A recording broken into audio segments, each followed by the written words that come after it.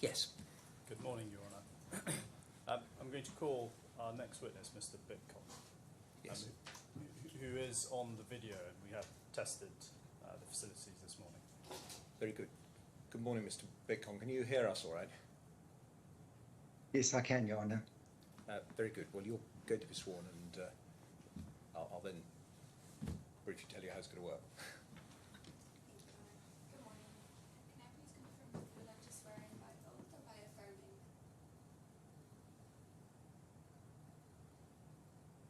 You may need to speak Sorry, up a could bit. you, Sorry. yeah, could you The get microphone's closer to your mic, off. please? Thanks.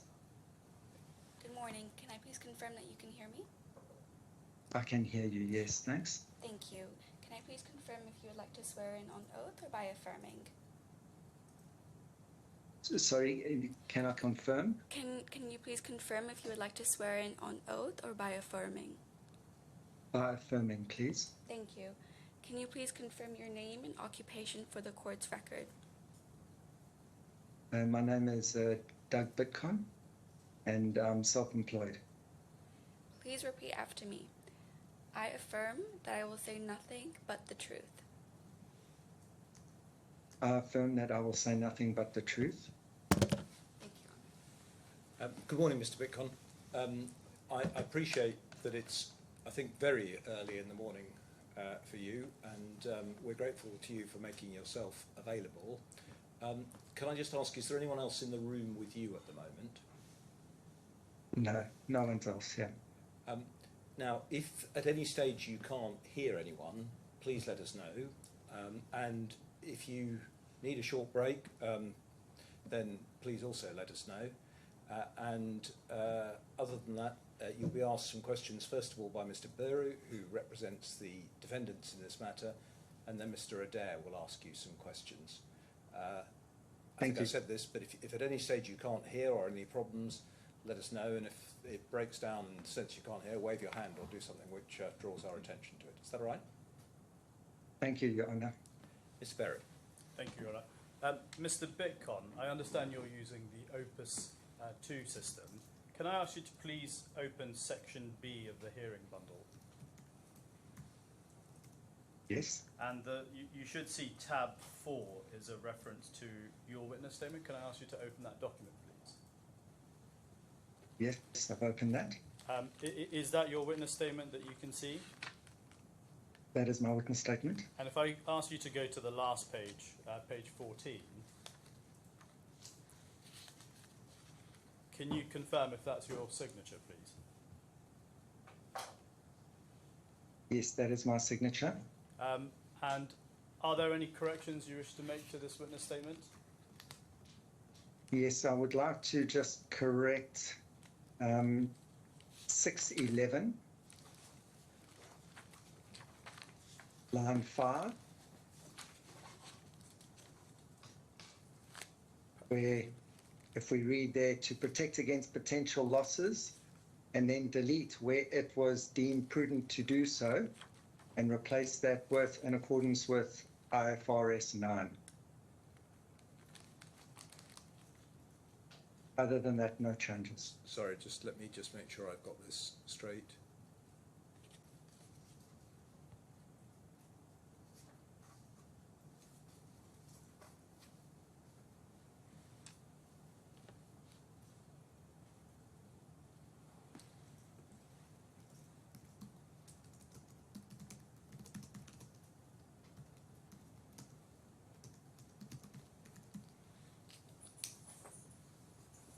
Yes, thank you.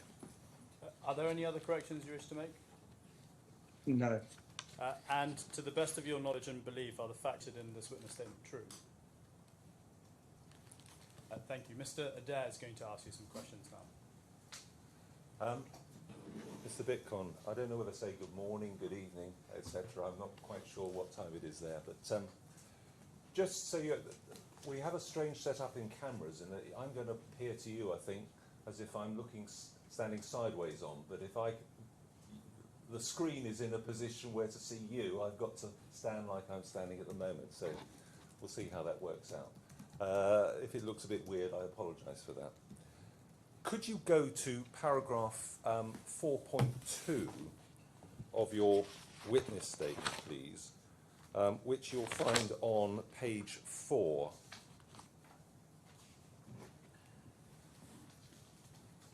Yes.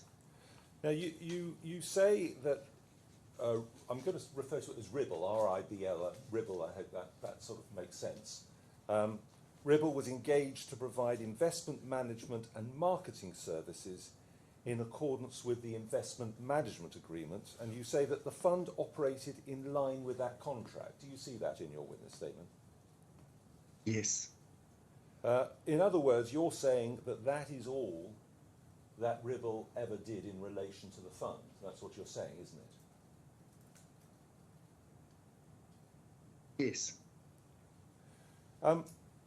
Could you go to the F bundle and go to tab 1 in that bundle, and you should find there the investment management agreement. And if you could go to clause 12 of that agreement, which we should find on page 7.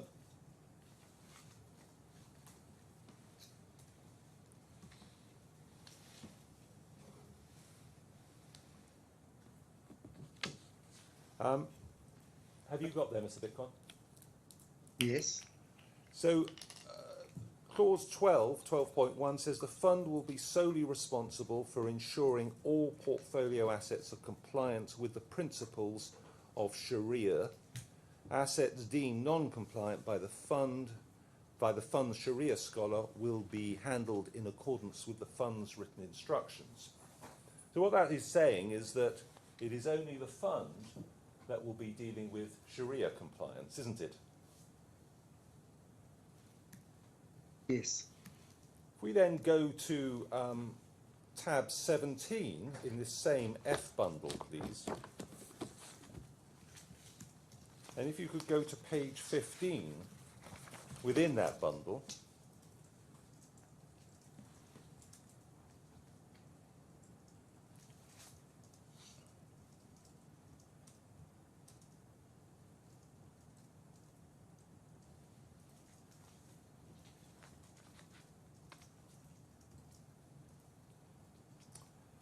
Have you got there, Mr. Bitcoin? Mm-hmm. Yeah, I'm just waiting for it to Sure. go to page 15. It's all right, I'll keep asking because it's very difficult when you're on a screen Yes. for me to know Okay. whether you're there or not. Are you there? I'm there. I'm grateful. And if we look on page 15, the last paragraph, Sharia process, the investment manager will ensure that the fund's investment strategy is compatible with the guidelines and instructions included by the Sharia advisor of the fund. So there's an inconsistency there, isn't there? Yes, there's. And if we go to page 28 of this same document,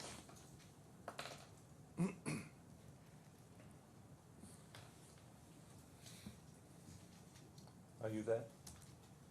I'm there. Grateful. And I'm looking at the second paragraph down, and I'm going to sort of read from about 5 or 6 lines down in that. It said, the fund also bears the costs and expenses of the administration of the fund, including without limitation accounting, audit, administration, legal expenses, regulatory and share listing fees, expenses, expense of the directors, costs of directors, etc. So it goes on. And then the last sentence of that paragraph, it said, the investment manager may, at its sole and absolute discretion, choose to absorb any such fees, costs and expenses incurred on behalf of the fund. What that is effectively saying is that all these matters that are the province of the fund manager will initially all be carried out by RIBL, won't they?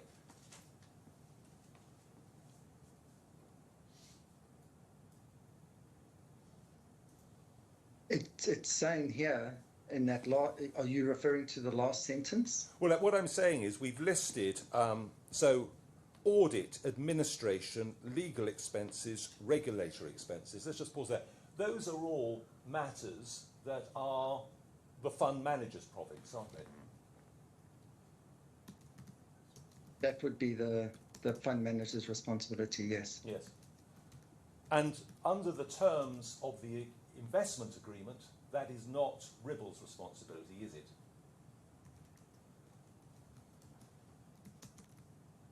No, that's not the RIBL's responsibility. But if we look at the last sentence of that paragraph, it says the investment manager may, at its sole and absolute discretion, choose to absorb these costs and expenses that it would incur on behalf of the fund. You see that? Yes. So what this is saying is that these tasks will be carried out by RIBL, isn't it?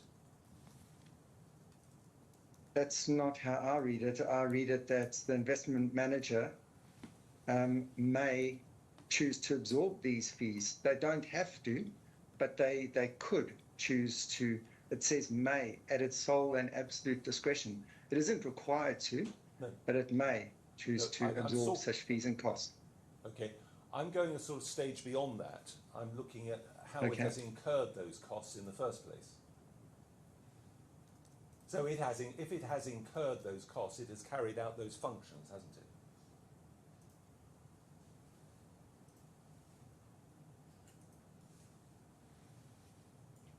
Hasn't it? In this instance, what may have happened is that they have paid for an audit fee, and they are getting reimbursed by the fund, but they don't necessarily have to get reimbursed by the fund for that audit fee. Okay. Let's move on just to the next paragraph on this same page. The fund will reimburse the investment manager for all costs and expenses incurred by the investment manager in connection with the management of the fund's investment program, including without limitation legal, compliance, audit and accounting expenses, organisational expenses, investment and trading expenses such as commissions, directors and Sharia advisors' fees, expenses, company secretarial expenses, and any other expenses relating to purchase arrangement, sale or transmittal of the fund's assets. So company secretarial expenses, that's the fund's manager's job, isn't it? The company secretary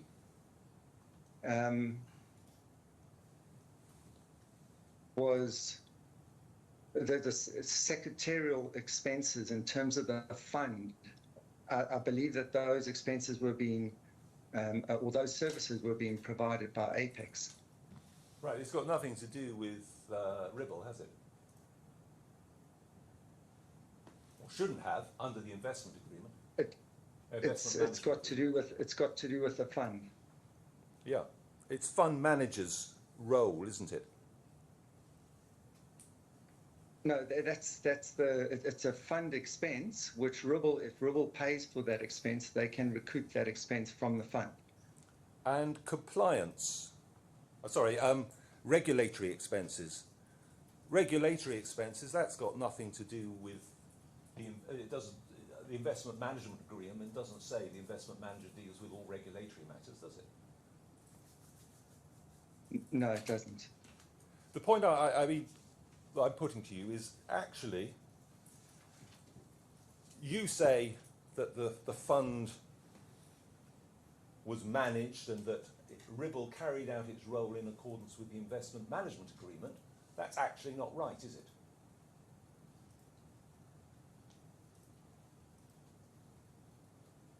Well, I think these are specifically related to expenses that RIBL may have paid for and are recouping from the fund. Okay. Because those are fund expenses. They're not RIBL expenses. Could you now go to tab 28 in the F bundle and page 11, please?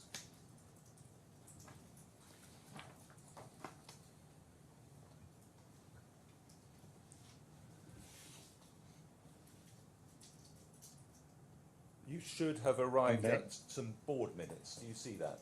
That's right. Yeah. I do. It's the minute of the meeting of the Board of Directors of the Fund, which was held at first floor, Gate Village 10, DIFC, Dubai, UAE, on August the 1st, 2018.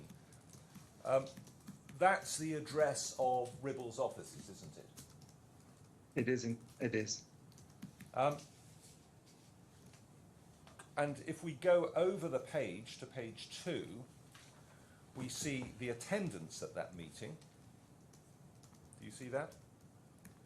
Yes. And you're there representing RASMALA Investment Bank Limited, the investment manager. Do you see that? Do. If we could go over onto page 13, item 4.2.1, and it says power of attorney to Mr. Doug Bitcon. Slow down. Apologies. Right, I've caught up with you. Apologies, sorry. Are you there, Mr. Bitcon? I am in. I'm there. Yeah. So 4.2.1,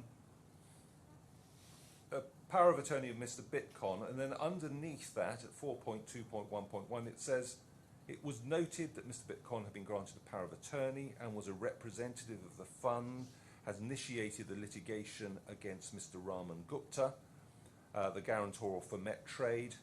Mr. Bitcon informed the directors that since his appointment he has filed the necessary paperwork with the relevant courts of justice in India, which have been accepted, etc., etc. There has been no requirement to sign any documents under the new POA. The power of attorney was granted to you so that you could sign documents in India on behalf of the fund, wasn't it? That's correct. Yeah. But you were managing litigation on behalf of the fund in any event, weren't you?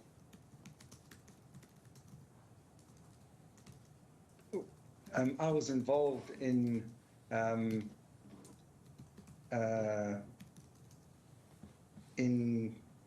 pursuing or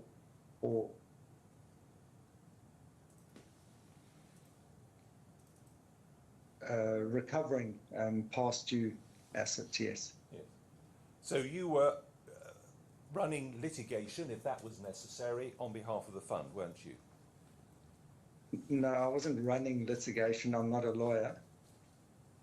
No, I'm not suggesting that you were in a legal capacity. I'm suggesting you were doing it in a managerial capacity. Yes, as part of our investment management responsibilities, we were taking the necessary action to recover past due obligations. Well, I don't recall seeing, I mean, correct me if I'm wrong, in the investment management agreement, any reference to the investment manager being in charge of running litigation to recover monies that were owed or outstanding. It doesn't. I think that would be part of investment management. Managing your investments also includes when investments don't perform as expected, we are looking to recover. Could you go to page 15 of these minutes, please? And I'm looking at item 5.4. Do you see that? Yes. And it's talking about the engagement of Kroll, Squire Patton Boggs, and also J. Sagar Associates and Al Tamimi. So Squire Patton Boggs, J. Sagar Associates and Al Tamimi are all lawyers, aren't they? Firms of lawyers. They are. J. Sagar Associates, as I understand it, is an Indian firm, yes? That is correct. And Al Tamimi, we all know, is here in the DIFC, isn't it? Dubai. That is correct. You approached these firms and you engaged their services, didn't you?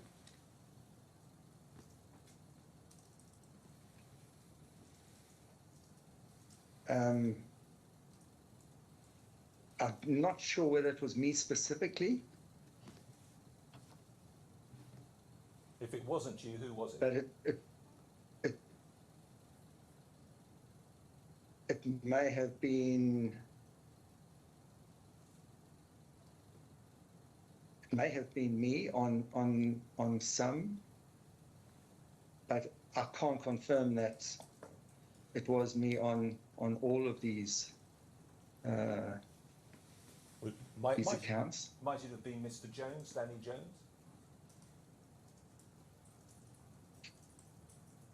Yes. Okay. But he hadn't been granted a power of attorney, had he? No, but he was just approaching these law firms to see what services they may be able to provide. Okay.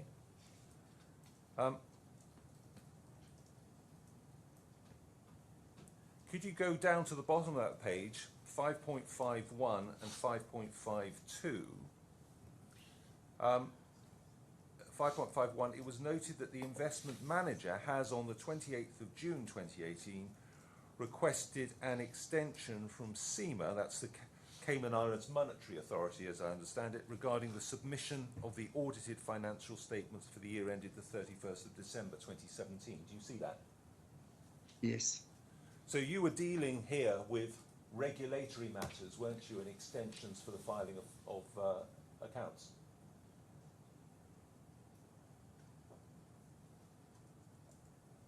Yes, we were dealing on behalf of the fund. And then at 5.5.2, you had to ask for a second extension, didn't you? That's correct.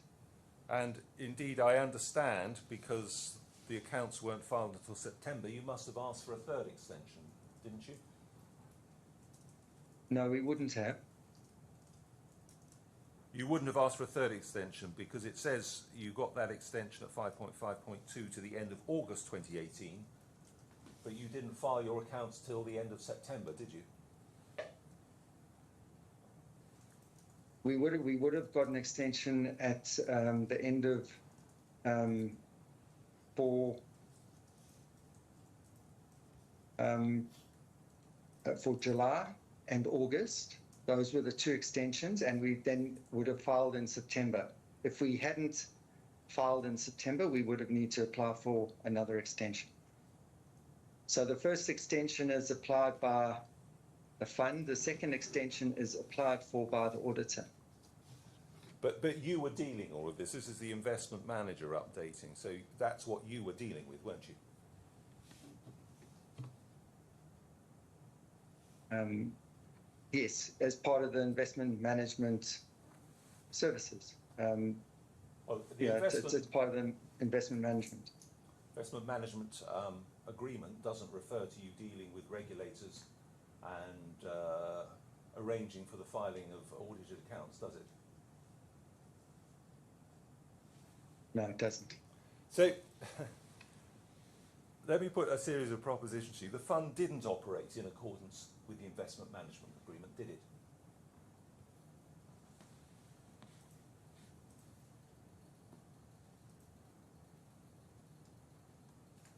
It may have, on behalf of the fund, it may have provided some other services. The fund was effectively being managed by Ribble, wasn't it? The fund was managed by the board of directors. Well, we had Mr. Swats giving evidence yesterday, and I asked him a number of questions about the management of the fund, and his evidence was he didn't know the answer to that question, and that these functions were carried out by you or Mr. Jones or other people within the Ribble team. So I'll put you again. It was this fund was being I'm managed not sure by Ribble, what those questions were. If they related to investment management services, we would have been providing those. We would have dealt with those. Insofar as you were carrying out any managerial services, you were doing it from the offices of Ribble here within the DIFC, weren't you? That is correct. And what you were doing was effectively dealing and managing an investment, a fund, which is a regulated activity here within the DIFC, weren't you? We were managing the investments of the fund. Now, before we start, one of the headings on your witness statement is your interactions with ALAWWAL. Before we go to that, I'd just like to look at and ask you to assist the court with the financial circumstances of the fund at the time. And so if you could go to paragraph 6.8 of your witness statement, which is on page 8 of bundles B48. So if you go into the B bundles, tab 4, page 8, please.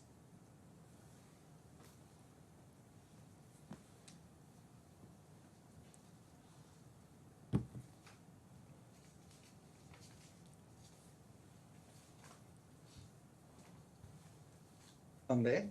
I'm grateful. Is this section 4?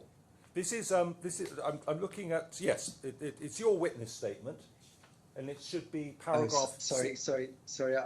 I'm on the wrong bundle here. Just two secs. Bundle B, tab 4.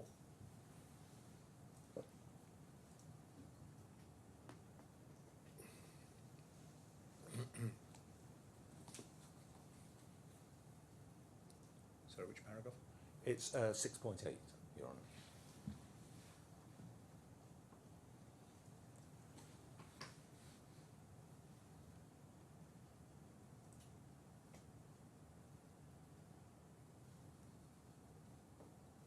I'm here. I'm grateful. So this paragraph actually relates to a representation and whether this was said at a meeting. I focus on that yet. We'll come back to that. What I'm really looking at, well, it's the first two sentences. I do not remember ALAWWAL asking questions around defaults in the fund, nor do I remember this topic being discussed. And it's this: if this was discussed, defaults were detailed in the fund's financial statements for the year ending 31st of December 2017, which I recall were provided to ALAWWAL at some point prior to this meeting. Do you see that? Yes. Can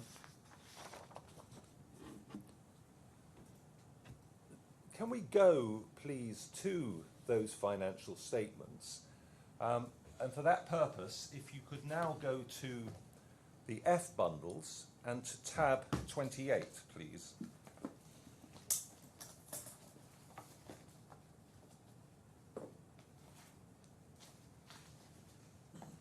And what page number Just would you like me to go to? If you could go to, initially we go to page 27, please.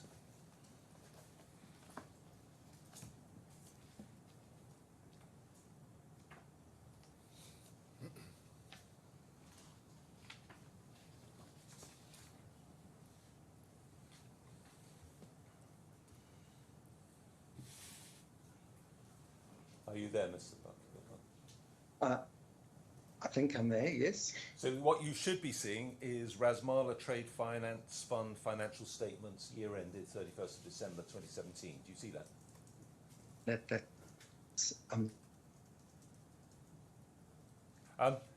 If you could then go on 2 pages to page 29, please.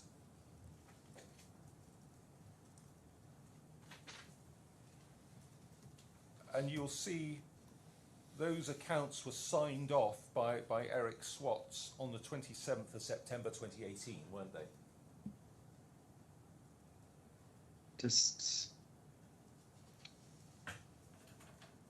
Yeah, on that page, they were signed by Eric, and on page 33, they were signed by Eric, and I think it was Santana Krishna. Yeah.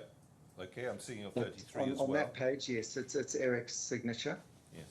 So you're quite right. On page 29 of the bundle, he signed the director's report, and on page 33, he signed the balance sheet, hasn't he?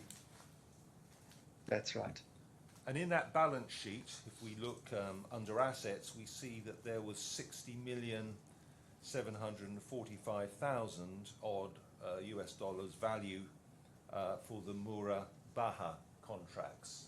Do you see that? Correct.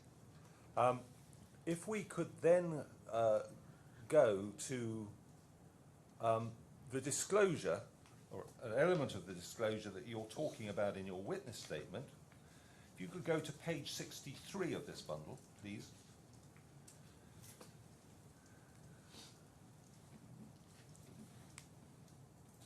I'm there. And we have there, note 16, events after the reporting date. Do you see that? Yes. And this is what is termed an adjusting event, isn't it? Are you familiar with that phrase? Yes, it could be, I think, an adjusting event or a non-adjusting event. Well, what I'm suggesting, I don't know, Mr. Bitcon, are you an accountant? No, You're not. but I've read financial statements No. And I noticed, and I've had these discussions with the auditors, but I'm not an accountant, no. Okay. No, I just noticed that you referred to IFRS 9 earlier as being the change to your witness statement. Yeah, Okay. But you have some knowledge of accountancy matters. I do. And you I do. discuss accounts with audits. Right. So this is an adjusting event, let me suggest to you, because it is an event that takes place after the reporting event that is further evidence of conditions that existed at the time of the reporting, at the end of the reporting period. That's right, isn't it?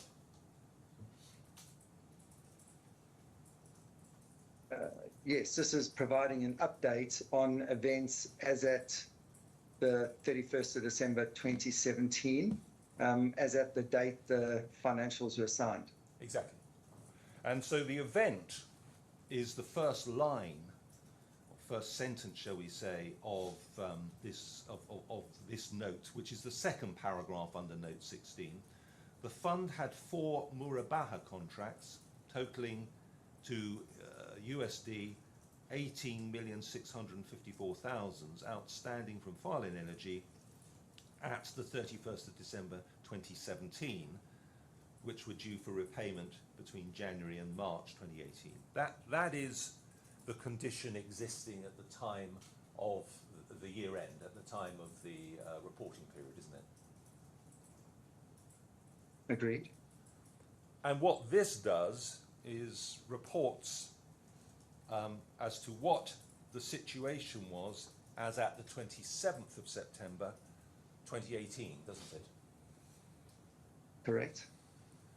And it says that subsequently 3 of the contracts totaling 14,431,000 were fully repaid, while the 4th contract, 4,223,000, remained unpaid. The due date of repayment for this contract was the 29th of March 2018. The directors of the fund are in discussion with Farlin, who is committed to repayment of the outstanding amount, together with delayed charges, subject to them reaching an agreement with the fund to finance future trading arrangements. And then you say the outstanding contract is partially covered by credit insurance.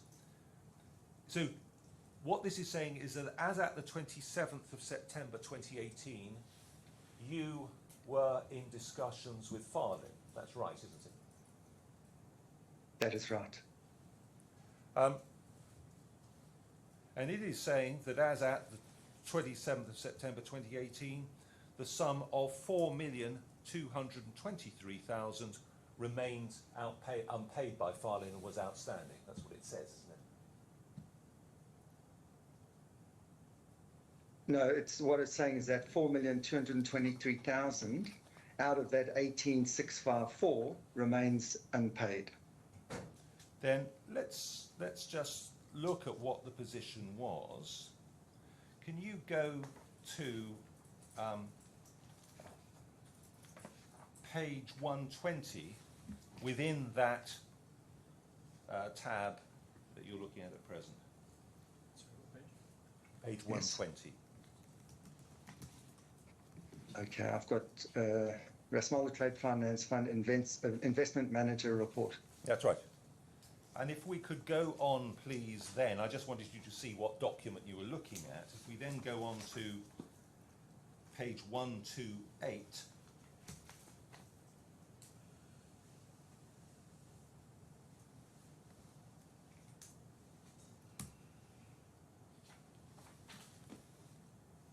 Yes, I'm there.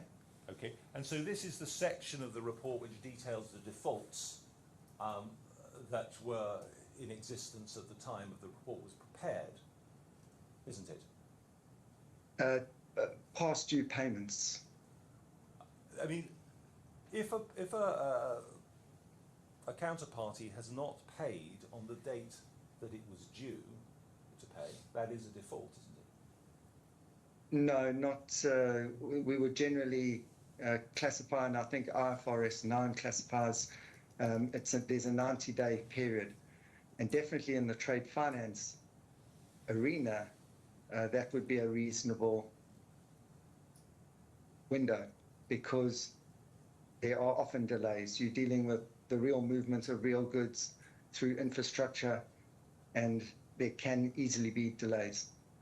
But okay, so when you have a maturity date, and that maturity date is based on what we are expecting as the period of the trade cycle. So we estimate what that trade cycle period will be, and that will be the period of the Maraba contract. Can I just check I understand? Presumably the maturity date shown is when there is a legal obligation to make payment, is that right? That's right. And so after that date, the trade debtor has failed to comply with a legal obligation. That's right. But there is even where... Your point is that contracts, quite often happens and it's not unusual. I understand that. Yes. From the perspective... And even under IFRS, the way we report that under IFRS, under our model, would be that there's automatically each month until 90 days, there's a higher provision that gets applied against that particular exposure. So from the point, I'm going to call it a default because it is a default of a legal obligation. I know you're saying it's past dues, but it's a point at which there was a legal obligation to pay. After that date, there is a default of that legal obligation. And what you're saying is as you move through and that period in which the payment has not been made becomes greater, then you make greater provision for that default from accountancy perspective under 9. Is that what you're saying? Yes, but we don't treat it as a default for the first 90 days. Sorry, can I just check? I do understand this. You have a trade debtor with a legal obligation to pay by a particular date. Yes. Say the 1st of January. And you're saying it's very often the case that people are late paying, and I understand that. But suppose that on the 1st of January no payment is made, and suppose also that the trade debtor has gone into liquidation, and suppose also the liquidators have written to you saying there is no prospect of this debt being repaid. I find it difficult to believe that in those circumstances, just listen to the question. I find it difficult to believe that in those circumstances there's some sort of automatic ignoring of that, which is what you seem to be saying. No.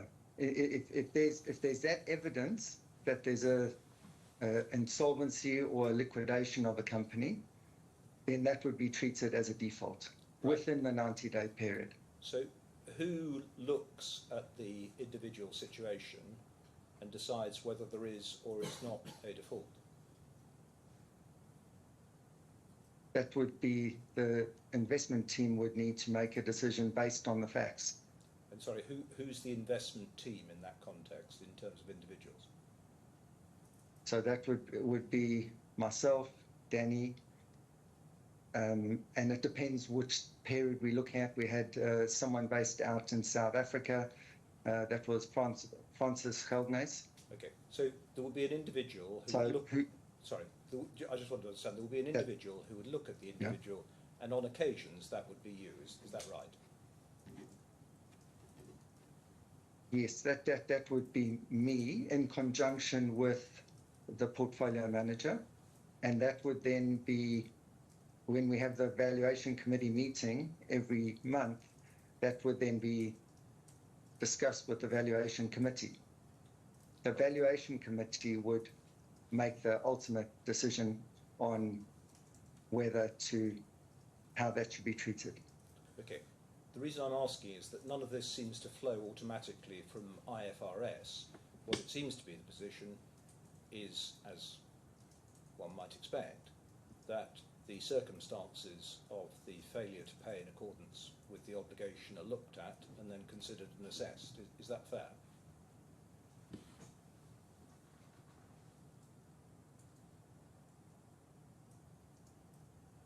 If there is evidence of a liquidation or if the business is not operating, then it would be treated differently to if you are in discussions with a account obligor with respect to the repayment, and there was reasonable evidence that this is an ongoing relationship. So Then it would stay within the IFRS model and get increased provisioning as time goes on. Perhaps you can just talk me through this IFRS modelling and how provision increases. So let's take an example of a $1 million default, shall we say, on the 1st of January 2018. So you said there's 90 days, and as you move through that period, provision would be made to a greater or lesser extent. Just talk to me. So we get to the end of the first month. We get to shall we say, the 31st of January or the 1st of February. What is being done in relation to this $1 million outstanding debt? So what the model, we engaged BDO to actually develop the IFRS 9 model. So what Deanna used to do is put the payments into the model, and then the model would determine how the provisioning would progress. Yeah, I mean, are you saying that there would be provision, there wouldn't be provisioning? I mean, because a few moments ago, you were suggesting to His Honour that this was a matter of judgment, that an individual would look at all the circumstances of the case in order to understand what particular category this fell into. Now you're telling me it's sort of, you pump something into a computer model, and it's whatever that tells you. Now, which is it? Unless there's evidence of a liquidation. Well, okay, so we're on the computer. Or some other evidence of the entity not operating that would make you adjust or overrule the model. So when we get into this example that I've just given you, yes. At the end of that 90-day period, what happens? They've still not paid. We're at the 31st of March. What's happened now? What has the model told you to do? The model will then, there would need to be a provision of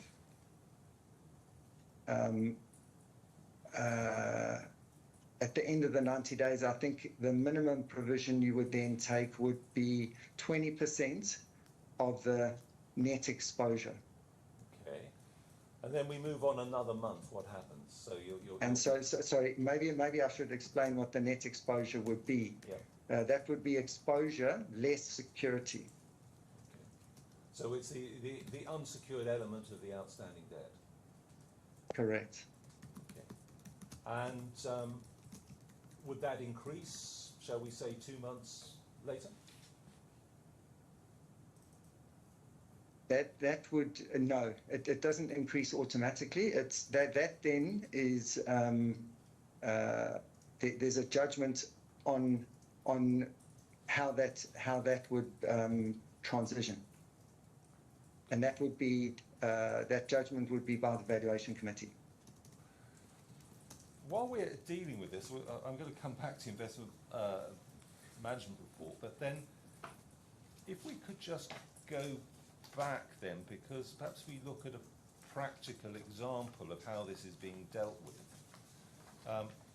Can I just comment here on IFRS 9 was only introduced in 2018.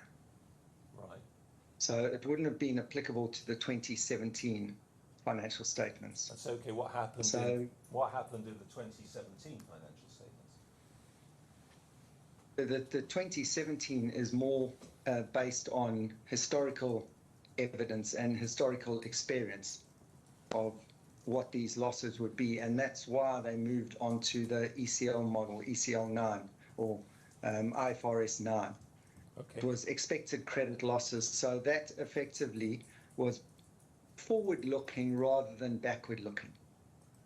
Can you go back to page 49? Sorry, Sorry, His Honour has. Before you do that, His Honour. well, no, I just want to check something. Just wait a second.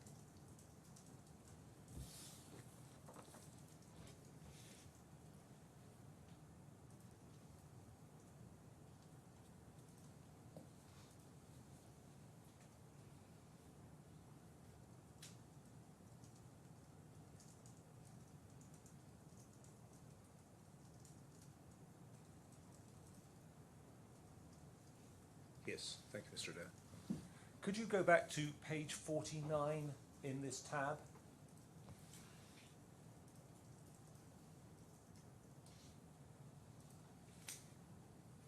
I'm there.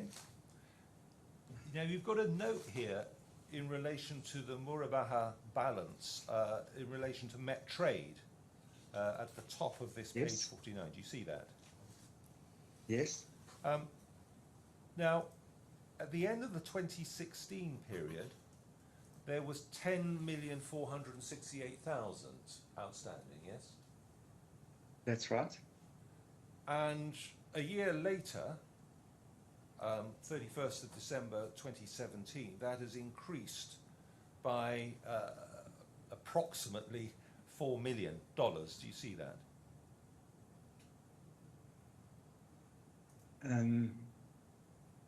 Balances include 14 reviews from Met Trade. Okay, so 2016 there was 10 points, yes, and then it went up to 14.3. Yeah. That's right, yeah. It's gone a little under 4 million, but about 4 million, yes? That's right, that's right.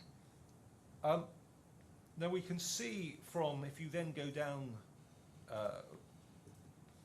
3 paragraphs, there's the final paragraph on this particular note, which says, as at the 31st of December, no impairment loss has been taken against Met Trade. That's right. And you're pointing to the fact that the non-insured amount was 4,108,000, yes? Yes. So that sum had been outstanding for well over a year, possibly more than That's that, right. because we haven't got the 2016 accounts, so we don't know what the position was before that. But well No, over a year. it defaulted in 2017, from memory. Well, there was 10,000 outstanding at the end of 2016, wasn't there? Yes, so that was, those were, let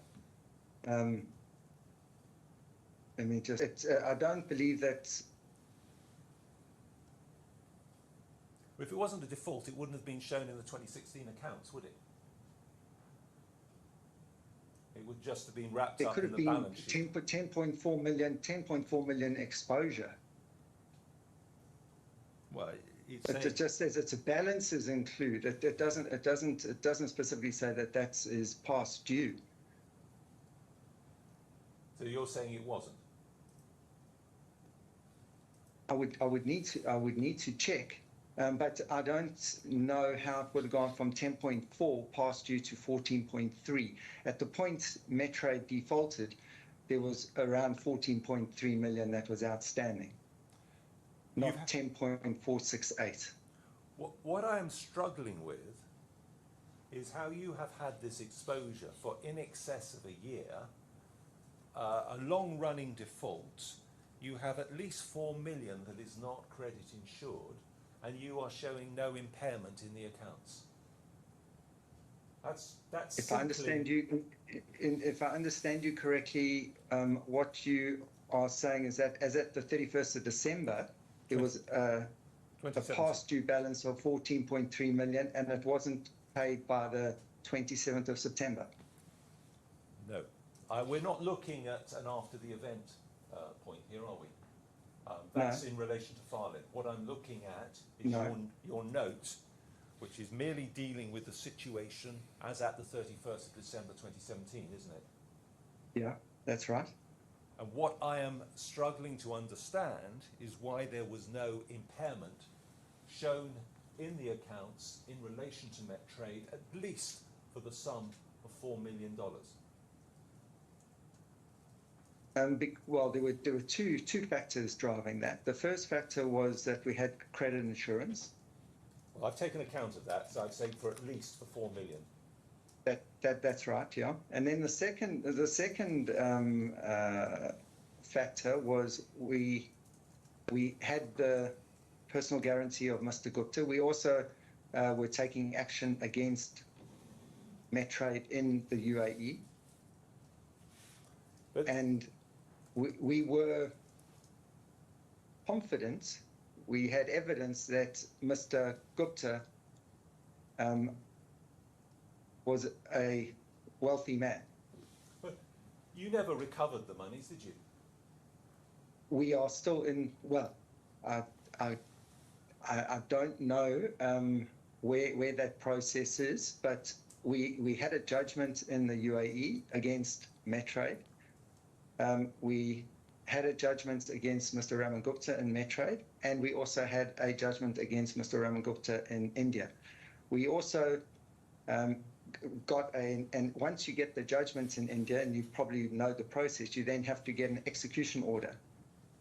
At the point we were getting the execution order, Mr. Gupta, his big company is a company called Metane, went into a process in India, which is meant to be what I would term a hybrid of a Chapter 11 and a Chapter 7. And that process is meant to last a maximum of 330 days.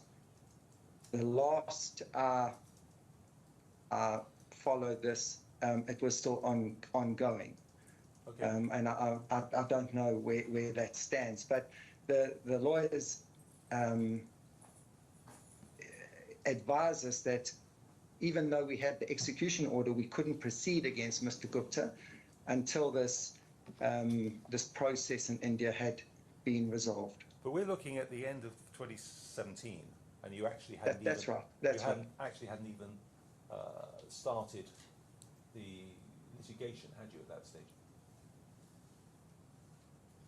That's right. So we had to take a view on the personal wealth of Mr. Raman Gupta, and whether he had the capacity to honour the personal guarantee. And we were of the view that he indeed did have that capacity. And if my memory serves me correctly, he was on a list for one of the banks as one of the top 200 wealthiest individuals in India. The reality... And Danny had also travelled out to India. He had met Mr. Gupta when we initiated the relationship. But, and he confirmed that Mr. Gupta had quite substantial wealth. Now, admittedly, the difference between having substantial wealth and being able to attach that wealth is sometimes a challenge. Well, the problem here is Mr. Gupta was not going to pay you voluntarily, was he? In December 2017, we were still in discussions with Mr. Gupta at that point. Sorry, that wasn't the question. So could you repeat the question? Well, the debt had been outstanding on the figures you're looking at from, one of the debts had been outstanding from April 2017. So by the end of 2017, 8 months had gone past. He'd had a personal guarantee. Yes. No payments had been received. Yes. Are you telling me that at that stage you believed that Mr. Gupta was going voluntarily to adhere to his guarantee, which if he'd been going to do it, he ought to have done 8 months previously? No, that's correct. But we had to take a view on the legal action that we were going to be taking to enforce that his guarantee. Sorry, what's correct? And whether... What are you saying is correct? Are you saying that you believed he was going to voluntarily comply with his personal guarantee? I don't know as exactly at what point we went from if we put pressure on him, he would settle. We believed he had the financial means to settle, and sometimes the threat of litigation results in payments being made. Mr. Bitcon, that wasn't my question. My question was, at December 2017, are you telling me that you believed he was going to voluntarily comply with his debt, with his obligation to guarantee the obligation which had been outstanding for 8 months?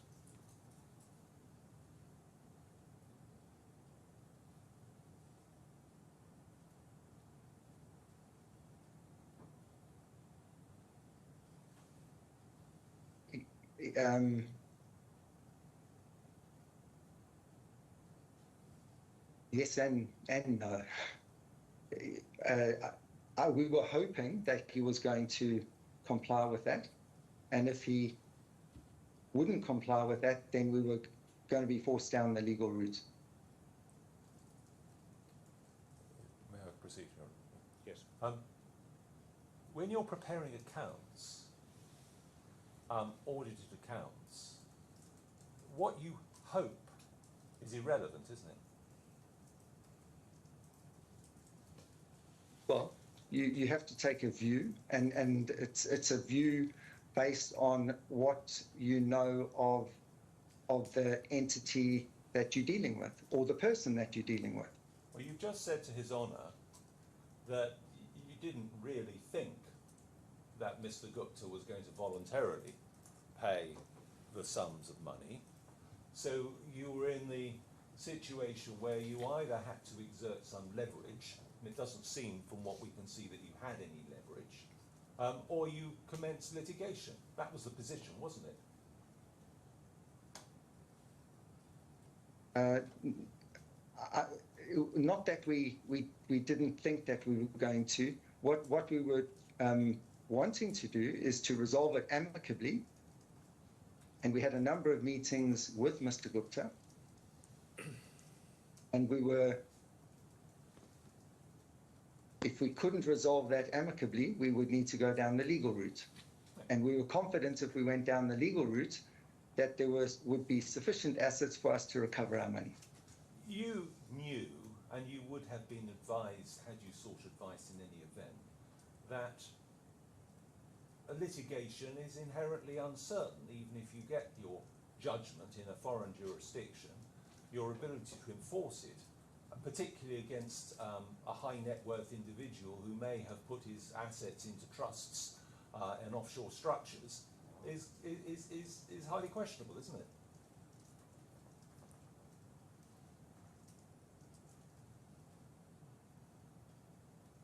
before we commenced litigation, if we felt that we weren't going to recover any money from Mr. Gupta under his personal guarantee, we wouldn't have commenced litigation.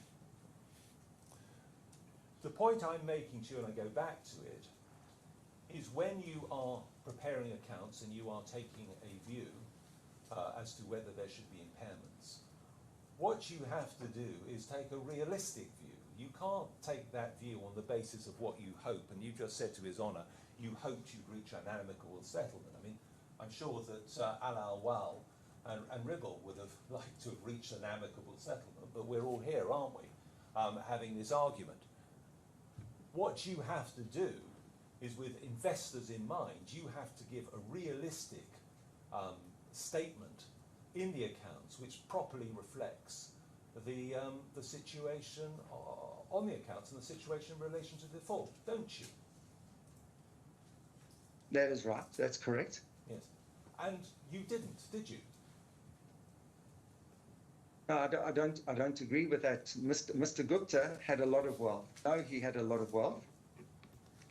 Well, We were confident that if we either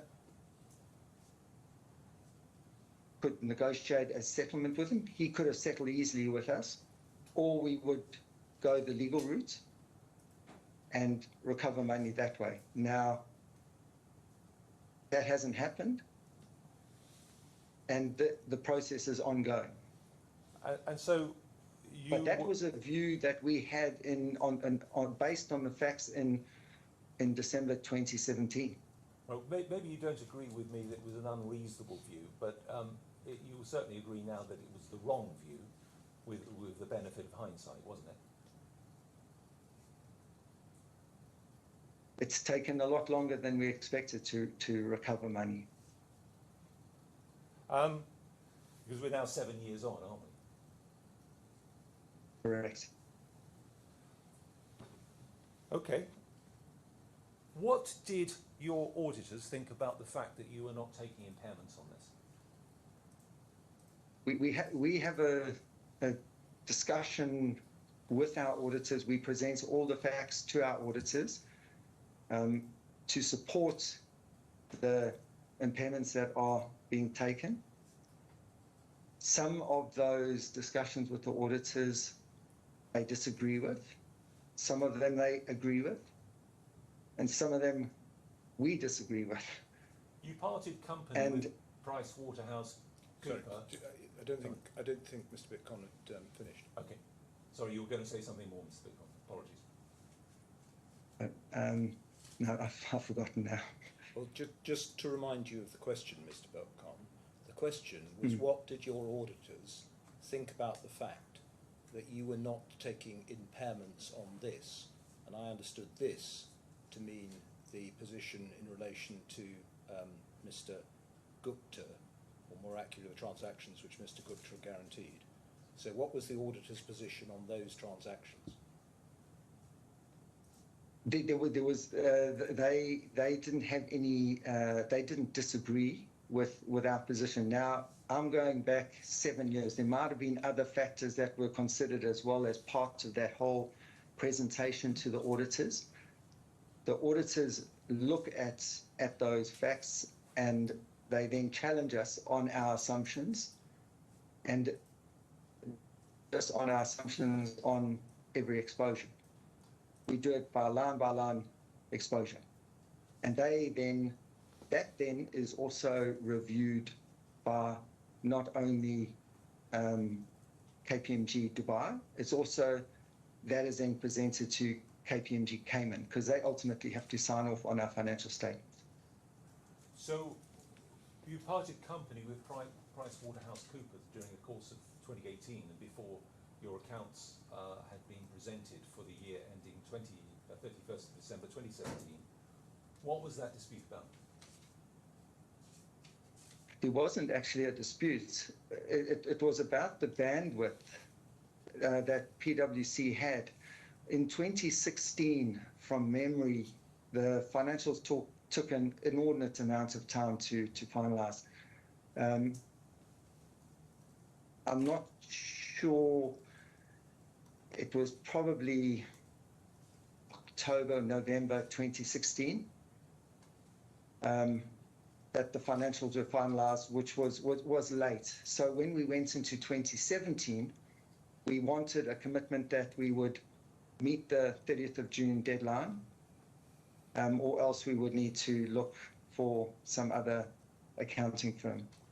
And that was the basis of actually moving across to KPMG, because KPMG suggested that they had the bandwidth, that they would be able to move ahead and at least deliver the financials before November or October. I can't remember. So your 2017 accounts were due to be filed with CIMA by the 30th of June 2018, weren't they? Correct. You engaged the services of KPMG in July 2018, didn't you? Yes, but I think that's not quite accurate when we started working on the audit. I think the agreement to engage the services was actually done well after we had already started working with KPMG in terms of completing the audit. And I think there will be emails to support that. Well, but the engagement letter was, we were well into the audit before the engagement letter was signed. But even if I don't think that we would have been able to finish the audit between. So was it June? So as I understand it, your accounts were due to be filed with CIMA for the year ended 31st of December 2017 on the 30th, or by the 30th of June 2018. Correct. Yeah, that makes sense? Correct. Correct, yes. I can go and look at it. I can't remember off the top of my head. Oh yes, it was the 16th of July 2018 that the engagement letter with KPMG was signed. Yes. Okay. Yes. So that's 2 weeks after you should have filed your accounts. Yeah. Now, That's the point right. is, even if you had been working on this for a month or so on the audit process, it's incredibly late in the day to be engaging a new firm of auditors, wasn't it? Well, it was because BDO was dragging their feet, and it was clear that we weren't going to make the 30th of June deadline. So then we made the decision that we would move across to KPMG and try and expedite that process. As it turned out, we got yes, it didn't meet the 30th of June, but it at least was earlier than in 2016. And I think if you then look at 2018, we met the 30th of June deadline. Let me suggest to you again that you had a falling out and a disagreement with PwC over the way that impairments were being shown in accounts and the views that you were taking in relation to those accounts, didn't you? No, we didn't even go down that route with PwC. We didn't get into the audit with PwC at all in 2017. We moved across to KPMG before starting the audit with PwC. I think in the 2016 financials, PwC will confirm that they will be the auditors in 2017. Yeah, which auditors always do, don't they? Unless they don't want to do the work in 2017. They don't normally publish that in their accounts, do they? Yeah. Anyway, I can confirm that there was no discussions with PwC in any respect with respect to past dues or how provisioning was being treated. Could you go now back to page 129 within tab 28, please?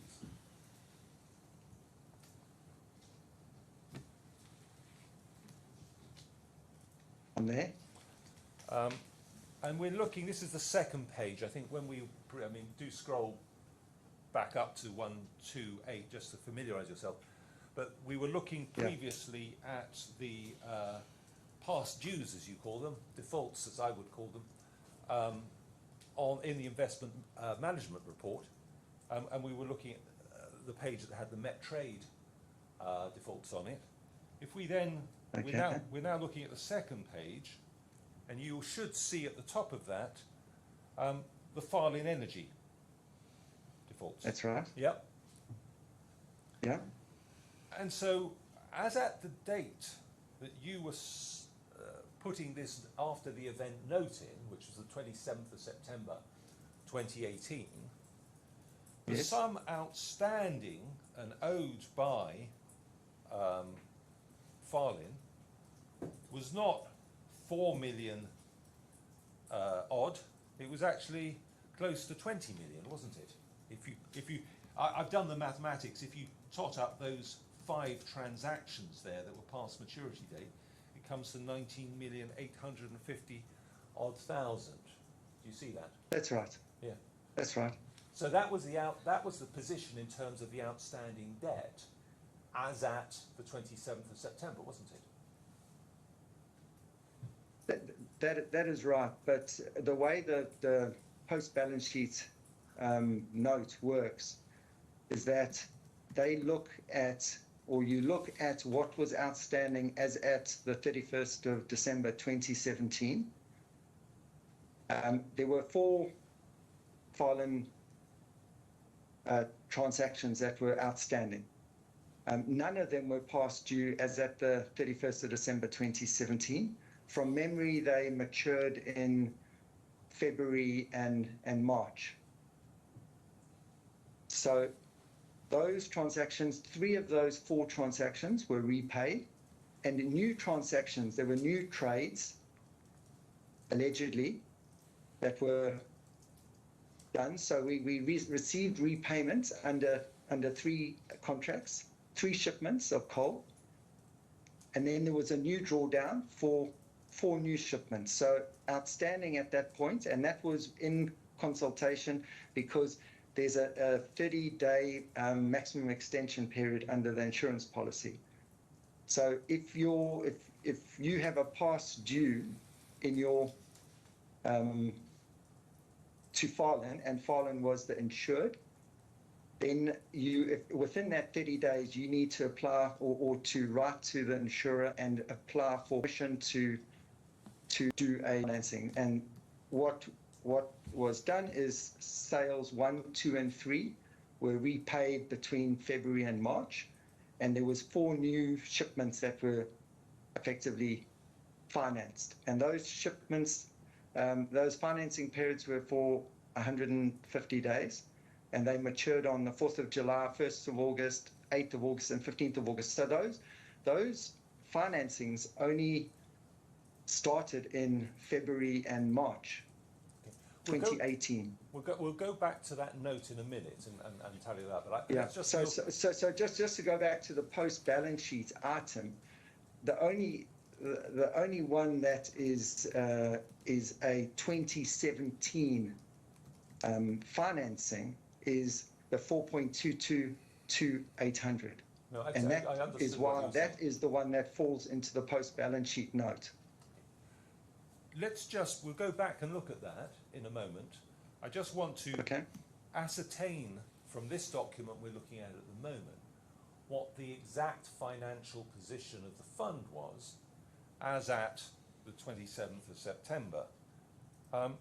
So you accept that there were past dues, defaults, whichever terminology one uses, in relation to Farlin of 19,850,000 odd. Do you accept that? No, I would say 4.222 million No, I'm talking about is what I would. I'm talking about the 27th of September as at that date.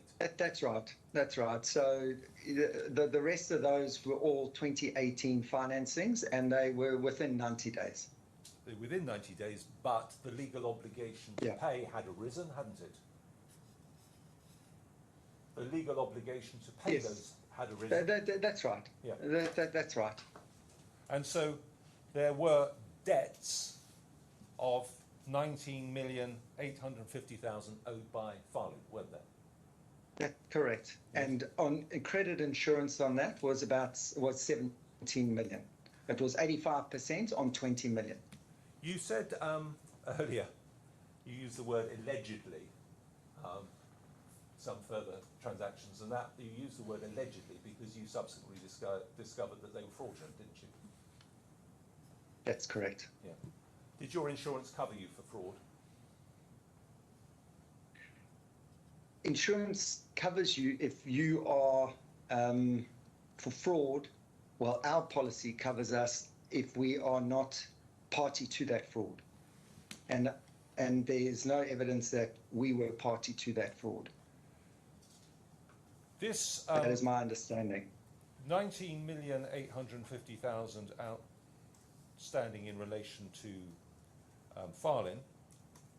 We've also got these outstanding sums in relation to Metal Masters and New Zone Intertrade.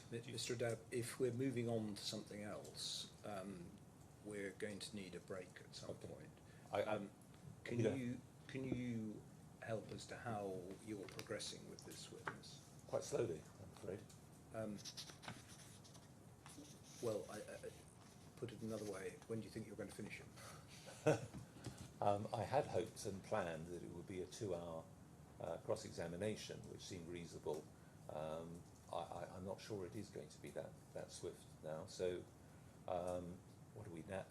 We started at 9 o'clock. I don't know what the time is now. You know. It's 20 past 10. 20 past 10.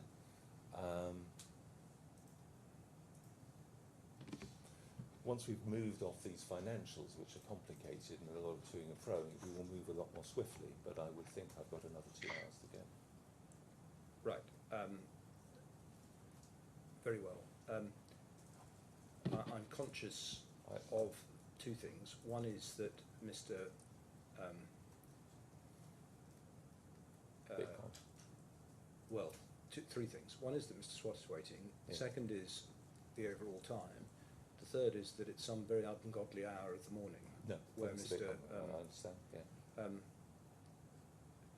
What we'll do, Mr. Bitcon, is we're going to have a break for the transcriber now for some 10 minutes or so. I think if there's a cup of coffee available, you may want to have it. Please make sure Thank that you. You don't talk about this case with anyone in the break.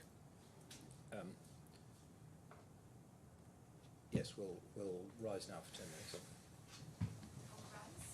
Thank you.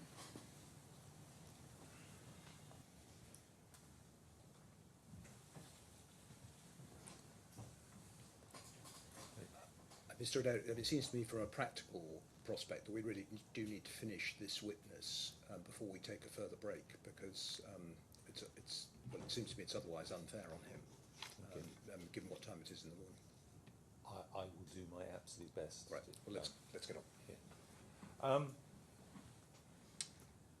Mr. Bitcon, can you hear me? Okay. Yes, Mr. Adair.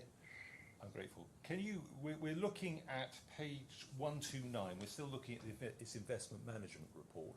Can you see that? Yes. I'm going to, as you would have heard, His Honour has said we've got to try and finish in the next hour or so. There's quite a lot of ground to cover. I think we're both going to have to be short and sharp about this, okay, for the benefit of everyone.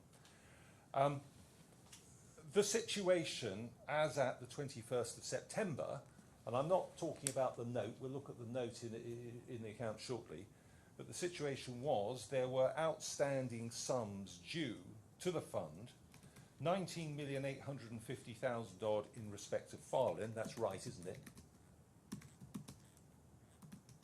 Yes, that's right. Yes. And then if we tot up Metal Masters, New Zone Intertrade, etc., there's another 10,371,000 odd. I mean, I'm trusting my mathematics aren't wildly awry there.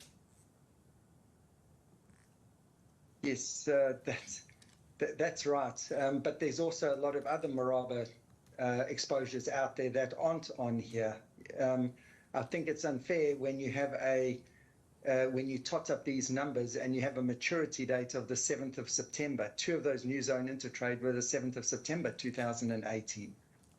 They were still 28th of August. Okay, just wait a sec. Those were still outstanding in February 2019, weren't they, when you met with Mr. Malachi? Yes, they. I can go They- to they- the, I can go to the report, but No, that's if you say that they were still outstanding, then yes, I'll take your word for that. and by that stage, most of those, the 90 days had expired, hadn't it? If you look at the dates. Correct. That would be accurate. Yeah. So we were talking about defaults, weren't we, by that stage? In your Yes. language. Yeah. Correct. If we then, so we had there in excess of 30 million. If we take account of the Met Trade outstanding 4 million, it was about 35 million exposure, defaults, past dues, whatever one wants to call them, as at the date, as at the 27th of September 2018, wasn't there? That's right. And then you had credit insurance of, I'm guessing, 27 million. Plus, you had credit insurance on New Zone as well. So you would need to look at net of credit insurance. At that point, You never recovered. that's what we were looking at. You never recovered credit insurance in respect of Farland, did you? Farland, that process is ongoing, so I can't comment on that at the moment, but I'm happy to comment privately. Let's go back to page 63. Okay.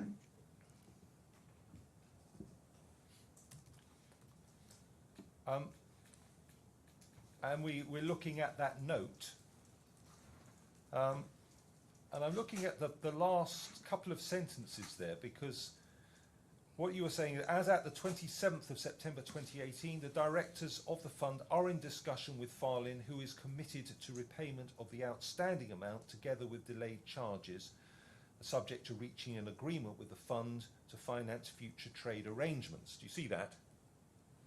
That's right, and that was also in conjunction with the credit insurer as well. They had joined those negotiations. You knew at that time that Farlin had ceased trading, didn't you? No, we didn't. You were having discussions, this says you were having discussions on the 27th of September 2018, doesn't it? We were in discussions with Farlin as at that 27th of September. Yeah. We didn't know that they had ceased. In your particulars of claim filed in London in the proceedings against Yes. Traffic Bureau, we can go and have a look at them, but you No, plead, I'm familiar with those. you plead the understanding that Farlin ceased trading in the third quarter of 2018. That's right, isn't it?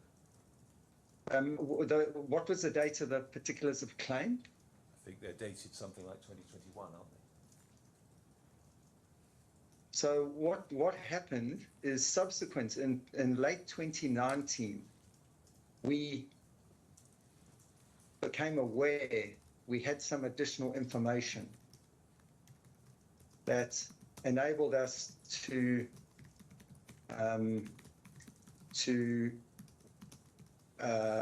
have additional insight that we didn't have in 2018.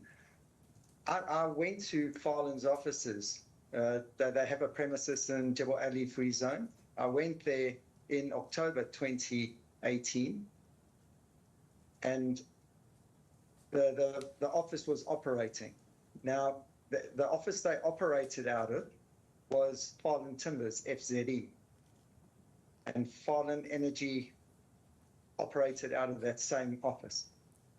So in October 2018, there was no indication that Farland had ceased operating. We knew that they had liquidity issues. We were in discussion with the promoter of Farland as to how we could move forward.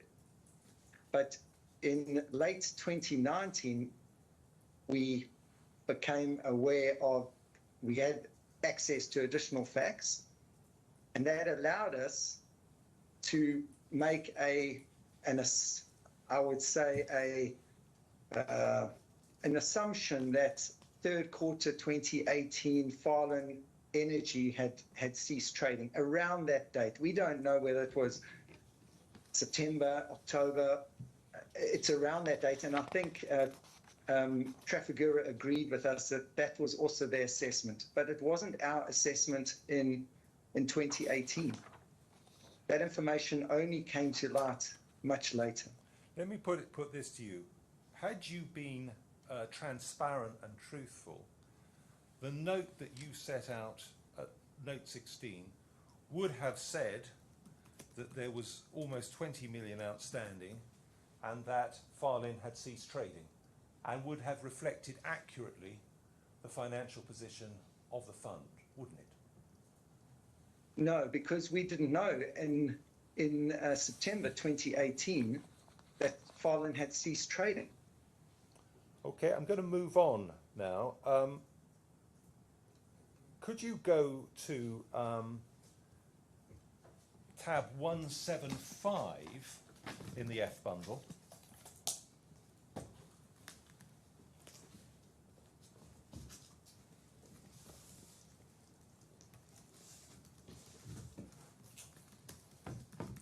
And to page 9 of that. Sorry, I'm just Tab Just going back. 175 of the F bundle. okay. 175. And if sorry, page? well, if we look at 175, page 1 first, so you know where you are. Page 1. It's a meeting Okay. of the board on the 26th of February 2019. Do you see that? Yes, I see that. And if you could go to page 9 of that.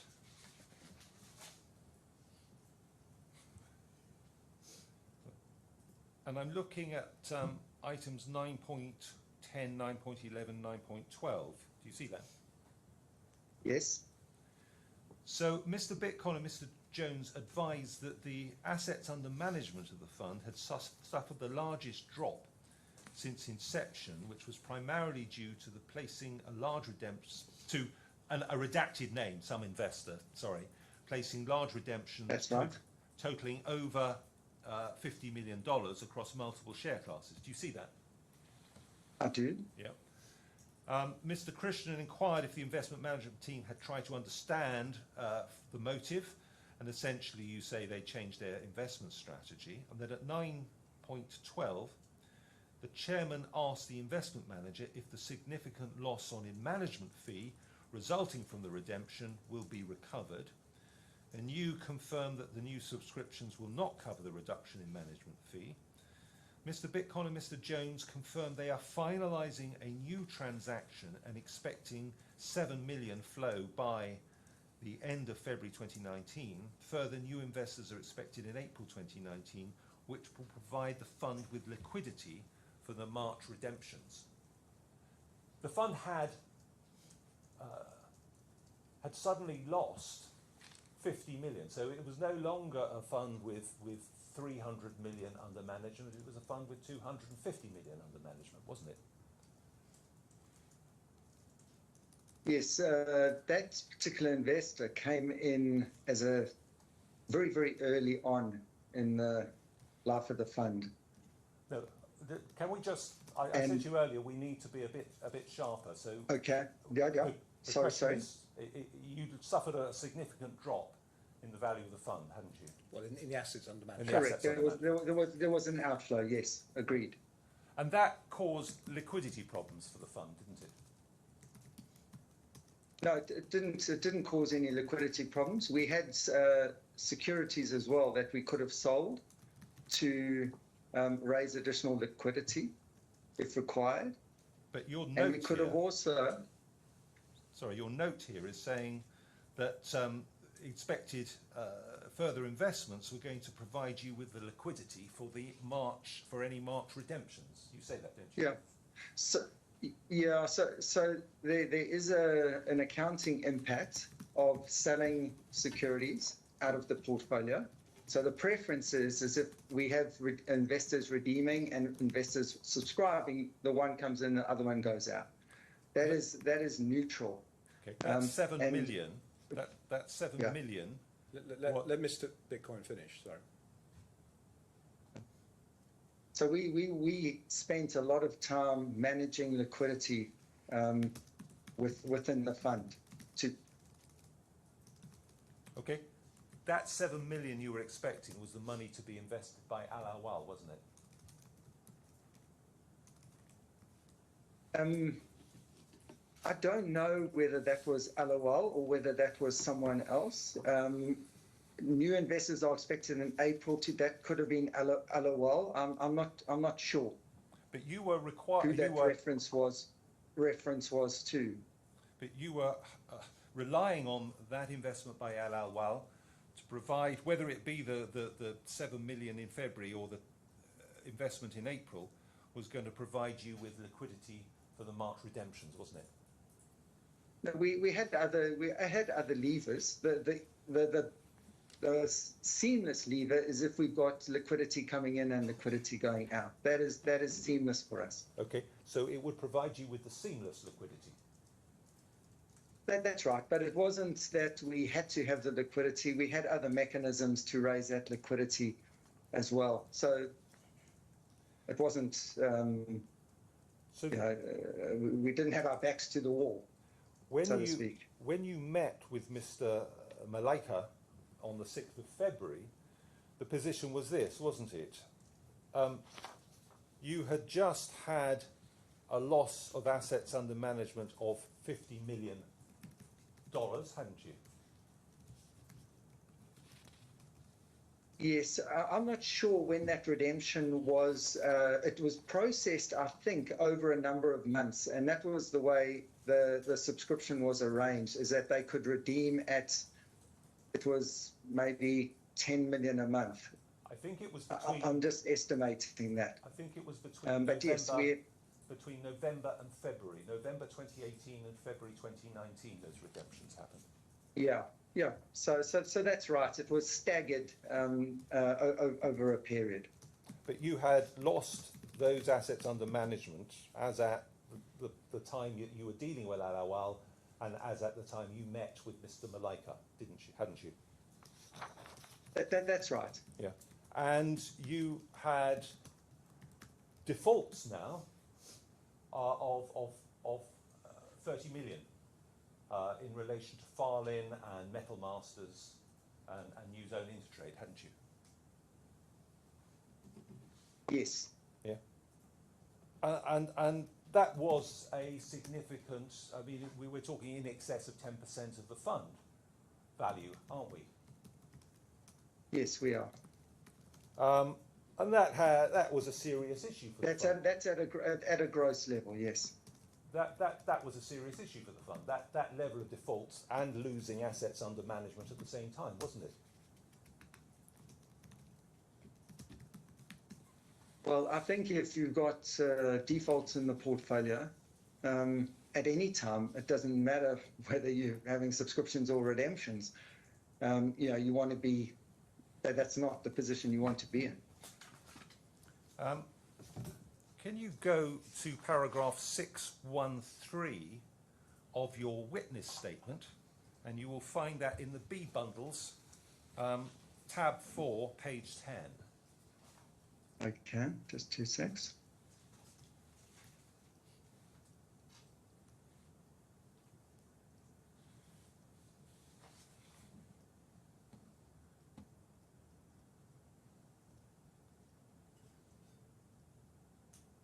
And page? It's page... I'm there. Great. So I'm looking at paragraph 6.13. 3 lines down, you say, as I recall, the fund's performance around this time was strong.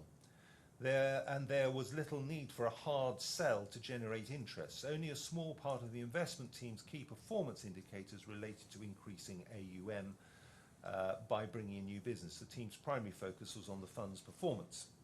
That's untrue, isn't it, there?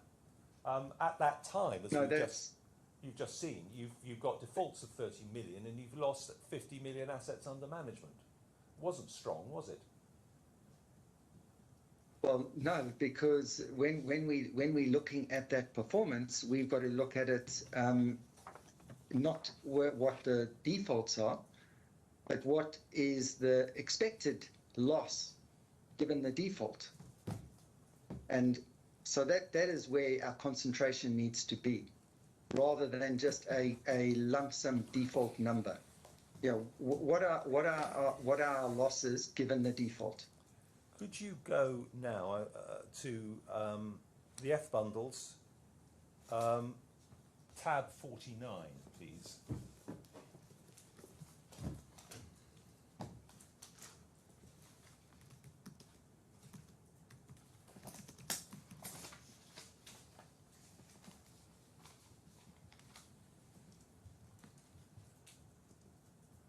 You Yes, should be and at your page. terms of business. Are you there, page 1? I'm there, yes. Terms of business. I'm only interested in a very small part of that. I'm looking at clause 3, Okay.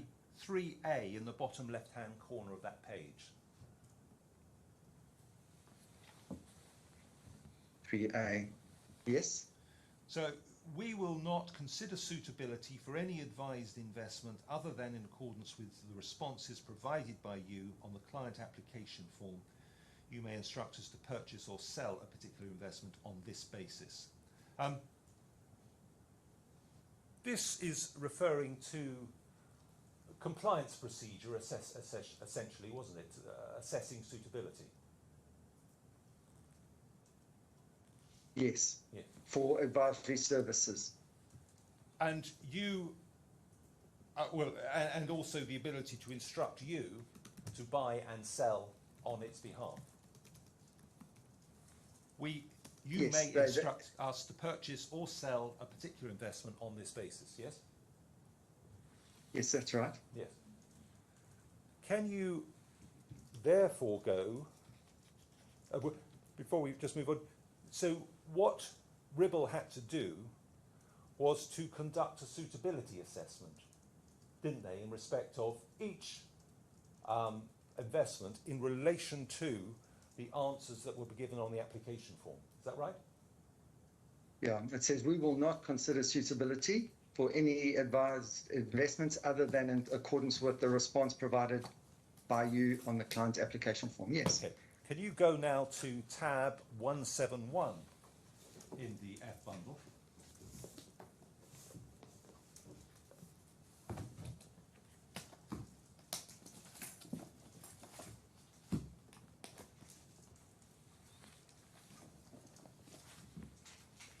And if you could go to page 6, please.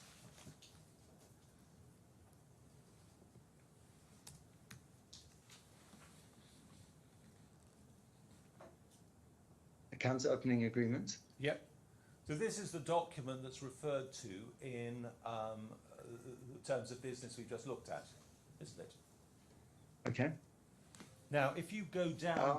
I'm not familiar with these documents. I wasn't on the marketing side or the sales side. Well, this is sort of compliance. It's the whole thing, isn't it? This is Yeah. over bridging every aspect. I'm just looking at... Yeah. I've never, I haven't seen this document before, but I can look at it. Yeah, we'll look at it together. And Yeah. under suitability, it says before we can advise you on financial products, recommend a transaction to you, or execute a transaction for you on a discretionary basis. We must be satisfied that such advice, recommendations, or transaction is suitable for you, having regard to your investment objectives and risk tolerance. And then at 1.1, ALAWWAL has ticked moderate growth, and at 1.2, That's right. 1.2, they've said, what level of risk are you prepared to accept in achieving your investment objectives? And they've ticked medium risk and low risk. Do you see that? Correct. Yes. Now, if we could then go to tab 172, please. Now, you will remember a lady called Mrs. Vyas, I think, will you?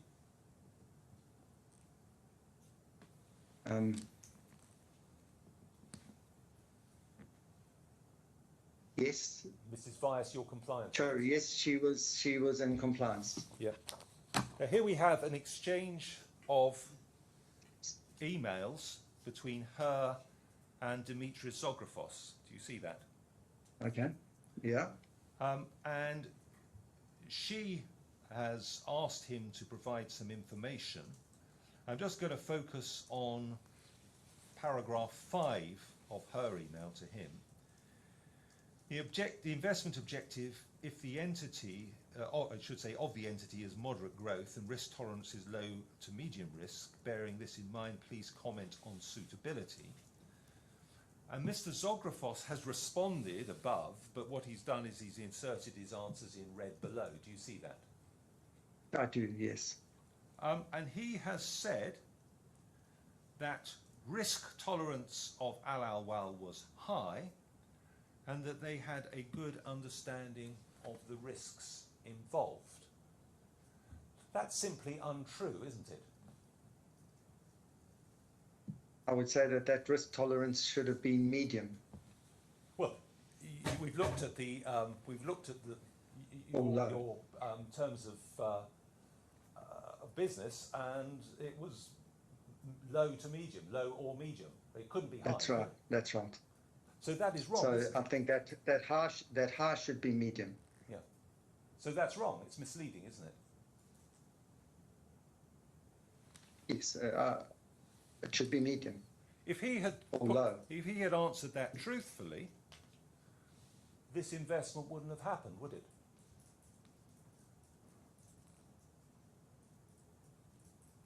It depends on if I don't know what the process is if there's a disagreement, and I don't know the fund, how the fund was rated by compliance. Was that fund rated as medium risk? Is it rated as high risk? Is it rated as low risk? I'm not sure how they would have rated that fund. Your case here in these proceedings, and you're relying on your information memorandum, which says it was highly speculative and high risk. That's what you were saying, wasn't it? Yes, that's right.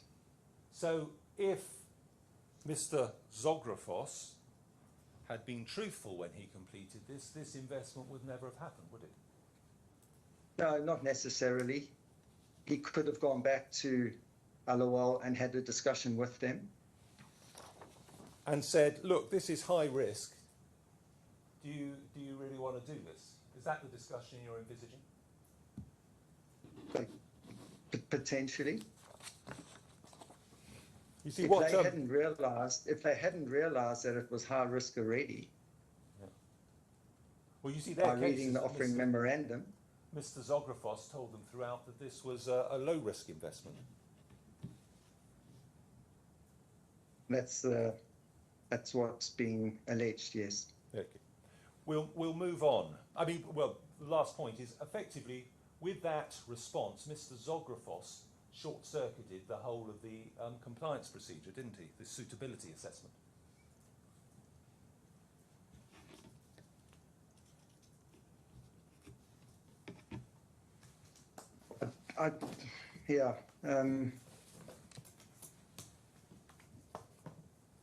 He should have responded that it was medium. Risk tolerance was medium.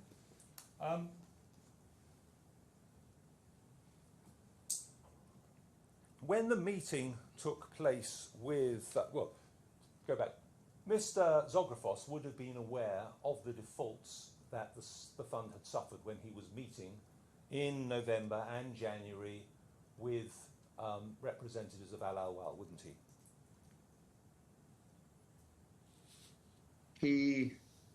He had access to the audited financial statements, the same as ALAWWAL had access to them.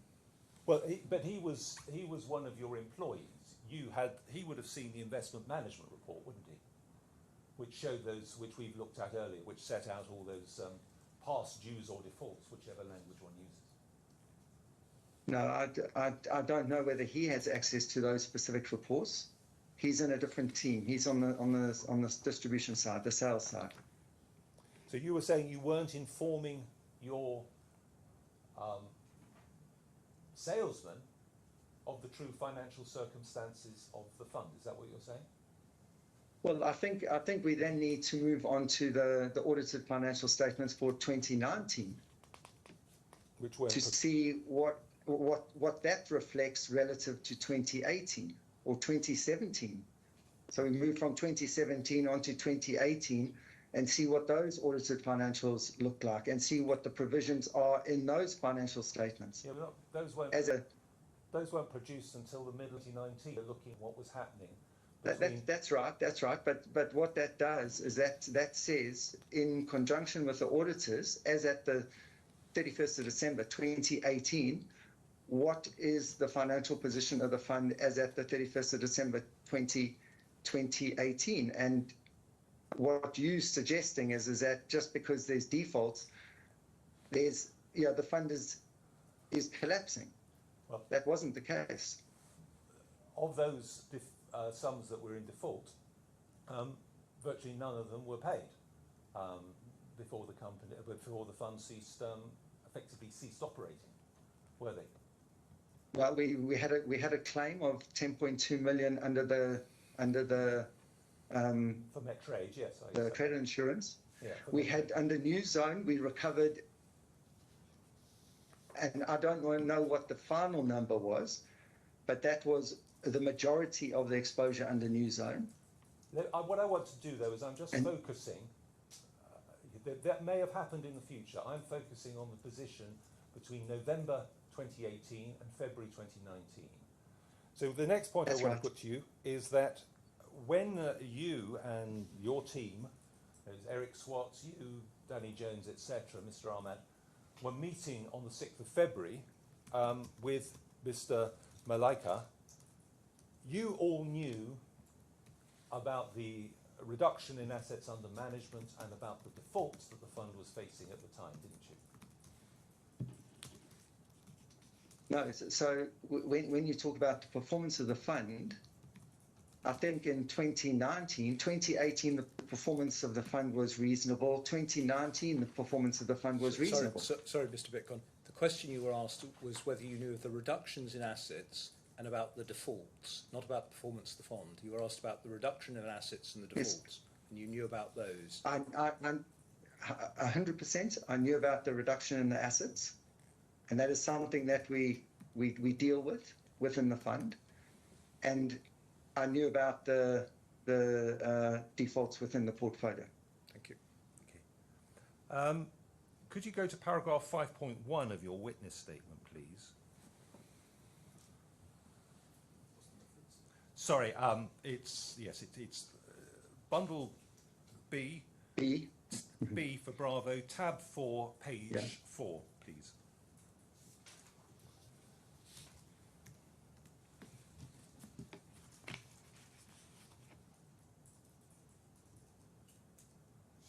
I'm there.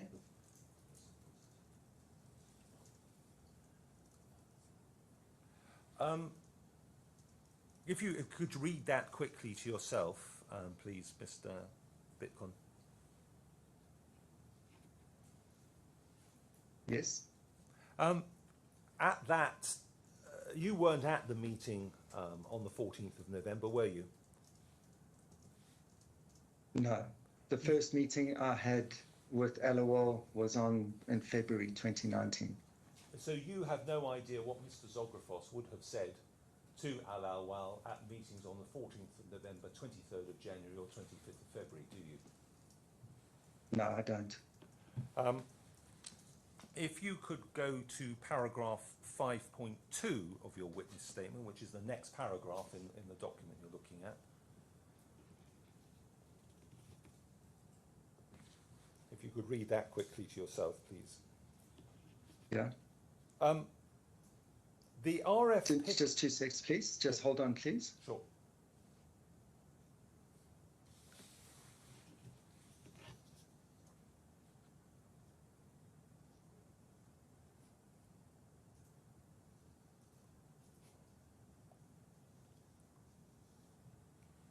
Yes. Right. So the okay. RFP... Please go ahead. The RFP was provided by ALAWWAL, by Mr. Ahmed, in fact, in response to a specific question regarding the risk management policies, procedures and controls used by the fund. That's the fact, isn't it? Yes, I understand that is what happened. I mean, we could go and look at some emails that were exchanged, but you're happy that there was a specific question and Mr. Ahmad said, have you looked at the RFP? Are risk management policies and procedures of the fund's risk management policies and procedures are set out therein? You're happy that that's right? Correct. Yeah. Correct. And so it's not true to say that the role of the RFP in this context was just for general information. It was provided to ALAWWAL in answer to a specific question, wasn't it? Yes, it was. And so Mr. Ahmad and Ribble was inviting ALAWWAL to rely on the RFP as setting out the risk mitigation, risk management policies, procedures and controls, wasn't it? I believe that RFP had a disclaimer saying that they should not don't worry about that. place That's reliance on that document. That's not the question I'm asking. You're not here to make your case. Your counsel will do that in due course. Okay, that's sorry. Let him answer the question. It's not an answer to the question. Let him finish giving his answer. Mr. At the time... Wait, Mr. Bockhorn, is there any... The question you were asked was, it was Mr. Achman and Mr. Ribble inviting Mr. ALAWWAL to rely on the RFP as setting out the risk mitigation, risk management policies and so forth. Do you want to add anything in relation to that question?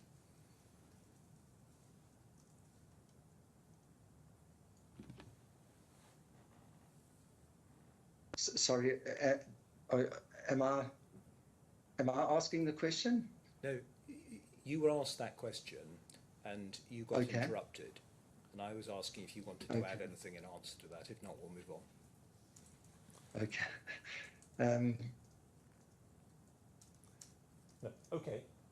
Do you? Sorry. Look, yeah, I'm not sure from a legal perspective what that position is. Okay. Sure. Mr. Adab. As you gathered to meet with Mr. Malaika, you knew the financial circumstances of the fund. You also knew that those financial circumstances and defaults were not reflected in the 2017 accounts, didn't you?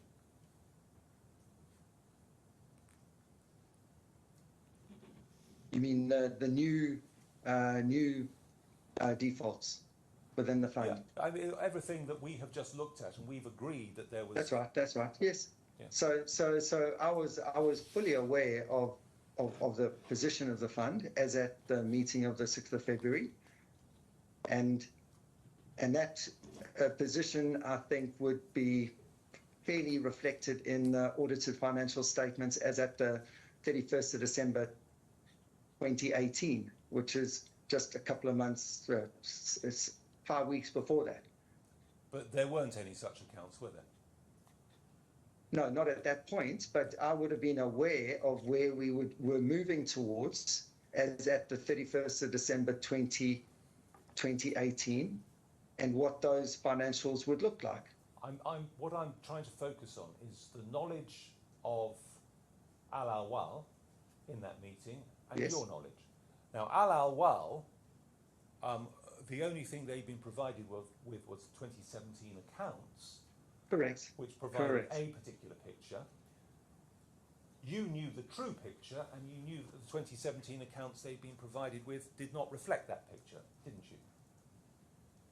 No, the 2017 accounts reflected the picture as 2017. The 2018 accounts would reflect the picture at 2018, and the 2018 accounts were not vastly dissimilar to the picture in 2017. The audited financial statements were...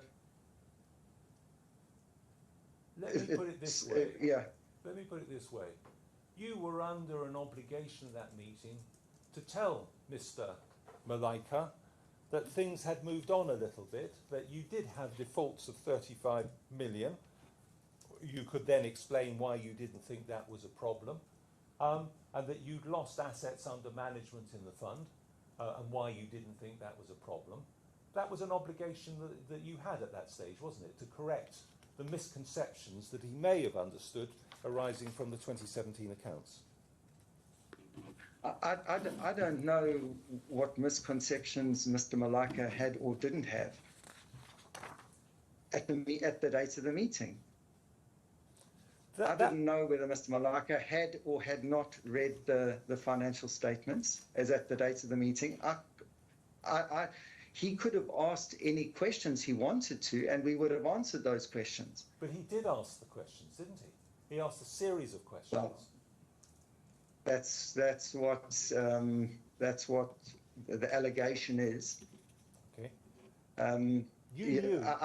Sorry. Carry on. No. You okay? Yeah, I didn't. We did not have a discussion around, past due or defaulted assets. I do not recall having a discussion around that. If I had been asked about that, we could have easily have had a discussion around that. Can you? We were never asked. I'm looking at paragraph 6.1 of your witness statement, which is bundle B, tab 4, page 5. I think you're already still in that document. Yeah.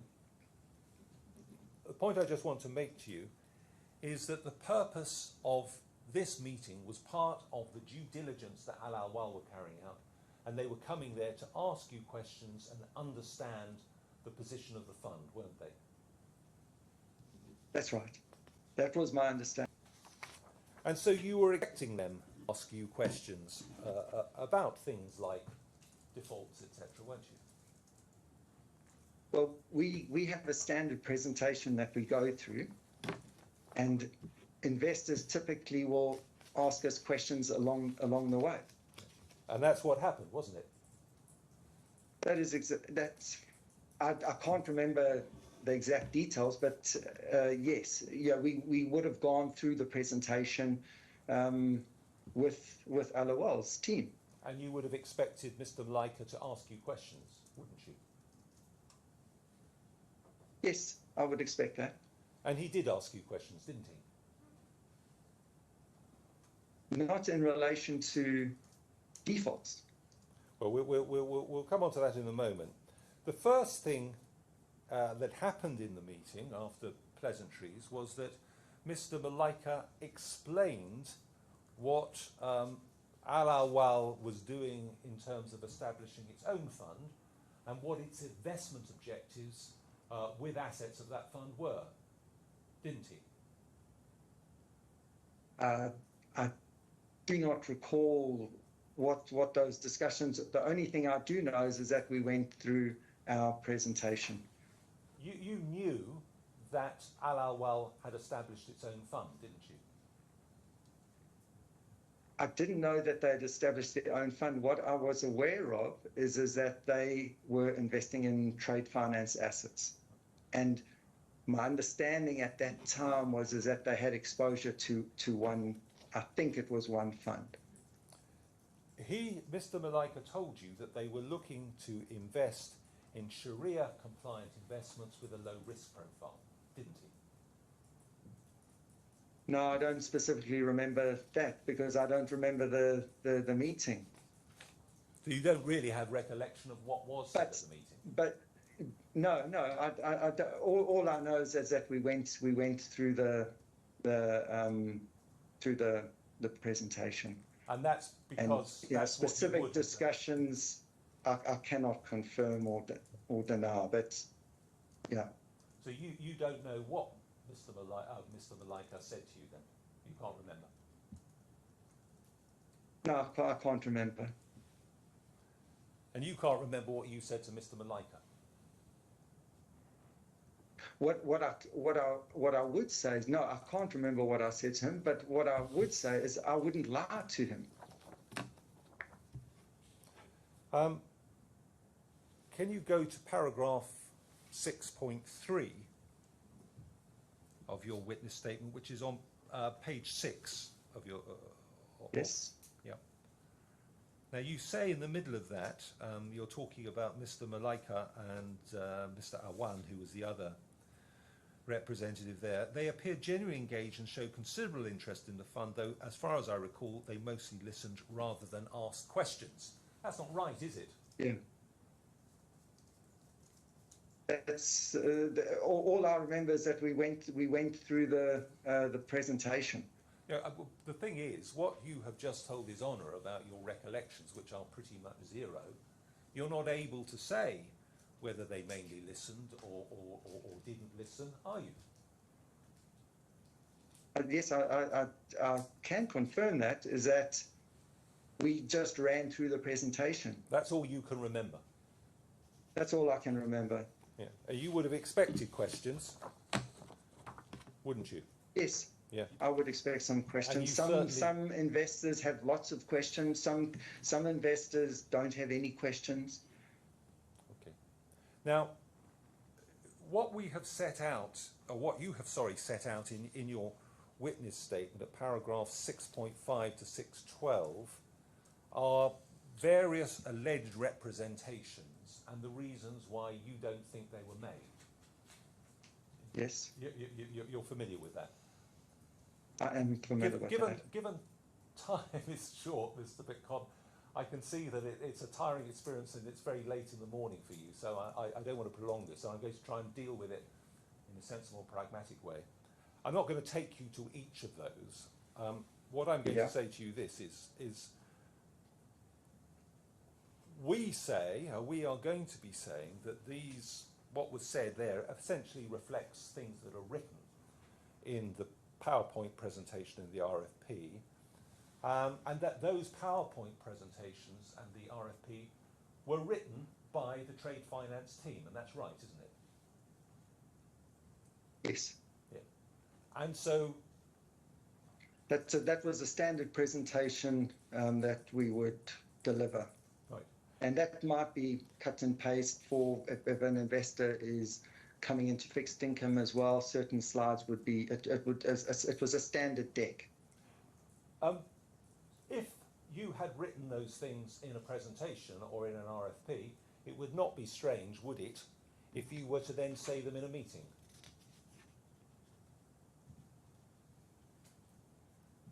Well, yes, we normally follow the format of the presentation.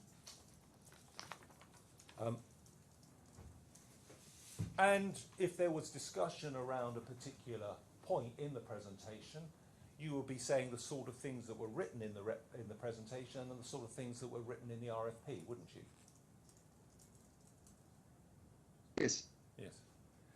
So let's take this just very swiftly because time is short. If you could go to paragraph 6.5 of your witness statement. Yeah. At the bottom of page 6, and just above that you see the alleged representation. The fund's investments were well diversified in terms of geography, sector of the economy and counterparties. You see that? Yes. Now, that was something that you did say, or someone in the meeting did say to Mr. Malaika, isn't it?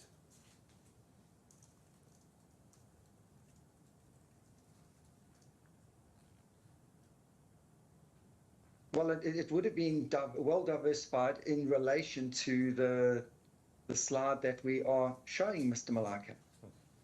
And I think the slide breaks down from memory the diversification by obligor, and then also the diversification by in terms of geography, for example. It actually gave the diversification by obligor. So what you had there is you had that statement and you had the physical breakdown that was shown to the investor in that presentation. Sure. What I'm saying to you is that that is something that was said orally at that meeting, isn't it? Well, they were diversified. They were the fund's investments were diversified in accordance with what was being presented. Yes. Let's take this quite shortly. I'm going to take you to each of those statements. I'm going to suggest to you Okay. that they were made, and you can give your answer to His Honour as to whether you think they were or they weren't. Yeah. At the end Sure. of this hearing, your counsel and I are going to be arguing and making submissions to the judge, going to lots of documents on that. Now, I can't. There's no purpose in me taking you to the documents because what we're focusing on is just what you recall or what you think is the truth. Now, I'm just going to ask you the questions of whether these were made, suggest to you that we were, and you give your answer. Are you happy with that? That's fine. Yeah. So if you could go now to paragraph 6.6, and we've got this statement: all of the risk mitigation measures explained in the documents that had been provided to ALAWWAL were implemented for each transaction, and the fund's risk was adequately covered at all stages of the transaction. That was said to Mr. Malaika, wasn't it? No, Okay. they're not implemented. No. Okay. Let's go to paragraph 6.7. In respect of every transaction, a 20% margin was obtained up front. That was said to Mr. Malaika during the meeting, wasn't it?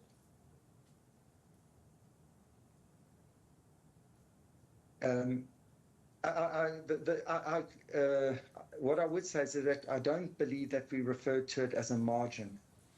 Normally, it's a contribution, but that is not in every transaction, because transactions are bespoke. So I don't agree with that every transaction has a 20% contribution by the counterparty. And that, it's too broad for what we're doing. Might you have said that the majority of transactions had a 20% contribution, if that was the word you used, rather than margin? Yes, I would say a large number of the transactions have, and not just 20%. It could be 10%. It could be 30%. Some of the transactions were 30%. So that 20% is not a hard and fast rule, and that contribution is also very dependent on the transaction that we're looking at. Yeah, and so that's why I would say that definitely we wouldn't be saying that all transactions have a 20%. That's not the case. Sometimes it's more, sometimes it's less, and sometimes the structure is totally different. Can you go to paragraph 6.9, and this sort of builds a little bit on that. It's on page 8. Borrowers were obliged to provide a 20% cash margin, thereby limiting the fund's exposure to 80% of the value deal. This was to cover price movements in the underlying transaction. It's extremely there would be a 20% adverse movement in price, but if that did occur, the multi-layered security mechanism, including insurance and guarantees, would ensure that there was no loss of any, or no loss, or that any loss was minimal. That was said to Mr. Malaika, wasn't it? Yeah, so I think once again here, we're talking about a cash margin. I think that probably is just an interpretation. I think that would have been provide, and it's also transaction specific as well. So I don't think that we would be saying, yes, there were a number of transactions that we would have maybe had a 20% contribution. Some would have had 30, some would have had 15. And that was definitely, the structure was designed like that to limit losses in the event of, we didn't take direct price risk. So we wouldn't hold an asset and then speculate on the price of the assets in the market. The transactions were normally back to back. So we would need to have a sale price before we would fund the purchase. Yeah, well, that's the essence of what you say in the presentation and in the RFP, isn't it? If we could go on to, so as a final point on that. But I definitely don't say that they ensure that there was no loss or any loss was minimal. Yes, it minimized possible losses, but we can't guarantee that there will be no loss. Even taking that 20%, and for example, when oil prices WTI went negative. So if you're holding that asset, your 20% protects you in the ordinary course of business, but not when you have extreme price movements. The gist of what is said there was probably said subject to the qualifications that you're making now, wasn't it? The gist of it. Yes, that is the way we would structure, so that there was a element of over collateralization within in certain transactions to protect ourselves in the event that we had to take physical delivery of that product and then sell that product. Can you go to 6.10 on page 9? No deal will be undertaken. No deal will be undertaken by the fund without solid guarantees covering 100% of the value of the deal, regardless of geographical location, nationality, or the nature of the underlying assets. That was said to Mr. Malaika, wasn't it? No, that wasn't. I'm not sure what solid guarantees means even. What does that mean? But you're saying that wasn't said. You don't have any actual recollection of what was said, do you? I wouldn't. I don't have any recollection of it, and I wouldn't even know what solid guarantees are. So I don't need to have a recollection to know that I wouldn't have said that. Can you go to paragraph 6.11? Yes. If any default occurred, the fund would make provision against the exposed amount until it liquidated the underlying guarantees. In the worst case scenario, this could lower the fund's performance, but not cause losses. You see that? Yes, I see that. That was essentially what you said, wasn't it? That was what would happen. No, this is not a capital guaranteed product. So we wouldn't be representing that this is a capital guaranteed product. It's not a capital guaranteed product. You have credit enhancements embedded into the structure, which protects you in the downside, but it doesn't provide you with 100% protection. Those credit enhancements may not actually work as intended. Okay, let's go for a number of reasons. Mr. Smith, just before you do, the first sentence of that, if any default occurred, the fund would make a provision against the exposed amount until it liquidated the underlying guarantees. Is this something that you would have said or not? I don't think we would. Well, I wouldn't have worded it in this way. And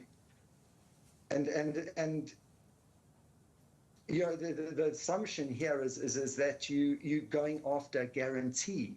You know, what we would normally do is we would normally go after if we have credit insurance, we would work with the credit insurers. If we have physical assets, we would try and liquidate the physical assets. The guarantee is probably the last place that we would be looking to go if we've got physical assets or we've got an assignment of receivables. That's a much more logical way to go. You might also try and enforce under the guarantee simultaneously, but it's a guarantee. You know, and we take parent company guarantees where we believe that is appropriate. But guarantees, unless it's a bank guarantee, take time to realize. You know, you have to go through the legal system. If you're holding the physical assets, that is a much, I guess, more streamlined way of recovering your money. And that was your problem with the Met Trade, wasn't it? Because all you had was a personal guarantee from Mr. Gupta. And credit insurance, yes. If you could go to paragraph 6.8 and 6.8 first. Do you mean 6.8? Yeah. Yes, 6.8 on page 8. If you could read that one first, and then 6.12, which is over the page. Sorry, what on 6.8? You mean the So, borrowers looking were at the obliged? representation, Your Honour, sorry, apologies. So 6.8, Yeah. the representation borrowers were obliged. Yeah. 6.8 is there were only a few scattered, no, it's just the one above, I think, is acting as a sort of title, Your Honour. Right. So then the Okay. paragraph below refers Right. to that. Okay. So there were only a few scattered cases of default involving small counterparties. These cases were all settled satisfactorily due to the robust multi-layered security mechanism put in place by the fund. And then if we go over the page, at 6.12, due to the fund's strict investment strategy, there were no recorded defaults in the fund. There had been some delays in payment, but these usually paid in the end to avoid enforcement of the guarantees. Those were said to Mr. Malaika in response to his questions, weren't they? No, they weren't. You can't remember what was said. No, but what I do know is that wouldn't have been said in the meeting. If it was said, There it were was enough untrue, people wasn't in it? that meeting that would have been familiar with what was in the fund, that they wouldn't have said that there were only a few cases of scattered cases of defaults within the fund. If they had said that, it would be untrue, wouldn't it? Yes, that would have been a misrepresentation. And because you were sitting there in your meeting with Mr. Malaika knowing that there was over $30 million worth of defaults at that stage, weren't you? That's right. Yes, past dues, excluding credit insurance and other credit enhancements, yes. But I think we'd agree that by February, those past dues have become defaults, using your terminology. Yes, that's right. That's right. So those defaults are sitting there, and we know we have to work through those, Yeah. which is part of the fund.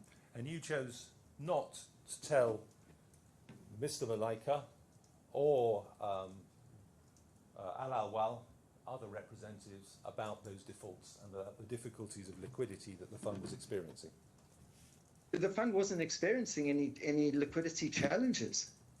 Managing subscriptions and redemptions was a standard thing. We when the fund was in its infancy, we had 50% of the liquidity of the fund of the fund's assets were redeemed, and we managed to meet those redemptions. We had never invoked the gate, which is the 10% gate on the fund in the fund's history.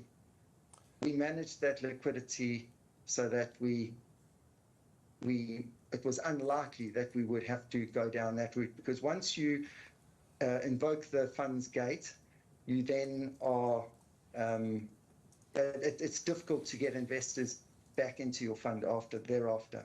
And the fact is, if you So you don't want to go down that route. If you had recorded impairments in the 2017 accounts, as you should have done, you would not have got investors either, would you? No, the 2017 financial statements as recorded were accurate. The 2018 financial statements as recorded were accurate. The 2019 financial statements as recorded were accurate. That's not what You've taken me to various line items and suggested that post balance sheet events should have been 20 million.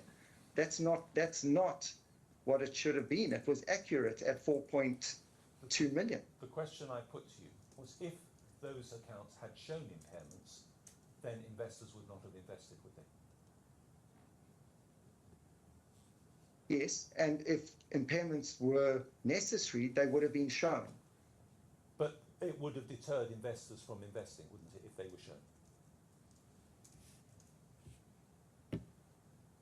Well, depending on the quantum of the impairments, and also, what is the loss given default? What is the recovery prospects? Okay, let's go to paragraph 6.14 on page 10 of your witness statement, please. Sorry, can you repeat that, please? Paragraph 614 on page 10 statement. That's in bundle Yeah, B. I tab can. 4. Yeah. I'm just looking at the first Yes. few lines. You say, I've been referred to the subscription offer to the fund, which record Ribble as a subscriber acting on behalf of ALAWWAL, as well as the subscription confirmation dated the 25th of August 2019. which refers to RASMALA Investment Bank Limited and ALAWWAL Capital. I Yes. just want a very quick point on this, because this is mainly a point for legal argument. Yeah. You were never authorised to do anything other than buy and sell on behalf of ALAWWAL, were you? I wasn't involved at all, so I'm the wrong person to ask that question to.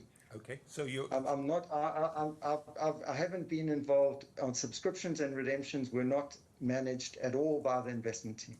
So why are you referring to the subscription offer there at paragraph 6.14? I was just shown that that subscription offer. You were And shown it. I think that subscription offer, for some reason, was sent to my email address, and I think all I did was I just forwarded onto RASMALA. Okay, I fine. think I think that was sent by Apex. If that is, Okay. that I think it was.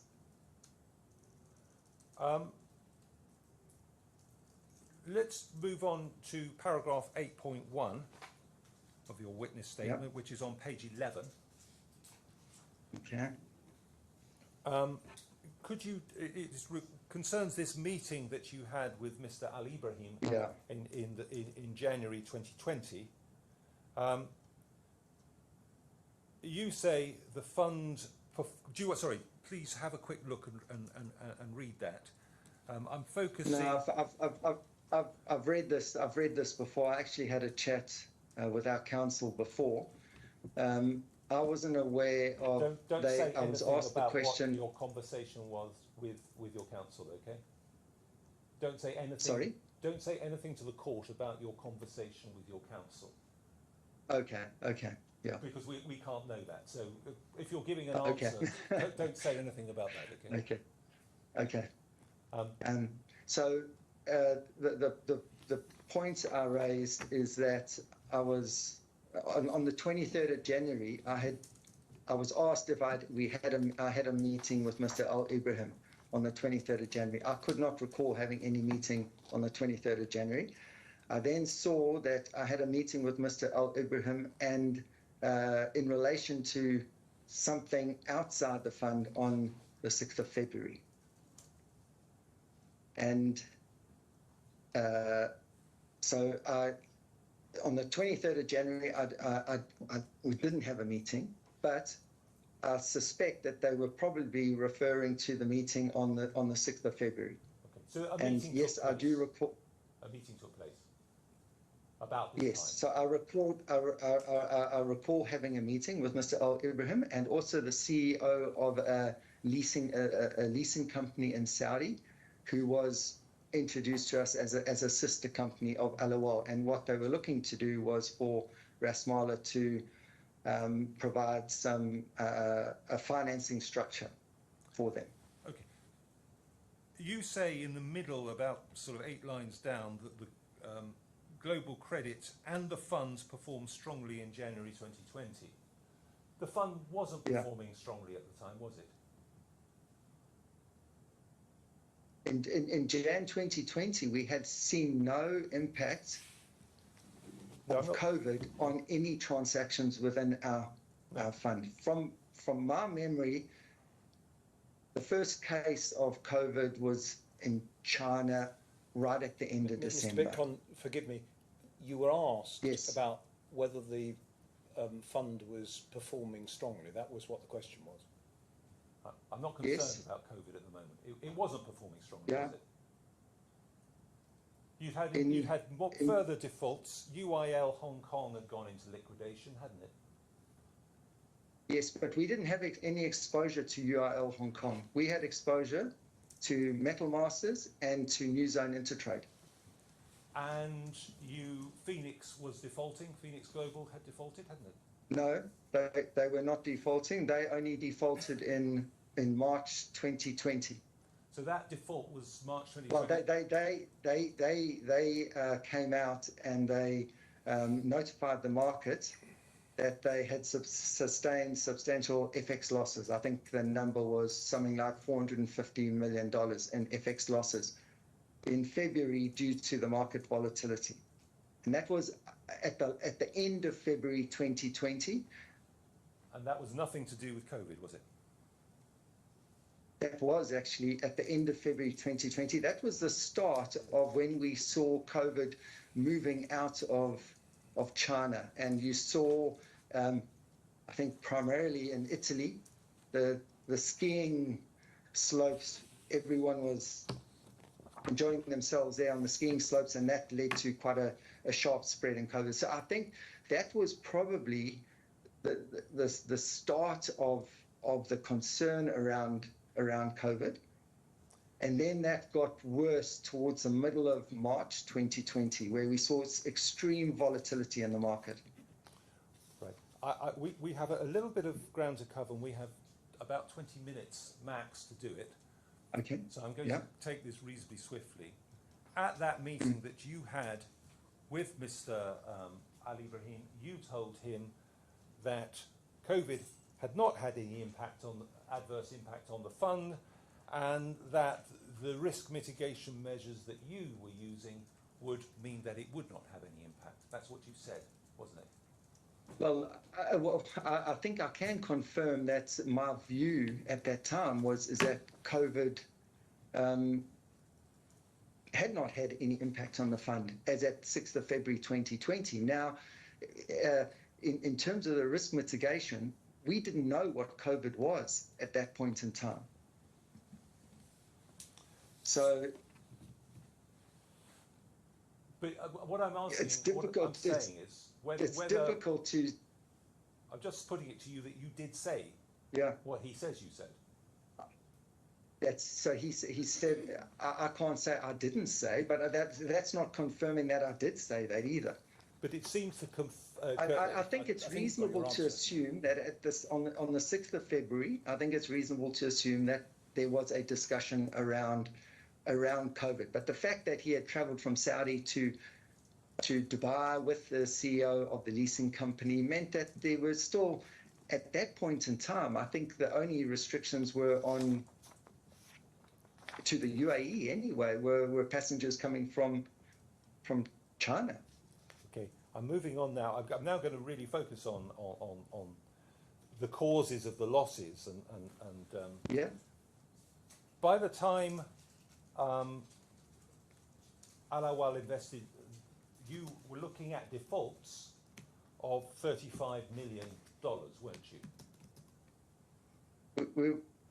Yes, we were excluding credit risk mitigants, credit insurance. We've had that discussion. Okay, and I that think related. You cannot just ignore those credit risk mitigants. Understood.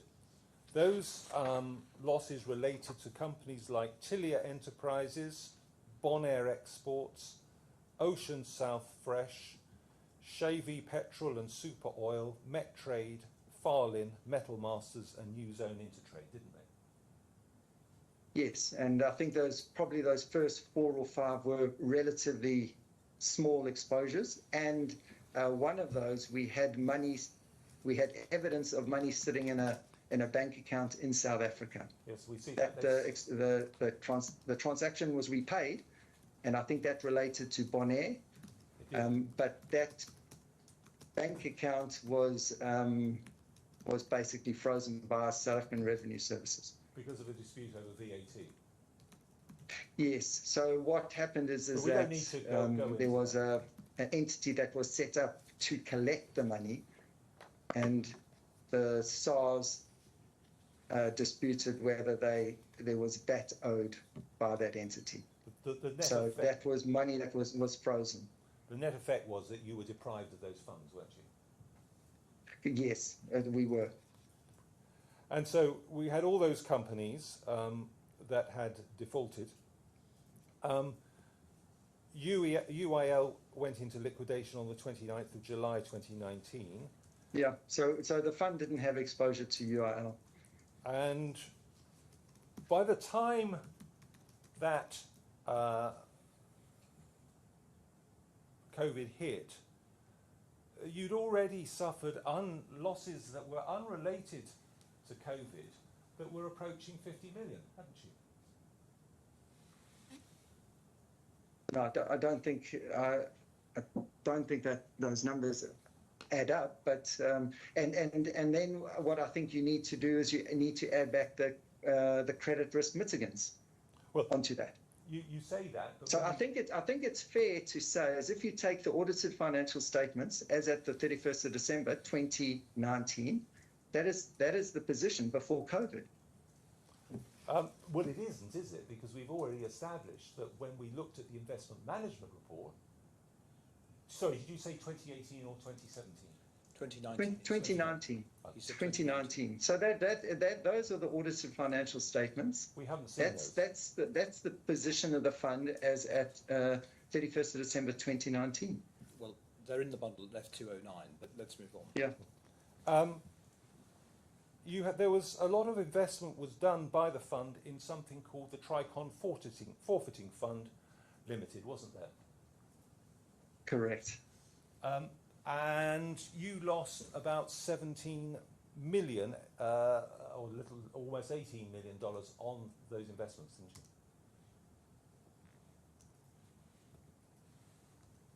didn't you? Yes, I think that was probably correct. Yeah. Ultimately, yes. I'm going to ask. But that was post-COVID. Can you? That was nothing to do with COVID, though. They weren't caused by COVID, were they? They were. Right. Can we go? That was. Can you go to the G bundles? And can you Yes. go to 3032.2?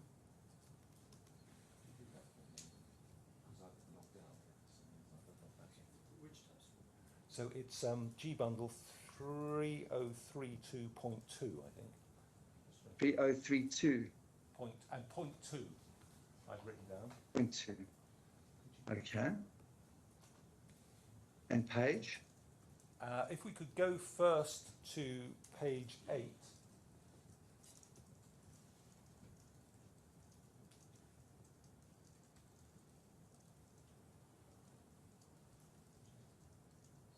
Yes. Okay, so we see there impairment expenses. I should just say, Yes. these Class A E shares were, the fund was the only owner of those shares, wasn't it? These were all your shares, E shares. That's right. Yeah. That's right. And we see It was a segregated portfolio that was set up for our fund. And it says there's 17,885,000 odd impairment expenses, yes? Correct.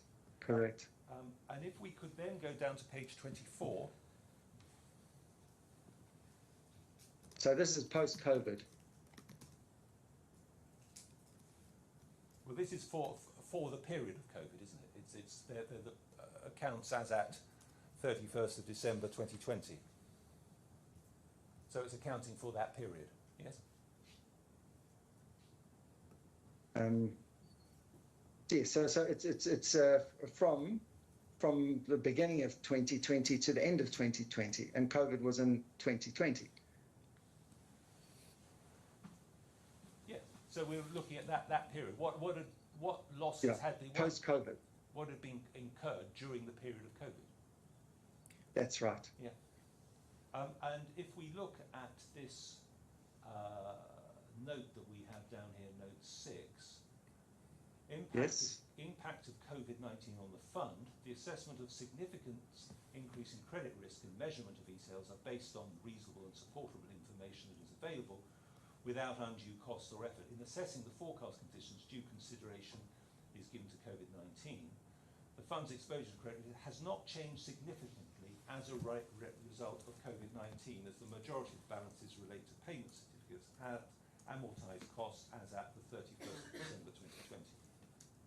So it's essentially saying that this wasn't the result of COVID. The fund's losses weren't sustained as a result of COVID. It didn't increase the risk significantly. Isn't it?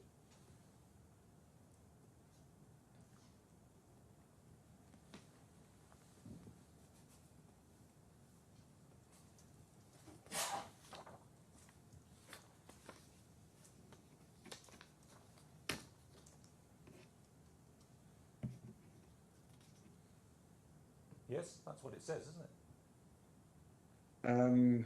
Let me just read that carefully.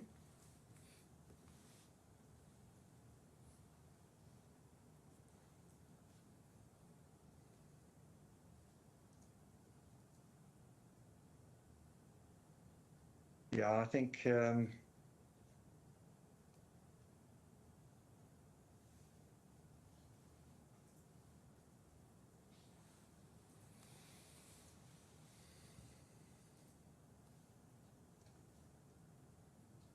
that was what it says there, but that's not accurate. Well, you don't agree with it, but that's the audited accounts That's produced by right. the That's Corporate. right. Yeah, that's right.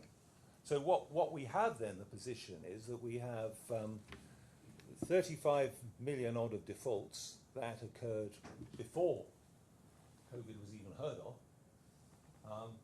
Some additional defaults that occurred in the run up to COVID.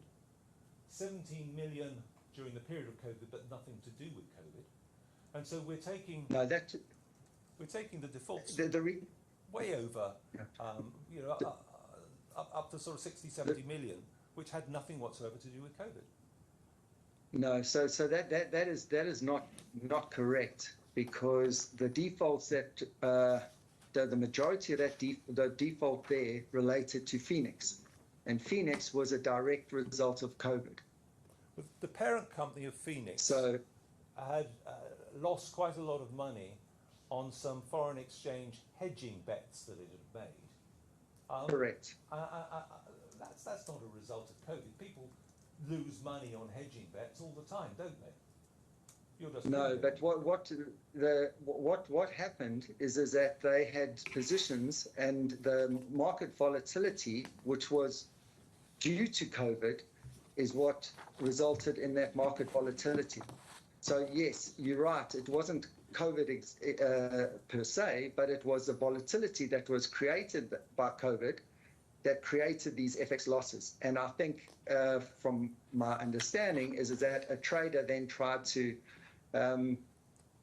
double up in order to recover those losses, and then traded outside his trading limit. And so, And then they had margin calls, which resulted in, so it was the cause was the volatility, and that FX volatility was as a direct result of COVID. but you're saying it was a rogue trader who lost all the money. Yes.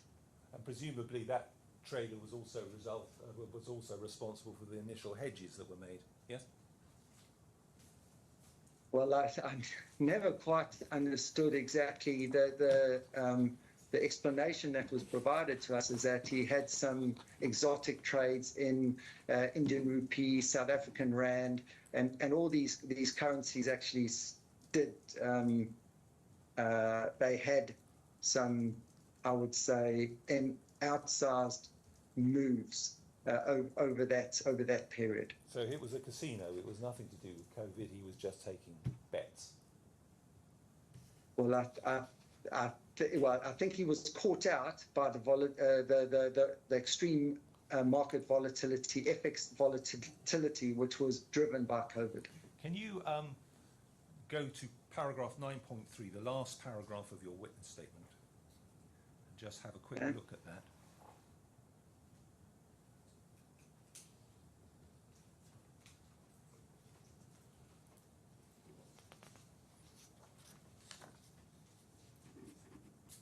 9.3. Yes. So it's 4. Sorry, that's on. Sorry, I should have said it's B, bundle B, tab 4, Tab page 4, 12. Page Page 12. 12. Okay. Sorry. More haste, less speed. Yeah. So and you want So it's 9 points? paragraph 9.3. It's right at the very bottom of page 12. 9.3. Okay. Yes, If you just read that to yourself, or you're familiar with it, are you? I am familiar with it. Great. You talk about an open door policy and transparency. The fund has never been transparent, has it? The 2017. I would disagree. You disagree. The 2017 financial statements were misleading, weren't they? No, I think we're going to disagree the whole time on the 2017, 2018, 2019 and 2020. It has always failed to disclose its true financial position, hasn't it, the fund? Sorry, it has disclosed or it hasn't? Has failed to disclose transparently its true financial position, hasn't it? No, I don't agree with that at all. And you're aware that the petition has been presented to the Grand Court in Cayman Islands for the winding up of the fund. Are you aware? I had heard. I don't know anything about that. All right, so you don't know that one of the complaints they make in that petition is a lack of transparency? No, I haven't seen that at all. What's your accounts, the 2017 accounts, which are the only document that was relied on and available to ALAWWAL, was a triumph of hope over expectation and had no anchor in the reality of the financial situations in terms of disclosure, did it? So I think you're looking at the two big numbers there are Metrade and Farlin. Metrade, we made substantial recoveries. Farlin, we're in the process of going through that process, and I can't comment on that. You're suing for 21 million in London on that process, aren't you? Well, there's two courses of action that we are taking. One is an arbitration, and one is the case that you referred to in London. Yes. So the fact you're suing for 21 million means you've made no recoveries in terms of insurance, have you? The suing for 21 million has got nothing to do with insurance. Okay. Thank you, Mr. Bitcon. I don't have any further questions for you. Mr. Bitcon, very sorry that we've kept you up well, late or early, depending which way it is. You're free to go now. Thank you very much for making yourself available at this very antisocial hour. Thank you. Thank you very much, Your Honour. We're going to adjourn now. We'll come back at 1 o'clock, and we're then going to resume Mr. Swart. I think when we've finished his evidence, we'll just have a brief discussion about some points which I think I'll just flag up to you as points which I'd like some assistance on. That'll be helpful. Well, they may or may not be helpful. But, I go to flag them up anyway. Yes, very good. 1 o'clock. All rise.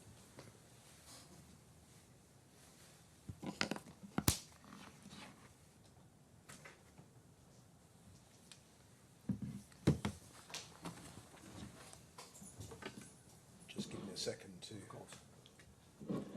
connect up.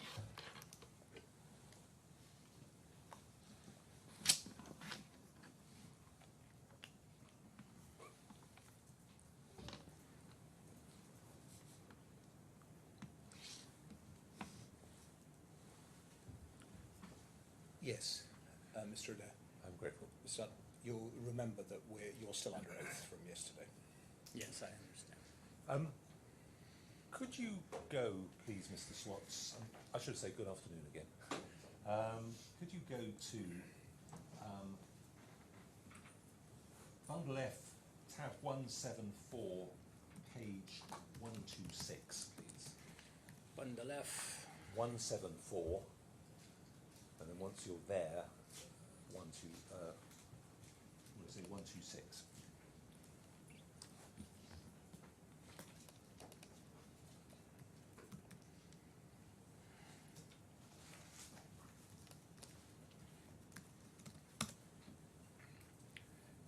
Yes. Okay, so we're looking at the RASMALA Investment Manager Report as at the 31st of January 2019. Do you see that? And if you could then go on, therefore, to the substance of it at page 135 of the same tab. It's just a very quick point because we were looking at this previously. Are you there? Yes. When we were talking last, you were referring to things as past dues, and I was telling you that they were defaults, etc. Even on your, Mr. Bitcon has explained this morning that you regard things as default once 90 days has elapsed. Yes. I've seen that in the 2018 financial statements. Right. So, if you look at these transactions here, by the 31st of January 2019, we're past 90 days on all of those, aren't we? So those are all in default, yes? Yes, they are. Yes. And so if we tot those up, and I'm not expecting you to do the maths, I did it last time and sort of told you what the figures are, but Farlin, the exposure there is 19,850,000 odd. Would you accept that? I didn't do the math, but I accept your math. And in terms of Metal Masters and New Zone Intertrade, it comes to 10,371,000 odd. Yes. So you have total defaults there of 30,222,000 odd, give or take. Yes? Yes. Yeah. And that was the position when you met with ALAWWAL, or when you met with Mr. Malaika on 6th of February, wasn't it? Yes. Now, Mr. Zographos was one of your sales and marketing people and was engaged in finding new investors in the fund, wasn't he? He was. And he would have known of these defaults when he met with Mr. Al Ibrahim on the 14th of November 2018, wouldn't he? I don't know if he knew or not. I would guess he would have. He would have had access to the information, wouldn't he? He would have had access to the information, and he sent them the financial statements. Yeah.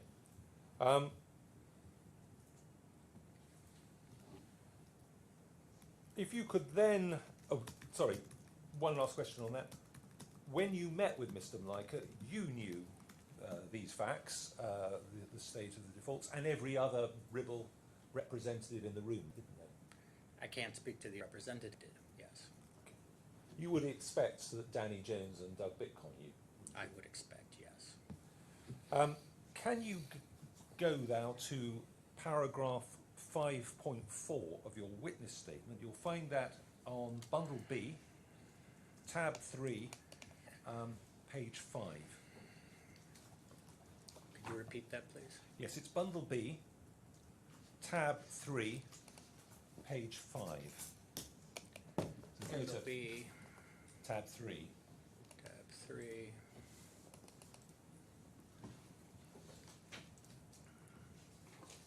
Which point?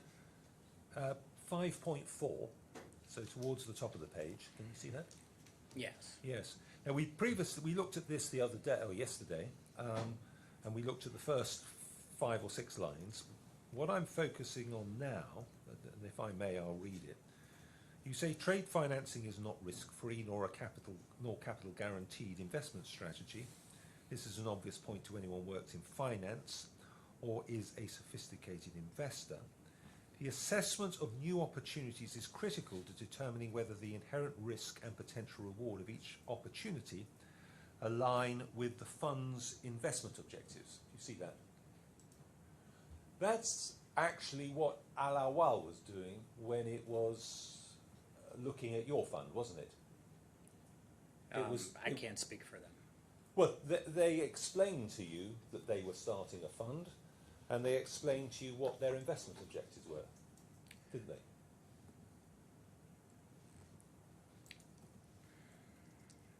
They explained their investment objectives to me. They did. And you knew that they had started their own fund, didn't you? I did not know that. You didn't know that, but you knew what their investment objectives were. I did. Their investment objectives, as I understood it, were to invest in a trade finance fund. But it was to invest in Sharia-compliant investments, wasn't it? You knew RASMALA mostly manages Sharia-compliant investments, and it would be obvious. But Mr. Malaika would have told you that, wouldn't he? I don't recall him saying that. And it was to invest in investments Sharia compliant with a low risk profile, wasn't it? I don't remember that, no. But it accords with the way that your fund operated, that the ALAWWAL fund was trying to ensure that any investments it made accorded and aligned with its own investment objectives and risk profile, didn't it? Could you reformulate the question, please? What I'm saying is, okay, let's take that in stages. You are saying that your fund, when you looked at investments, made sure that that investment aligned with your objectives and risk profile, didn't you?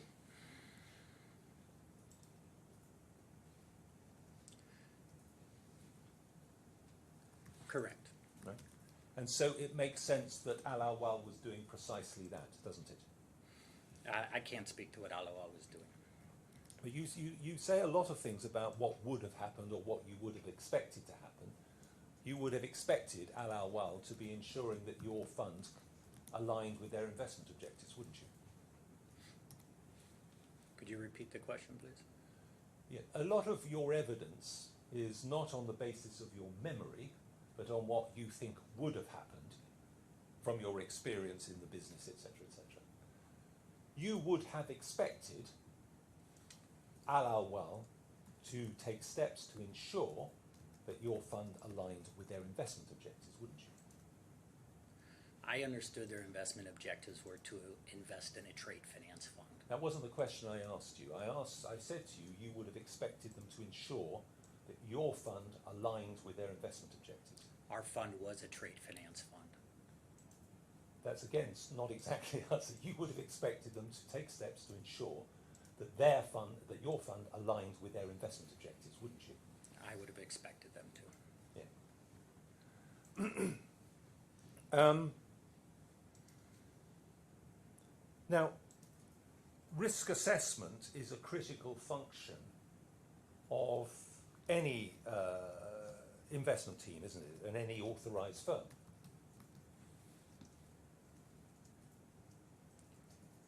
I can't speak to other authorized firms.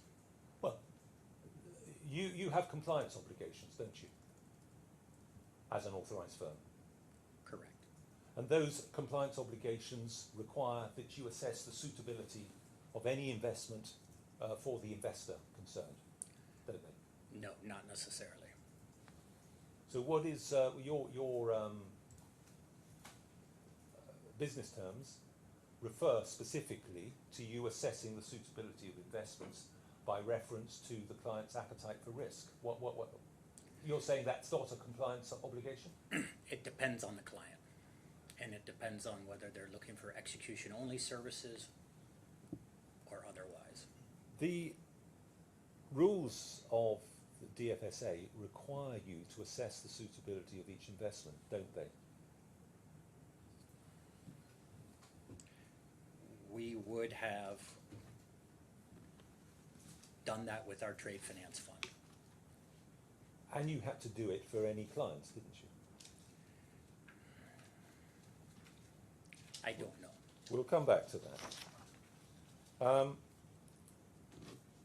If we look at the rest of paragraph 5.4, you refer to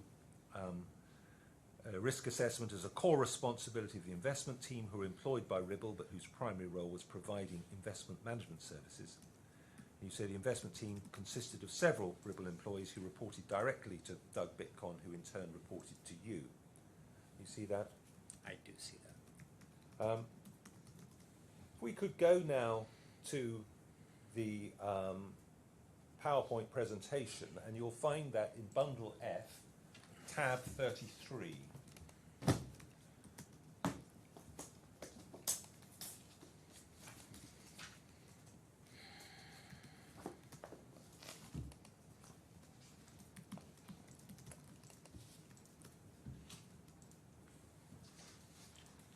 Yes.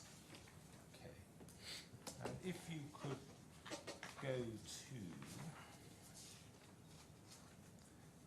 Yes, if you could go first to page 5, please.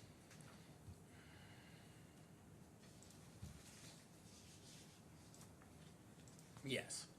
And if you've got there the organisational structure of the investment bank, of Ribble, you see that? I see page 5. Yes. Do you see the structure on it? I see page 5. And that says you were the senior executive officer at the top there. It does. And then it sets out who the equities team were, who the credit strategies team, the real estate team, and the product sales and marketing team. Do you see that? Yes. So, for instance, Doug Bitcon headed up the strategies team, along with Danny Jones, etc. And Haroon Ahmed headed up the head of product and sales, and underneath him he had Lomonoko and Dimitris Zographos. Do you see that? I do. If you could then go on to page 8 in that. And we have the organisational structure of the fund, yes? It says the team. RASMALA Trade Finance Fund, team. So we've got the team, the RASMALA Trade Finance Fund team, yes? As it says there, yes. Team. And they are almost exactly the same people, aren't they? Well, it also includes the support team. Well, you've got finance operations, but in terms of, so the support marketing team, it's again Haroon Ahmed, Ruggiero Lomonoko, Dimitris Zographos, etc. Same people, isn't it? It is. And the trade finance team is what I think was called the credit strategies team under Doug Bitcon, Danny Jones, etc. Same people. Yes. So there was actually no difference at all in terms of personnel between Ribble and the fund, was there?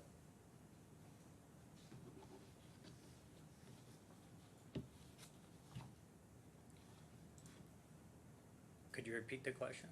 Well, I'm saying in terms of the people who made it up, there was no difference between Ribble and the fund. They were the same people. No. I don't think that's correct. You don't? In what way was it different?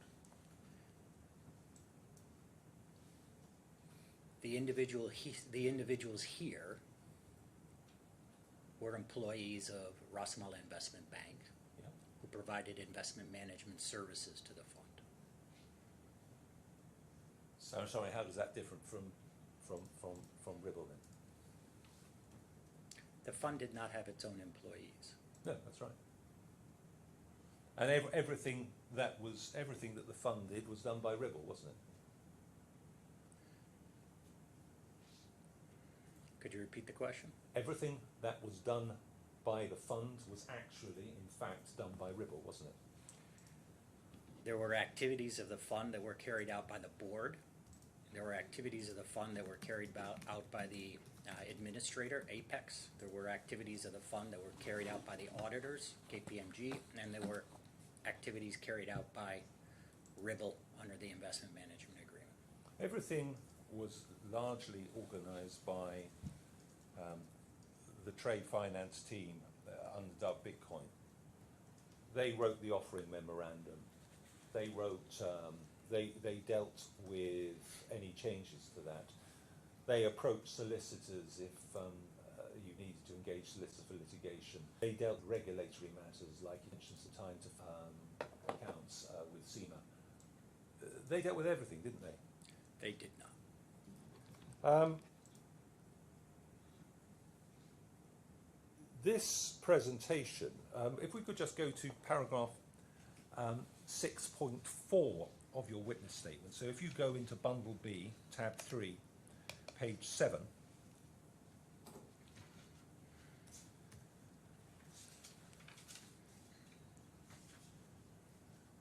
Yes, 6.4.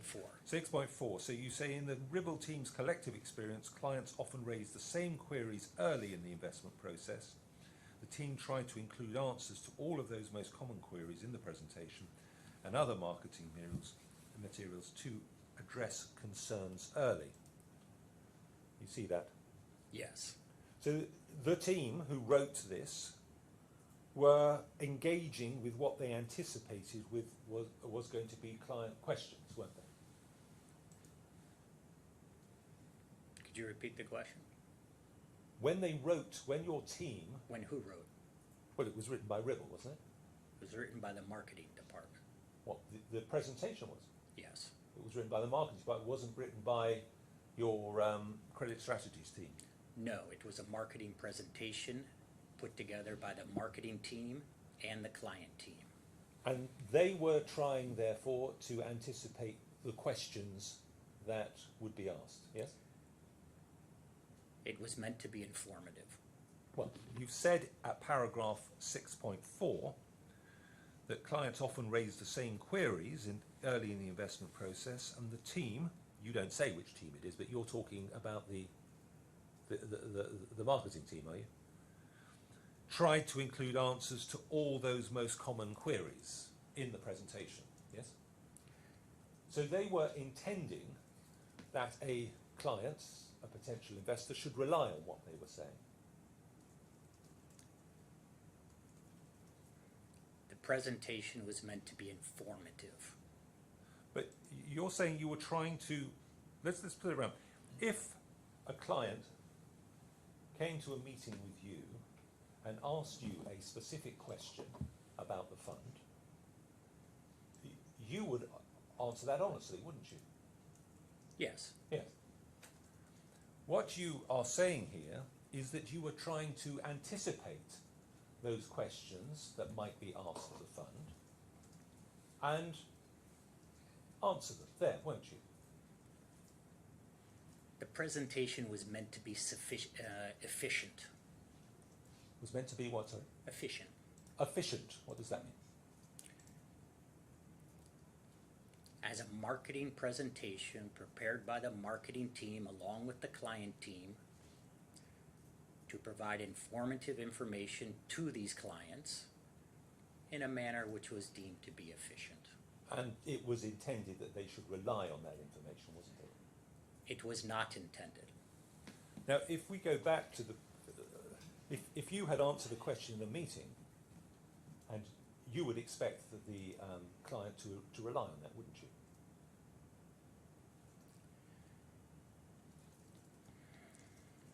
Would you not? The information which is relied upon is in the governing documents. It's in the offering memorandum, financial statements, and term sheet. So you're saying you wouldn't expect a client who asked you a question to rely on your answer to it? I would expect them to think it's informative.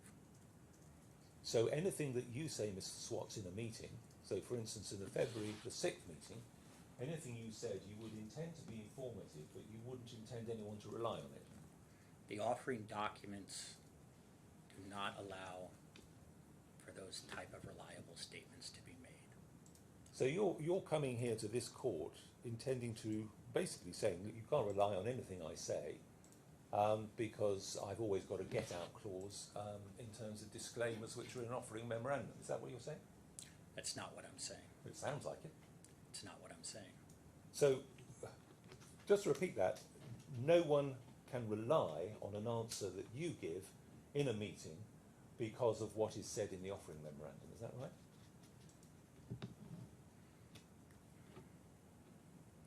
The comments I make in a meeting orally are meant to be informative.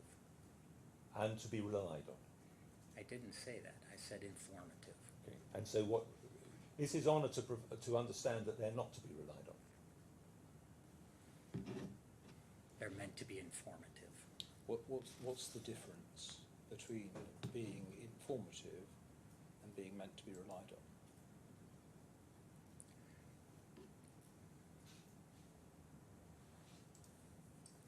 The legal documents, the governing documents of the offering memorandum have been through much, much scrutiny. Right? All of the words have been pored over multiple times by internal counsel, external counsel, the investment team, the fact sheet as well, the financial statements by multiple parties. So there is a good level of scrutiny on these documents before they are issued. And for those reasons, they can be relied upon. Oral statements in a marketing presentation or a sales pitch are meant to be informative. Let's go then to paragraph 5.5 of your witness statement, please. So if you go back in your witness statement to page 5, and if you could just read that paragraph to yourself. Which one? Paragraph 5.5. Yes. Goes over the page.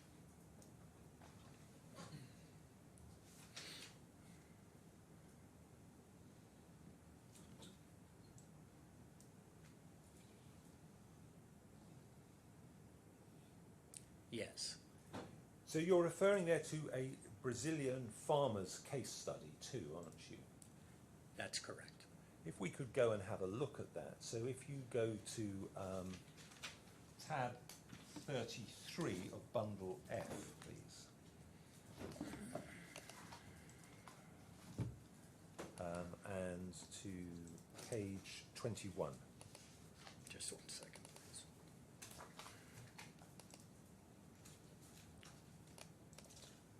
Which page?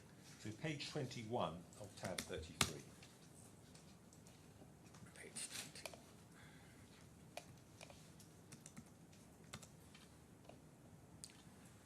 I'm there. Yes. So the investment summary, what you've got is a table which sort of summarises this particular case study too. Halfway down is something called the investment summary. Do you see that? Yes. It says trade finance facility of up to $30 million for the purchase of agricultural inputs, including but not limited to fertilisers, for the 2017-2018 soybean crop, secured against pre-sold off-take contracts with Bunga. I don't know what that is. Company, I assume. You see that? I do.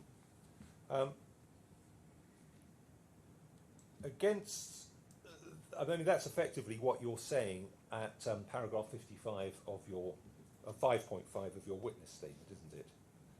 You're effectively summarising that particular investment. And yes. That is a investment summary Well, yeah, I'm for a saying that stylized case study 2.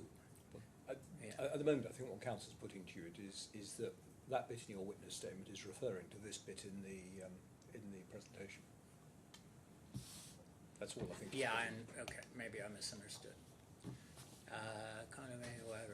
Yes, we're referring to. I'm referring to that Yeah. that example on the page there. Yes. And against the looking back at this investment, this case study, there are right at the bottom security structure enhancements. There are 5 bullet points identifying specific risk mitigants, isn't there? Security and structural enhancements. Yeah, but these are risk mitigants. They are what are applied. There's security stroke structural enhancements. Well, they're not risk mitigants. Is that what you're saying? Am I misunderstanding this? I did not say that. Well, we have to be able to depart from just sticking to the letter. You have come here. You've been running funds for 25 years, 30 years. I don't know how long. You've got a great deal of experience. You know what I mean when I say risk mitigants, don't you? Well, we have security and structural enhancements, and that's what is mentioned in the presentation. And I would say to you there's in fact 6 there, because the very first bullet point also refers to the collateral being managed by a global agribusiness and food company. That's a way of mitigating risk, isn't it, in terms of fraud? I'm sorry, which statement? If you look at the first bullet point under your security and structural enhancements, the last sentence of the first bullet point says collateral is managed by a global agribusiness and food company, and that is another risk mitigant, isn't it? It guards against fraud. It's in addition to the... I'm sorry, I don't see that statement. It's immediately under the security structure enhancements in the first bullet point. Collateral is managed by a global sentence. agribusiness and food company.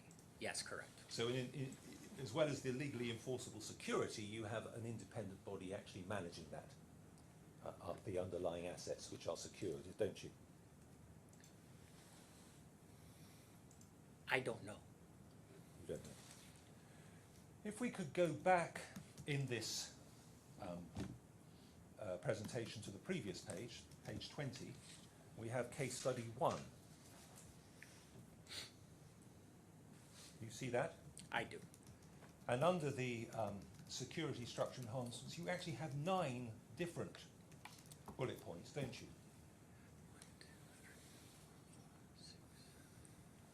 9 bullet points, yes. Yeah. And they are each identifying a different layer of risk mitigants, aren't they? Again, security structural enhancements is what is on the presentation. And this is what you call multi-layered credit risk mitigation, isn't it? I mean, we call it security and structural enhancements. Okay, That's go what back. the marketing team has put on the presentation. Go back to page 15 in the same document then. Okay.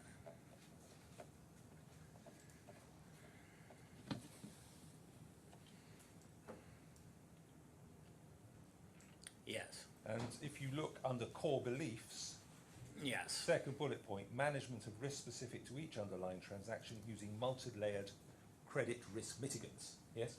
That's what it says. And it was referring to those bullet points that we've seen, or the type of mitigants it's referring to are those that are listed in case 1 and case 2, isn't it? Using multi-layer credit risk mitigants, and in the other pieces of the presentation, it suggests or it informs security and structural enhancements. Well, are those different? I mean, the way I see this is that those are different ways of referring to the same things. But if I'm wrong about that, then you'll need to tell me what's a risk mitigant and what's a security structural enhancement. They're similar. Okay. They're described here as security and structural enhancements. And there are 5 or 9 different security enhancements.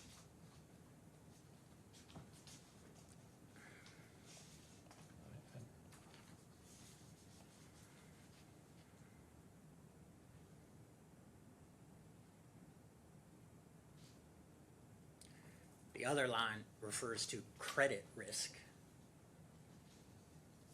right? And there are many other risks in a financing transaction. You can have currency risk, you could have credit risk, you could have people steal things. I mean, there's a whole host of different credit risks that could well be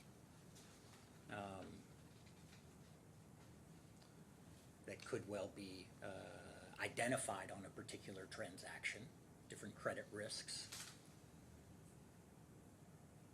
Whereas in the slides below, some of those might be credit risks, but I think in general we're talking more broadly security and structural enhancements. Okay, so I'm sorry, I just want to make sure we're talking the same language. A personal guarantee could be both a risk mitigant and a security structural enhancement, couldn't it? Excuse me, one more time. Yeah. If Yes. you're lending against trade finance and you take a personal guarantee, that could both be a risk mitigant and a security structural enhancement. Depending on the situation, yes. Yes, correct. Well, sorry, I just want to check. I mean, wouldn't a personal guarantee in those circumstances be both in any situation?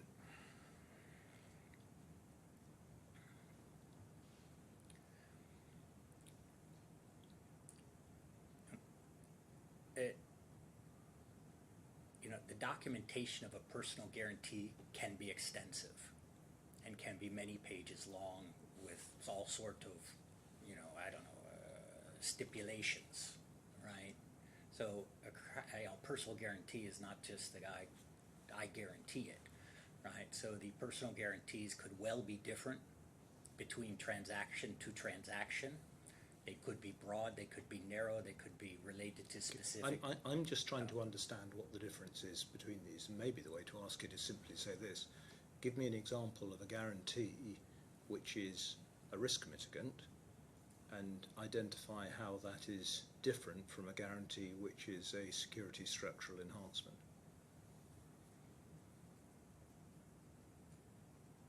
In that instance, a personal guarantee would be considered one of the security and structural enhancements. But not a risk mitigant.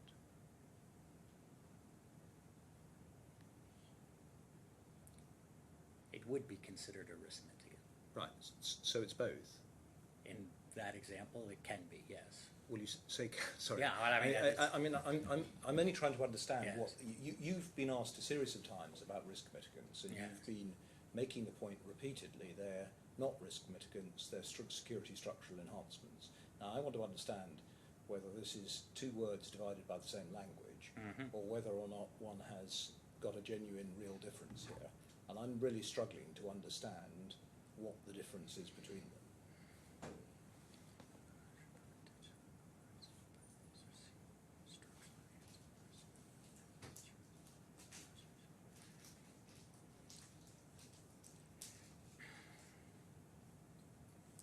I understand your point. The challenge is that these are very narrow and summarized points.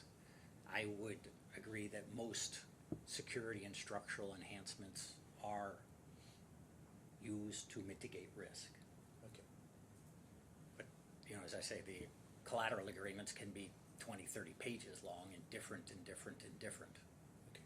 And at the moment, you can't give me an example of one, a security structural enhancement, which wouldn't mitigate risk. Security and structural enhancement that wouldn't mitigate risk. I cannot, no. I mean, Okay. Yes. By its very nature, security taken by a lender is to ensure that the lender is repaid, isn't it? So it mitigates the risk of it not being repaid. That's the nature of security, isn't it? repeat that, please. A lender takes security to mitigate the risk that it will not be paid, doesn't it? So it takes a charge over a house, it takes a charge over property. I mean, they take collateral to be able to, you know, if a default occurs, to sell the collateral or enforce the collateral rights to get their payments. So it's to mitigate the risk that they won't be repaid, yes?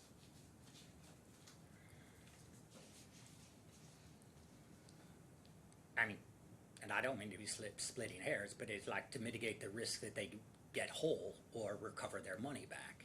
They're not getting paid from the obligor through the enforcement of a credit enhancement. Let's move on. Go to page 19 of this presentation, if you could, please. Yes. If you look halfway down, you see price risk. Yes. These are all risk mitigation measures, aren't they? We've got the column on the left, which are the risks, and the column on the right, which are the mitigation. Okay. Yes. And if we look at the second bullet point, over collateralization, the fund typically finances up to 80% of the price, with 20% contributed by the counterparty. Do you see that? I do. And if you turn over the page to page 20,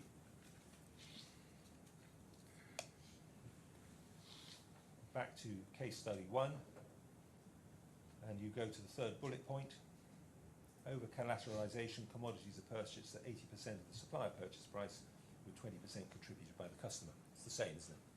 It's not the same, no. Go back to page 19.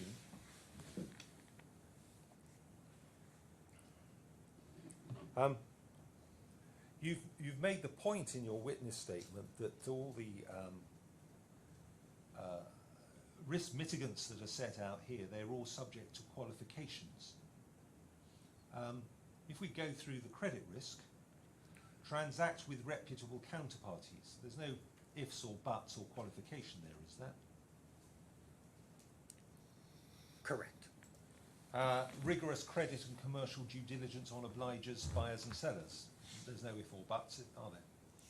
No. Identifiable source of repayment, no qualification, is there? Correct. Independent monitoring of management account, debtors book and audited financials. Again, no qualification, is there? Correct. Under price, when we looked at over-collateralization, it says the fund typically finances. Correct. Now, you've said that that is qualifying the particular provision there, the particular. I have said that. What typically means there is usually, doesn't it? I mean, typically.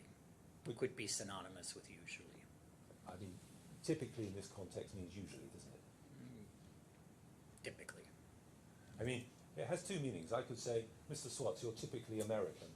That's not meaning usually, that's meaning because of certain characteristics. But if you say he was typically late, you mean he was usually late. So it has those two meanings. Here it means usually, doesn't it? I am not American. Then I apologise. I apologise profusely. More relevantly, do you accept Council's point that in this context it means usually as opposed to the alternative? Well, the typically as a qualifying word could be applying to the 80%. So it depends what it's applied to. Yeah, and that's why presentation. A prospective client reading this presentation would reasonably believe that all of these risk mitigants were applied with reason, because it's understood that transactions can vary and be different, but would usually be applied to all the transactions, couldn't they? That would be a reasonable understanding of what's said here. Could you repeat the question, please? Someone, a prospective investor who is reading this presentation could reasonably believe that all of those mitigants with certain qualifications were applied to all of the transactions, wouldn't they? I do not think so, no. If you go back now to page 15 of this presentation,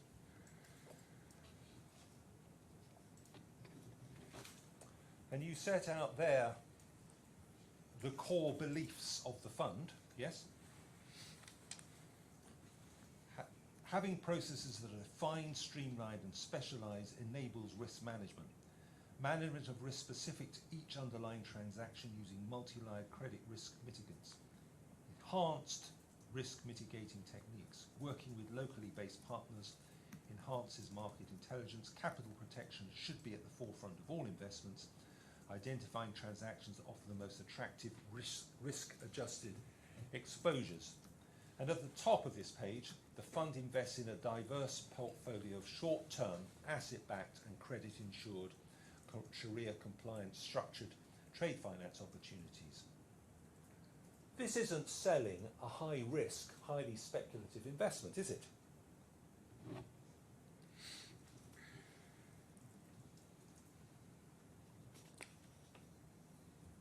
That sentence concludes in emerging markets. Okay, in emerging markets, yeah. But you're not. This is not. If you read this as as someone who knew nothing about the fund, you would understand this to be a very cautious, conservative, risk-averse fund, wouldn't you? I would not. You wouldn't.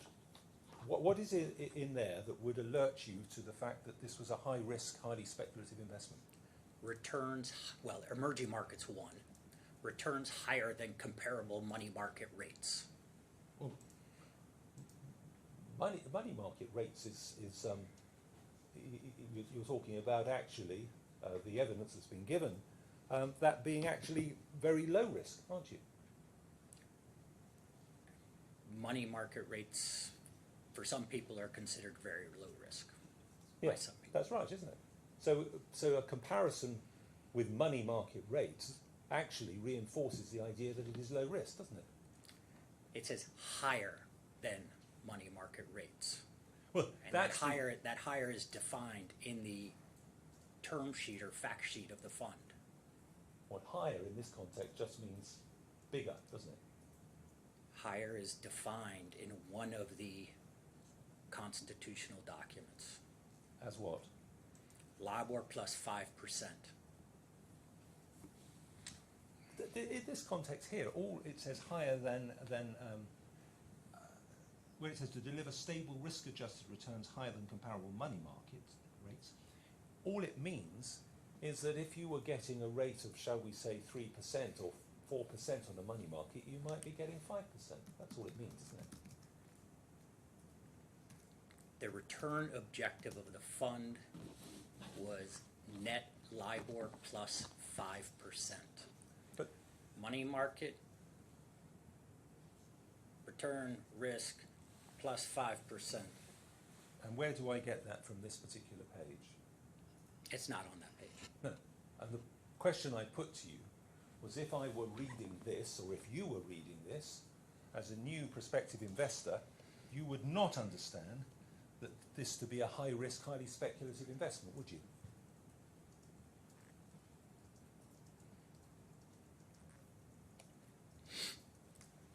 On page 44 or 34, it clearly states the targeted return is 3-month LIBOR plus 5%. So what was the reference you gave? Page 34 of the same document. Within the same document, it stipulates the LIBOR targeted return, LIBOR plus 5%. Okay, sorry, I just want to look at that.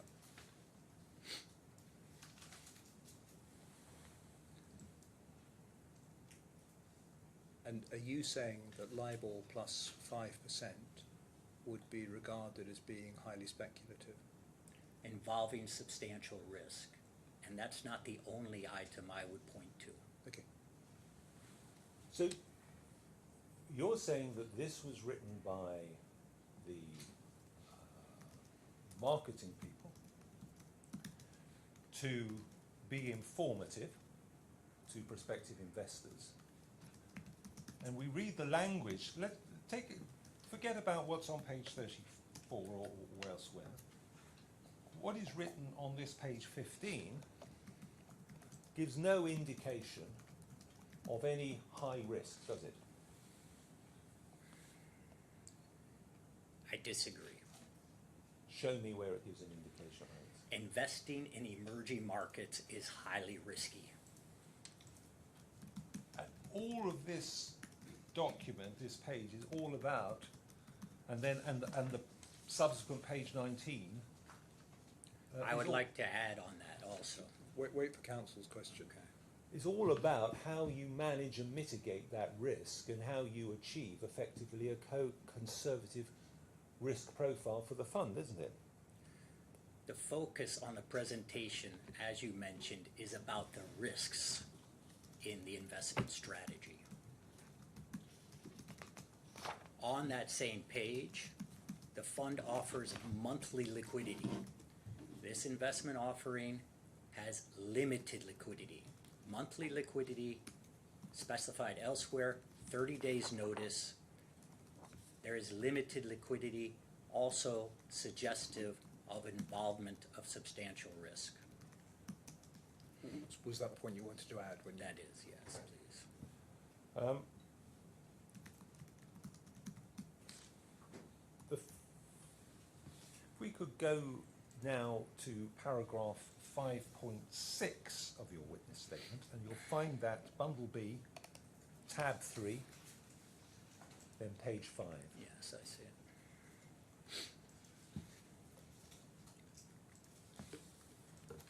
If you could just read that paragraph to yourself to remind yourself of what you said.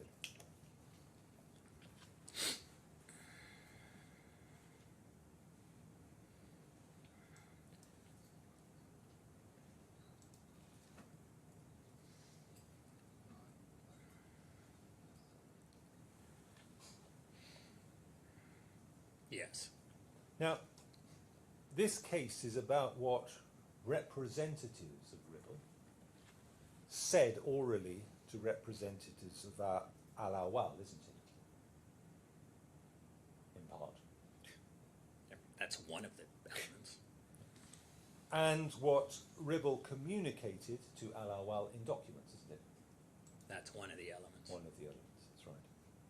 So what you say in paragraph 5.6 may or may not be true, but that doesn't mean that isn't, that reflects what representatives of Ribble told ALAWWAL in meetings, does it? Sorry, I'm lost on that question, I'm afraid, Mr. Adair. I think probably... I'll rephrase it then, Your Honour. Yeah. So, you explain how the fund operated at paragraph 5.6. That may or may not be true, I don't know. But it doesn't necessarily mean that that's what your representative said, does it? There's nothing in here about representative making these, No, I know. stating these opinions or statements to any representatives. You don't know what Mr. Zographos said on the 14th of November, 23rd of January, or 25th of February, do you? I was not at those meetings. No. So you are coming to court essentially saying he wouldn't have said those things because it wasn't the truth. That's essentially it, isn't it? I don't think he would have said those things because as a seasoned and experienced institutional business development salesperson, he would have known, had he made statements that could easily be, I don't know, cross-referenced as being, I don't know, fast or something like that, he would be called out and he wouldn't take that risk. That's what I believe. Was Mr. Zographos being paid commission as part of his role? How was his Could you repeat that? his salary structure? Could you repeat that? Did Mr. Zographos earn commission as an element of his remuneration? No. He was rewarded a discretionary bonus based on a balanced scorecard which had a number of different elements, including the assets that he raised, but also activity, also compliance, and also working with the clients he had responsibilities on. So you made a decision, or those in the management line made a decision as to what his bonus would be at the end of the year? The Nomination, Remuneration, and Governance Committee would have determined a bonus for Dimitri. Were you on that committee? No. You weren't on that committee. Did you make recommendations to that committee? Yes. And those recommendations probably largely be followed, wouldn't they? Largely. And part of that bonus and the recommendations that were made to it would depend on the amount of business that he was bringing into Ribble, wouldn't it? It was a balanced scorecard with multiple elements. He was a business development person, so it's natural that some of those elements related to acquiring AUMs, but there were other aspects in his scorecard as well. Can you go to paragraphs read 5.7 of your witness statement, which you'll find bundle B, tab 3, page 6. Yes. If you could read paragraph 5.7 to yourself.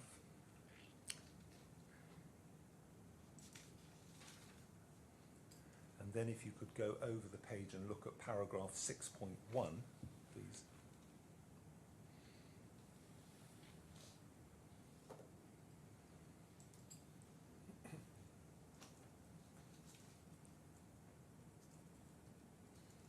Yes. You say at the end there, Ribble is not the fund manager of the fund and never has been. The board meetings happened at Ribble's offices within the DIFC, didn't they? They did. And so the management of the fund was happening within the DIFC, wasn't it?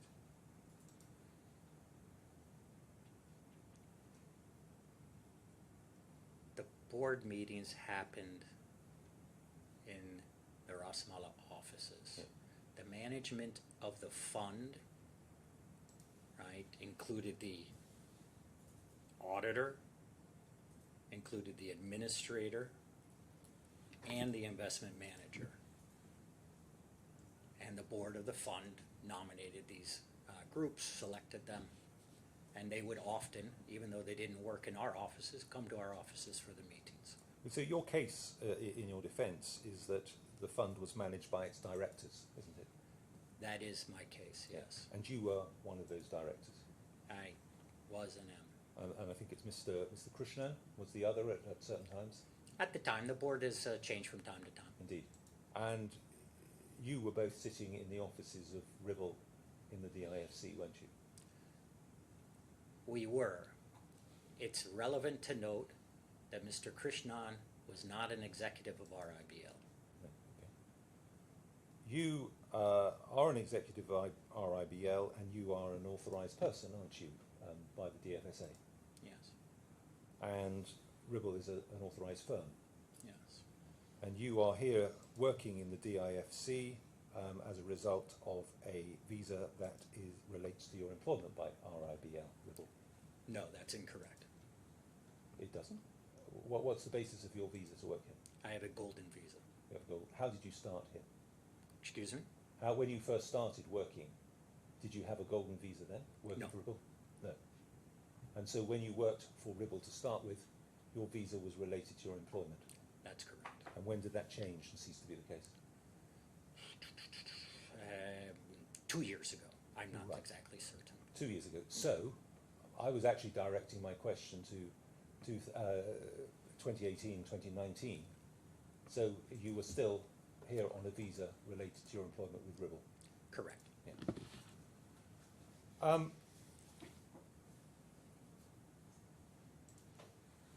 The role of Ribble went beyond management of investments, didn't it?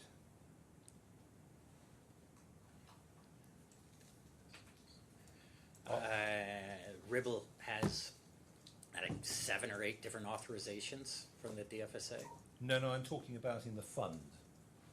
It didn't just manage the investments of the fund, did it? It had a wider role. The services provided by Ribble were all laid out in the investment management agreement. Some of which include marketing the fund, if I recall correctly, as well as the providing investment management services. Can you go to Bundle F, tab 17, please?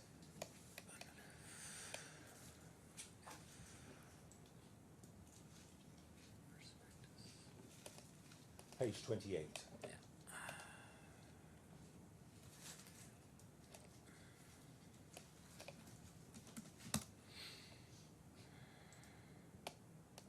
Sorry.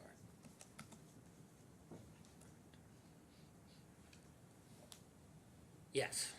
So I'm focusing on, this is about the fees and expenses in relation. This is the offering memorandum, by the way. You're familiar with the way you are. Yeah. And I'm looking at a passage from this that begins with the second paragraph, but about 6 lines down, the fund also bears the fees. Can you see that? Again, please, what first paragraph?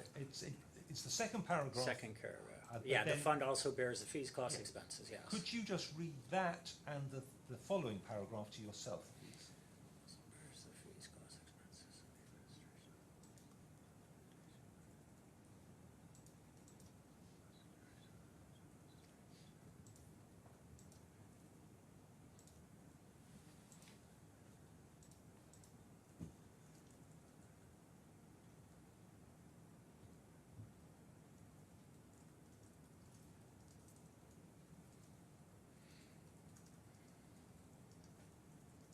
Yes.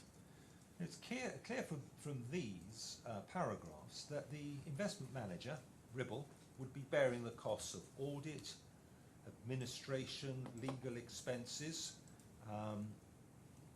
company secretarial, compliance, audit. It would be bearing all these expenses, which means that it would be actually managing these activities, doesn't it? Sorry, I didn't follow you. Could you repeat that again? What- Where are you referring specifically? There's two questions in there, Mr. Adair, so you might want to take them separately. What this is detailing is the expenses that the investment manager is entitled to reclaim from the fund, isn't it? Do you understand that? Yeah, the fund will reimburse the investment Yeah. manager for dot, dot, dot, dot, dot. And then it lists the activities in respect of which it will reimburse the investment manager, doesn't it? It lists many activities, Yes. yes. So the implication of this is that the investment manager would be carrying out those activities, isn't it? I don't think so, no. You don't think so? The point is that audit, I mean, for example, the investment manager never carried out any Sharia advisory work.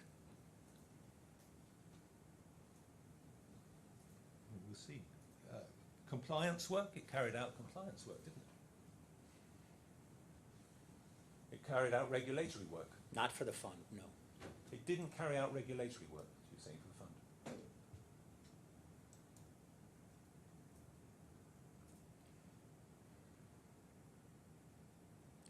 I don't think it carried out regulatory work. And So if we- it did, we- it would have been reimbursed, I guess. We looked yesterday and we saw that Mr. Bitcon went to CIMA, Cayman Islands Monetary Authority, to ask for extensions of time within which to file the audited accounts, didn't it? In fact, he did that 3 times in 2018. And I don't know. It would be more typical for the auditor to go and make that application. And Mr. Bitcon was dealing with litigation and solicitors and appointing lawyers in India and in the United Arab Emirates, wasn't he, to litigate against net trade? As a part of his providing investment management services to the fund, yes. Can you go to tab 28 within the F bundles, please?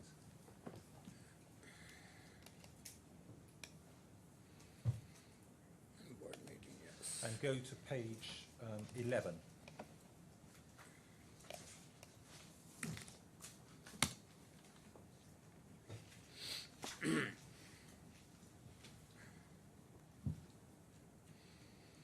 You see, have you got to page 11? Yeah. So this is the minutes of a meeting of the Board of Directors of the Fund held at First Floor Gate Village 10 DIFC on the 1st of August 2018.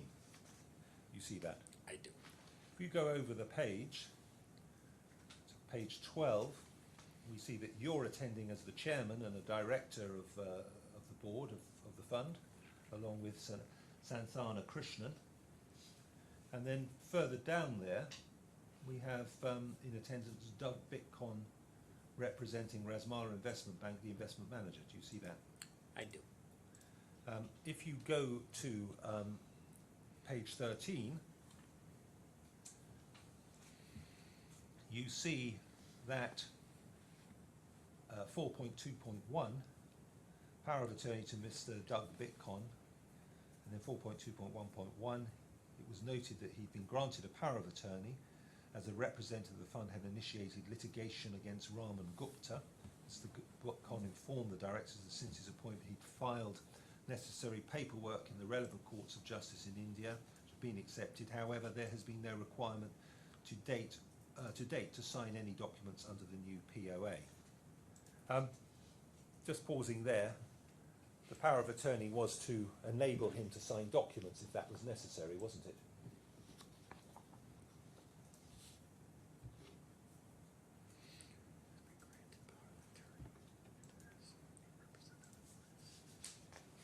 I don't know. You don't know. But he was, in any event, managing the litigation, wasn't he?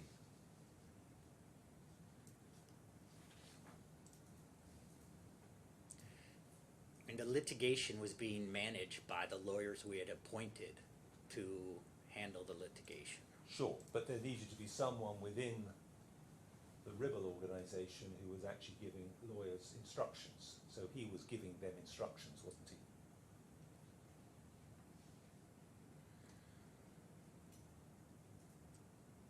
I don't know. Can you go over a couple of pages to page 15? I'm looking at 5.3 at the top of that. Yes. And it was noted that the fund had engaged KPMG as its auditor in replacement of PricewaterhouseCoopers for the audit of the financial statements, and that you and Mr. Krishnan had executed the letter of engagement. It was actually Mr. Bitcon who approached them and who worked with them on the audit, wasn't it? The audit work is done principally between the administrator of the fund, in this case Apex Financial Services, and the auditor, in this case KPMG. There will be, the administrator is the firm responsible for doing the accounting of the fund, providing administrative services. This includes producing the financial statements. There will at times be instances where requests and sharing of information between the investment manager, the administrator, and the auditor take place. So to your question, I wouldn't say that Doug was managing the audit, no. Are you suggesting he wasn't involved in the audit? I did not suggest that. It was Mr. Bitcon who first reached out and engaged the services, not signed the engagement letter, you did that, engaged the services of KPMG as the replacement auditor, wasn't it? I don't know. If you go down to the bottom of this page, 5.5, and then 5.5.1 and 5.5.2, it's the investment manager who is seeking extensions from SEMA for the filing of those accounts, isn't it? That's what it states, yes. Yes. And I raised that with you earlier, and that's what I was referring to. So it was Ribble who was dealing with the regulator there, wasn't it? As I mentioned, typically the auditor will make the filing of the application for an extension, not the investment manager.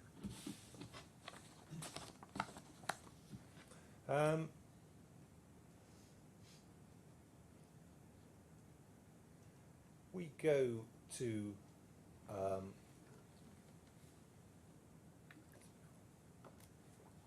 I think I leave it this. I'm not going to trawl through these. I don't think it's going to be much help. We can make submissions in due course. But the reality is that this fund was being managed by Ribble from its offices within the DIFC, and that this separation between the investment manager and the fund manager is artificial and unreal, isn't it? I don't agree with that. Can we go to paragraph 6.2 and 6.3 of your witness statement, and you'll find them bundle B, tab 3, page 7. 6.2.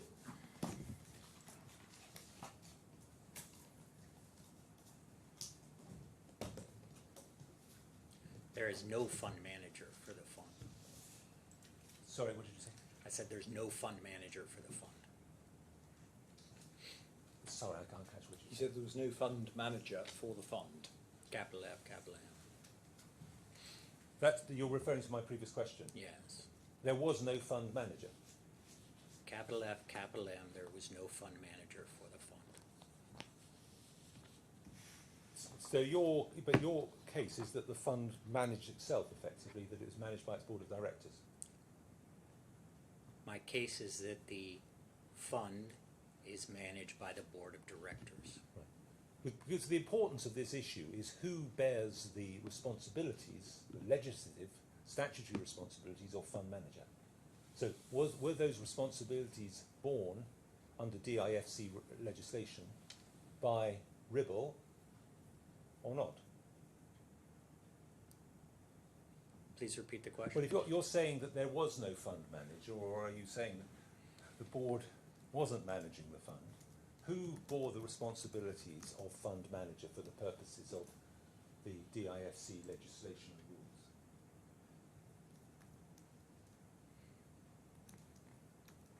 I don't think anyone did. Well, someone must do. There was no fund manager. Fund manager, in the offering memorandum, there is no one nominated as the fund manager. The directors of the fund are nominated and held to manage the affairs of the fund. Include appointing the investment manager, the auditors, administrators, other service providers. Okay, well, this I think is going to be a matter that we will debate in due course. Have you got to paragraph 6.2 and 6.3 of your witness statement? Yes. So if you could read those to yourself, please.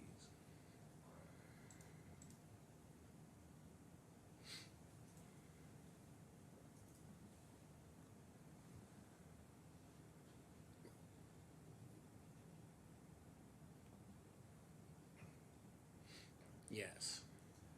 So the sales team was incentivized by bonuses to bring in new investors, wasn't it? Or even if the bonus scheme was discretionary, and even if there was a tick box system, etc., or scoring system, that was an incentivized system, wasn't it? The business development team had KPIs, of which gathering assets and servicing clients were one. You say that during the period 2017-2019, the fund's assets under management grew. That's not entirely true, is it? From point to point, I think it's true. Well, you just at the point that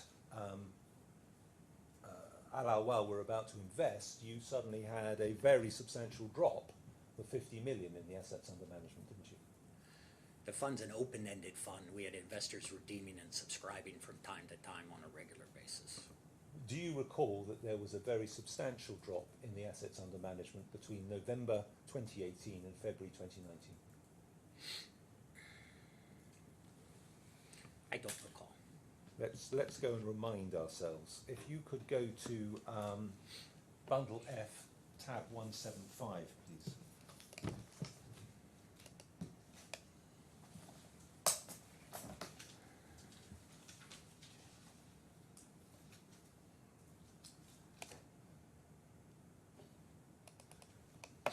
Have you got to the 175? So you, just so you know what meeting we're talking about, this is the meeting on the 26th of February 2019. Do you see that?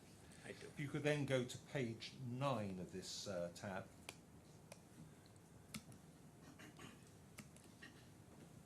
And I'm looking at points 9.10, 9.11 and 9.12.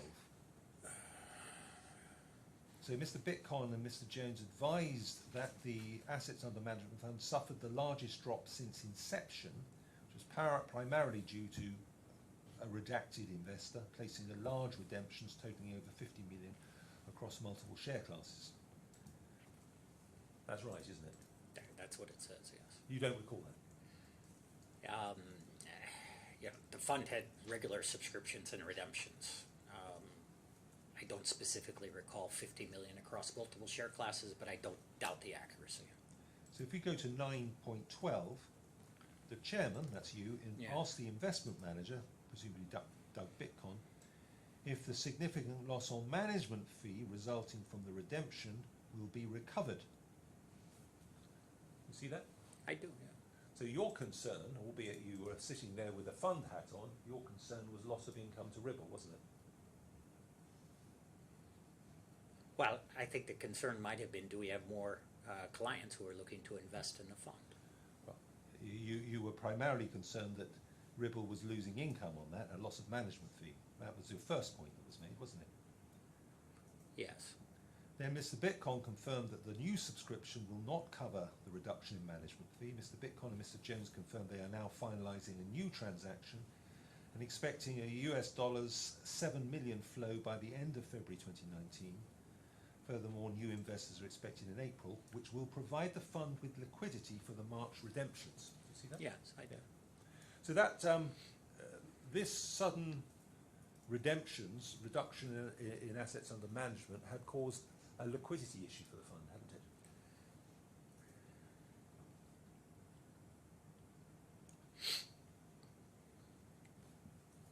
Managing liquidity for the fund was a normal part of our activities. We had assets which are not readily marketable. These are not sukuk or fixed income instruments where you can go and trade them in the market at any point in time. They are term investments with limited liquidity. So managing the liquidity along with the redemptions.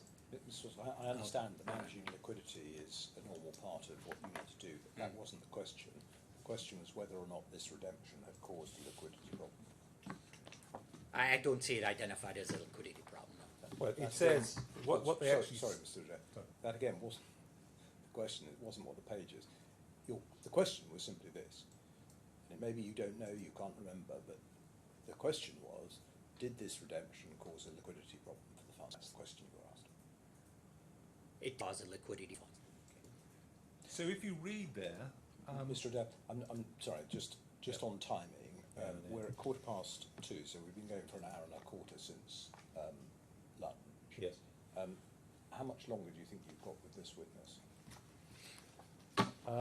If I continued as I had intended when I made my notes for cross-examination, I don't think I'm going to finish this afternoon. Right. If we're rising at 3 o'clock. Well, there are three things in relation to that. The first is that I'm very unwilling that the evidence doesn't finish this afternoon. Yeah. The second is that, subject to anyone else, I'm sure we can go on a bit past 3 o'clock. The third is that in that case we're going to take a break. Okay. The fourth is that we'll take a break for 10 minutes and we'll come back, and at that point I think I'm going to ask you how long you're going to be so we can see where we're going to get to. Yes.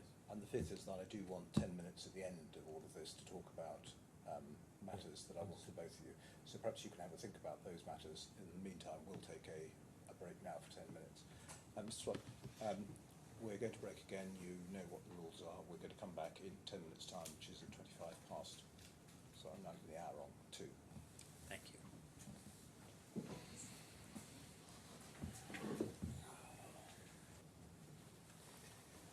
Yes, Mr. Dabb.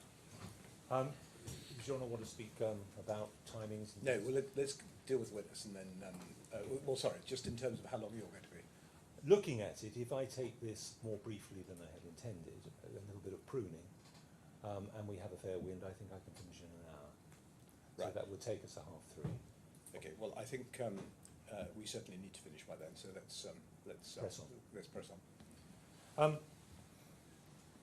Just finishing here, Mr. Swats, we were looking at the minutes of the fund meeting, the Board of Directors meeting. Are you still on page, on tab 175, page 9? Yes. Yes. So you said it did not cause, that the reduction in assets under management did not cause a liquidity problem.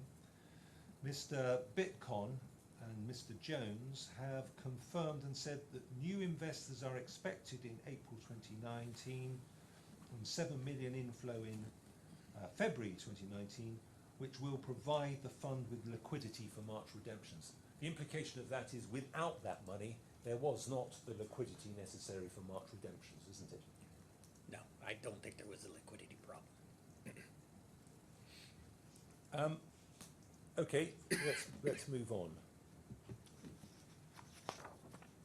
That's just, by the way, that's 7 million that's been referred to in February. That was the ALAWWAL money, wasn't it?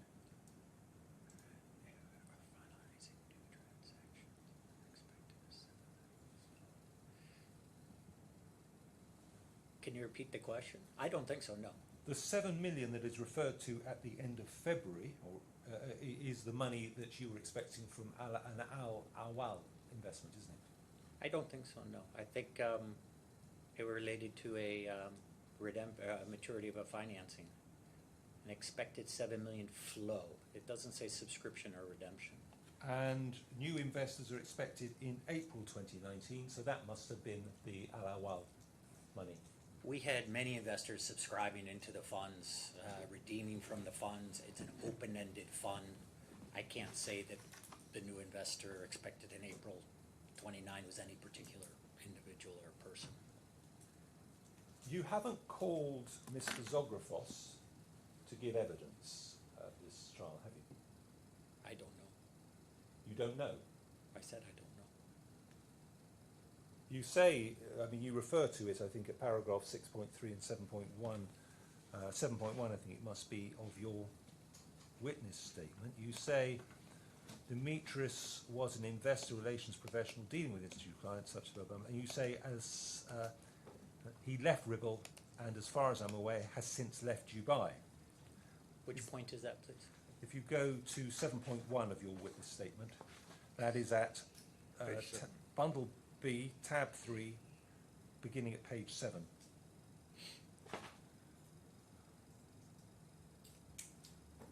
Could you repeat the question, please? I'm saying, I put it to you, I said you haven't called Mr. Zographos. Ribble has not called Mr. Zographos to give evidence at this trial. I have not called him.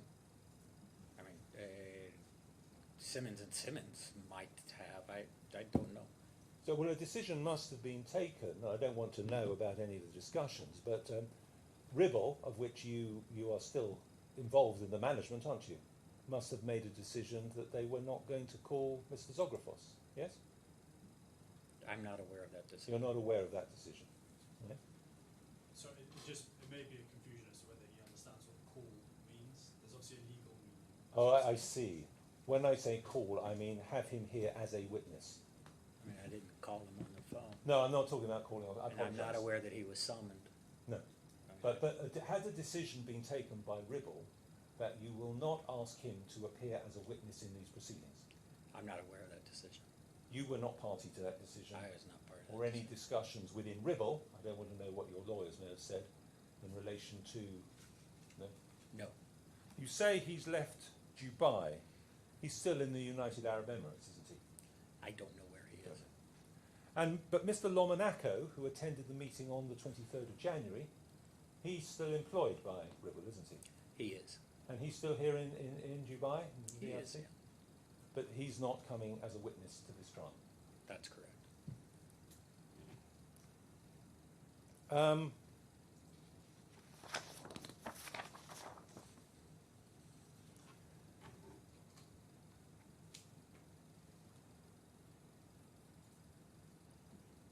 Can you go to bundle F, tab 49, please?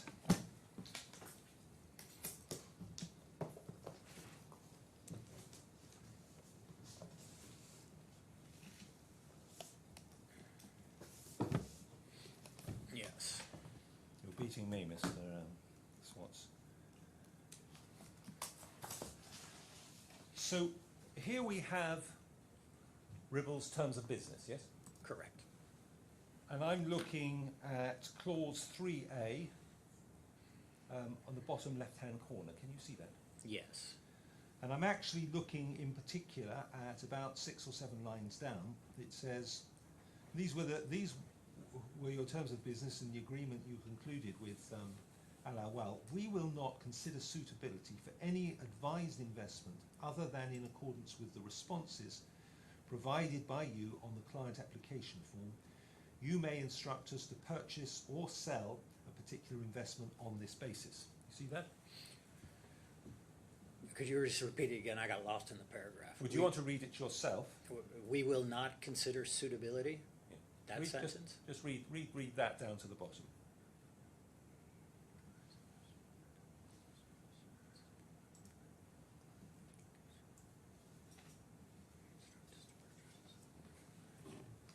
I've read it.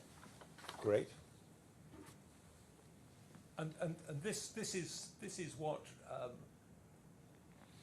Ribble was agreeing. These are terms it was bound by, wasn't it? These are the terms of business. Yeah. So if you could now go to tab 171, please, in bundle F.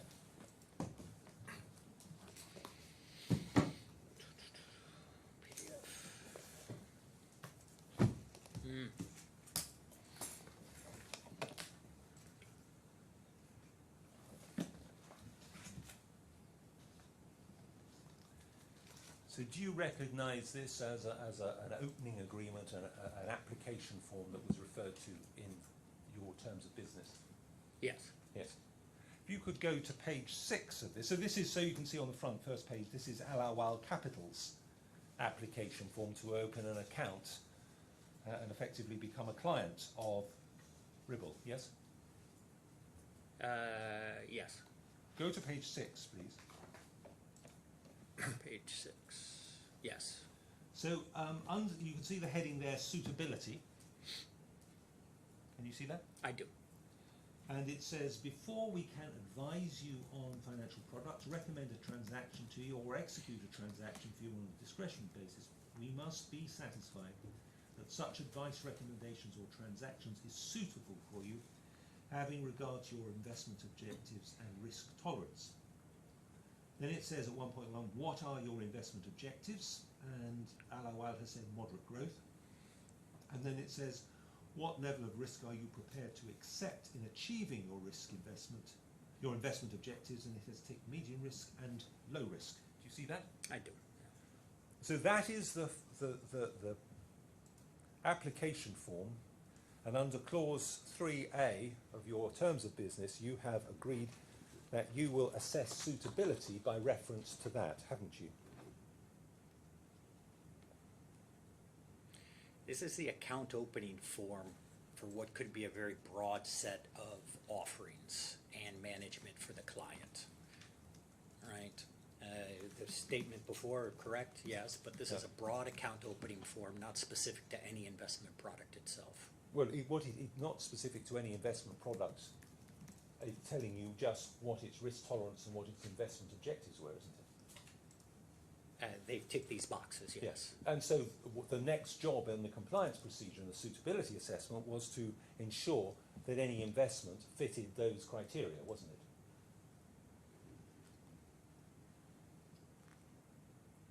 Could you repeat the question, please? So the function, the compliance function, which included an assessment of suitability, required that Ribble consider whether any particular investment fitted those objectives and risk tolerance, isn't it?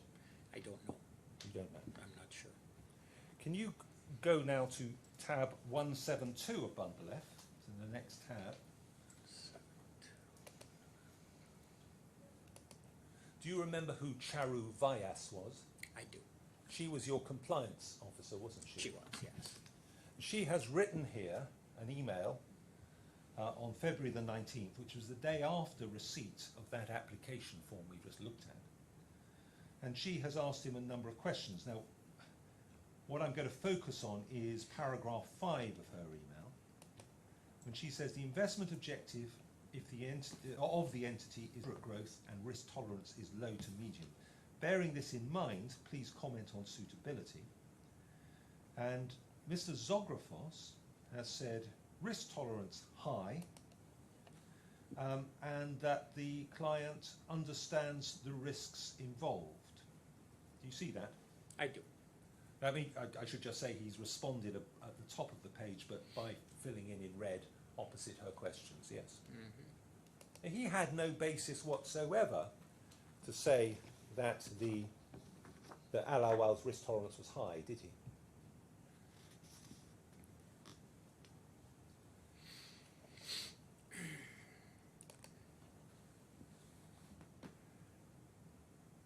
The investments listed on point 6, trade finance,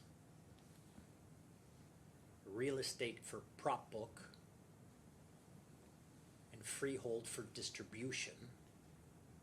I mean, trade finance we consider to involve substantial risk. Real estate for direct prop investment, also illiquid, leverage, high risk. Freehold for distribution, I can't remember what that entailed. But the other investment opportunities they were considering, we would have categorized them as I mean, involving substantial risk. You don't know, because you weren't there, what ALAWWAL said to Mr. Zografos, but in terms of the form that ALAWWAL filled out, which we've just seen, and which clause 3A of your terms of business says is the only source upon which you will assess suitability, that said medium and low risk, didn't it? As I mentioned, this is related to a broad investment kind of mandate or possibilities. I don't think it's related to specific investments. But you've only had one application form, haven't you, and one agreement? It's to open an account, which might hold like so many different investments. But that is the form that clause 3A was referring to, wasn't it? It would be the account opening form. This was the account opening form for, And that was the only basis. Your agreement, contractual agreement with ALAWWAL, was that was the only basis upon which you would assess suitability, wasn't it? Repeat the question, please. We looked at clause 3A. Those are your terms of business. You accept that that was an agreement that you concluded. Those were the terms of an agreement you concluded with ALAWWAL, wasn't it? Okay. Point 3 has advisory services, has execution-only services, has discretionary investment management services, so I don't know. That's my answer. But the particular line that we read out, you read it after I had read it, just to make sure you were clear what it meant, was saying that suitability will be will be only assessed on the basis of that form. That's what it said, wasn't it? I mean, that's what's written there, yes. Yeah. And so there was no basis upon which Mr. Zographos could say that the risk appetite or risk tolerance was high, or that Ribble as an entity could have understood that risk tolerance to be high, is there? I mean, it was Mr. Dimitri's opinion. What he did with there was he effectively, well, we don't know what discussions went on behind the scenes, but he effectively short-circuited a compliance and suitability assessment procedure, didn't he?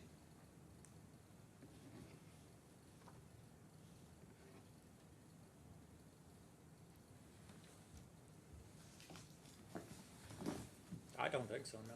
You don't think so? Can you go now? I'm now going to move on to this meeting on the 6th of February. Could you go to paragraph 8.1 of your witness statement, which you will find bundle B, tab 3, page 8. Yes. So you say there, I recall a meeting taking place in February 2019 between representatives from Ribble and ALAWWAL at Ribble's DIFC offices, during which Ribble delivered a pitch based on the presentation. I've also since been shown a meeting invitation, but do not recall whether all those listed did in fact attend. Do you see that? I do. You say you recall the meeting, but you don't recall who was there. Yeah, 5 years ago. 6 years ago, right? How long? Many years ago. 6 years. If you did not and cannot recall who was there, you cannot have any genuine recollection of what was said, can you? I disagree. So let's go to paragraph 8.3 of your witness statement, and if you could read that to yourself.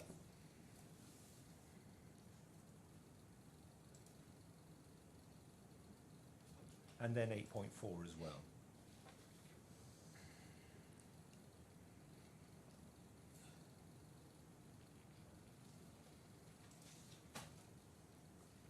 Yes. What you are effectively saying is that you attended a lot of these meetings and did a lot of these presentations. They've all merged into one. You don't remember who was there, and you don't remember who presented what slides. That's what you're effectively saying, isn't it? No, it's not. It says that I presented the first several slides, as was typical, and then Doug and Danny would have delivered the balance of the presentation, as they were the No, you don't say that. experts. You say that would be the usual practice, don't you? There was nothing in this event which leads me to think we did not follow our usual practice. Okay, but that's not a recollection, is it? It is a recollection. If there was something noteworthy, I would have recollected it. No. What it is, it's not a recollection of that meeting or what happened at that meeting. It is an assumption that that meeting followed your usual practice, isn't it? My recollection is to follow the usual practice.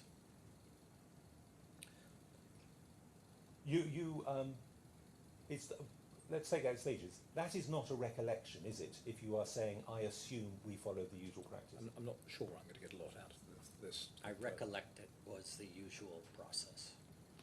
So you cannot actually remember who presented which slides, and you cannot remember what was said, can you?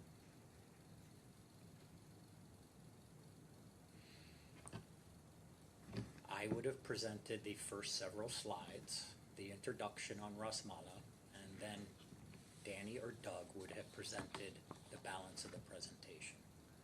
Can you go back to paragraph and look at paragraph 8.2 of your witness statement? And if you could just read that to yourself.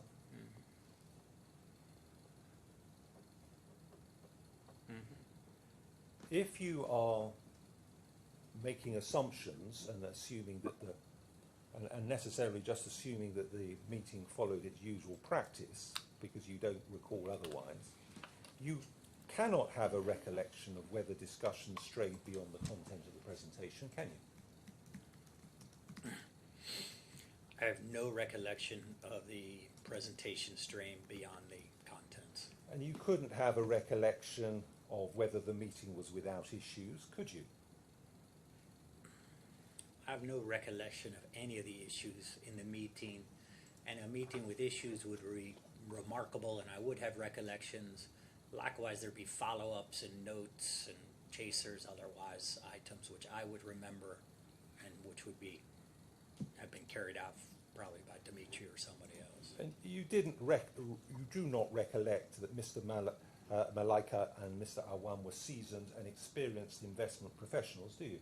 I do recollect that. That's all part of the narrative of your case, and you have had that included in your witness statement just to underline that narrative, isn't it? That's not correct. You cannot remember, as you suggest in 8.3, that there were very few questions. I do remember. I don't recollect any questions. But if you have a recollection of Mr. Malaika, which you say you do, he is quite a garrulous individual with plenty to say, isn't he? I don't know the word garrulous. He speaks a lot. I don't know that I don't know that. You don't know that, so you don't actually recall him. I recall from the meeting seasoned investment professionals who came in, who were interested in a trade finance fund for investment, and we delivered the presentation.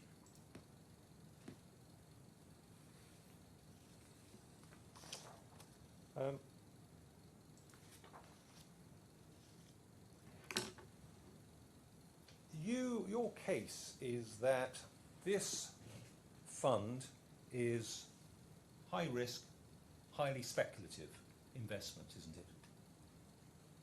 That's what you're saying. Our case is more than that, I think. But no, I'm not saying that.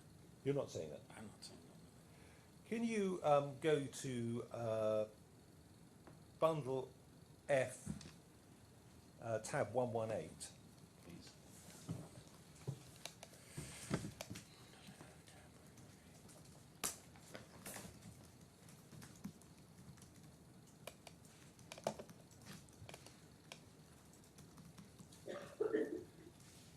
Have you got that? I do. Yeah. So you see the document that we're going to look at, which is the RFP. Yes. Yeah.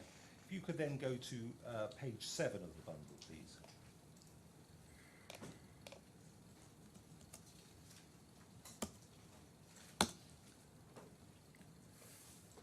Have you got that? I do, yes. So if we're looking at, firstly looking at the risk investment objective at the top of the page, Yes. it says the investment objective of the RASMALA Trade Finance Fund is to maximise risk-adjusted returns by investing in Sharia-compliant trade finance investments.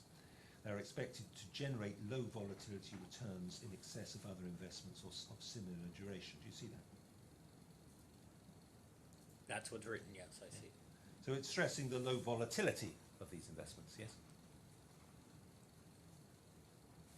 To generate low volatility return in excess right, of other investments with similar duration. Sure. So it's a relative position. Now, if we go down the page to the heading differentiating characteristics, do you see that? Just below the targeted LAWWAL return, yes. Yeah. And then bullet point 2, the fund focuses on capital preservation and uses risk mitigation factors, including over-collateralization and credit insurance in order to reduce volatility and maximize return within the strategy's conservative risk profile. Conservative risk profile means low risk, doesn't it?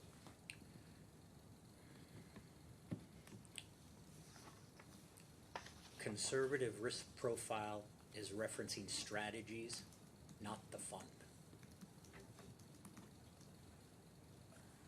It is essentially saying that this fund carries out its investments in such a way that it has a low risk, isn't it? That's the essence of what is being stated there. Making it attractive to alternative other asset classes. It's a relative position. Maximize returns within the strategy's conservative risk profile. Yeah, it's a strategy. It's not the fund.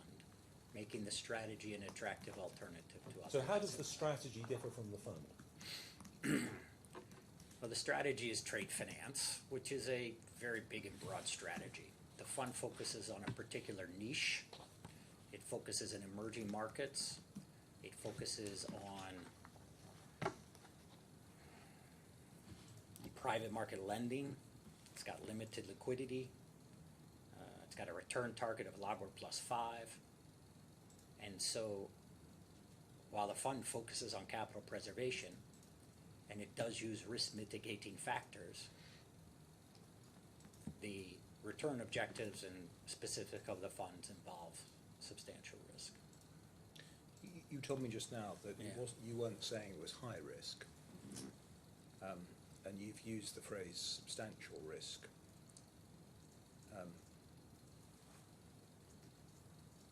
We've been looking at documents with low, medium, and high. Where does substantial fit in relation to low, medium, and high risk?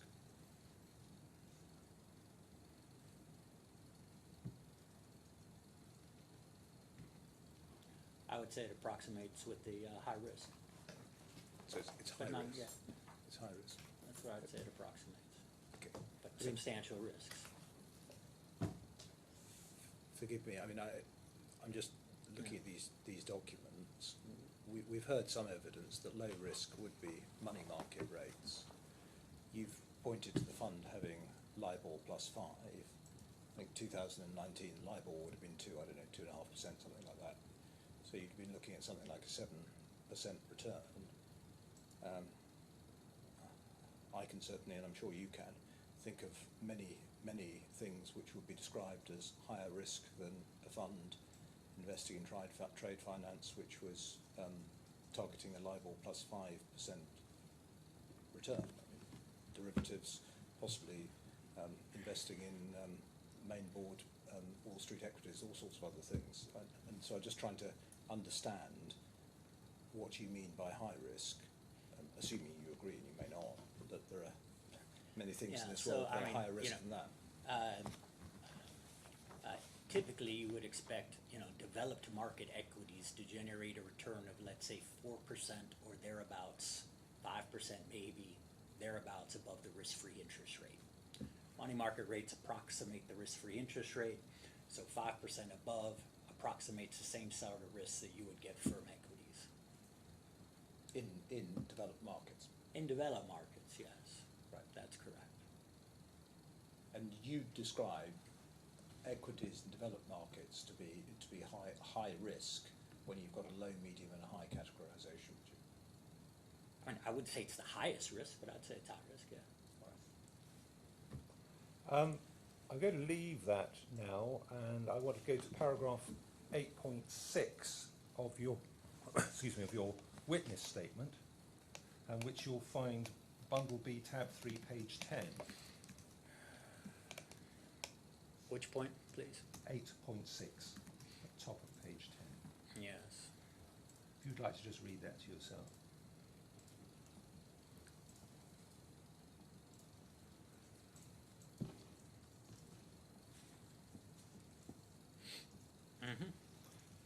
So you say here, you're giving your evidence as far as I can recall, but in other paragraphs of your witness statement, you don't actually recall anything about this meeting. You're just assuming what happened. Yeah? That's not correct. You're suggesting that Mr. Malaika, you're suggesting that you didn't interject from time to time in order to clarify certain points that were being made in the presentation. It would not have been normal for me to do so. I mean, you and Mr. Malaika were the two senior men in the room, weren't you? You were the two CEOs there. Yes. And so to a certain extent, the purpose of this meeting was for the two CEOs to say hello, to at least sort of meet each other, if not get to know each other. That's correct. And so as the two CEOs, it would have been understandable. We've all experienced situations where the two senior chaps in the room from different sides actually chip in and give their own tuppenny's worth of information to add gravitas to what someone more subordinate is saying. That's right, isn't it? Could you rephrase the question? But I'm please? saying it is unusual when the two senior people in the room are there, that they would chip in from time to time to affirm what someone more subordinate is saying, or to add gravitas. That's right, isn't it? It was not our normal practice. The subject matter experts would give the subject matter presentation. I gave the first several slides, which were about RASMALA. If we go to paragraph 8.7 of your witness statement,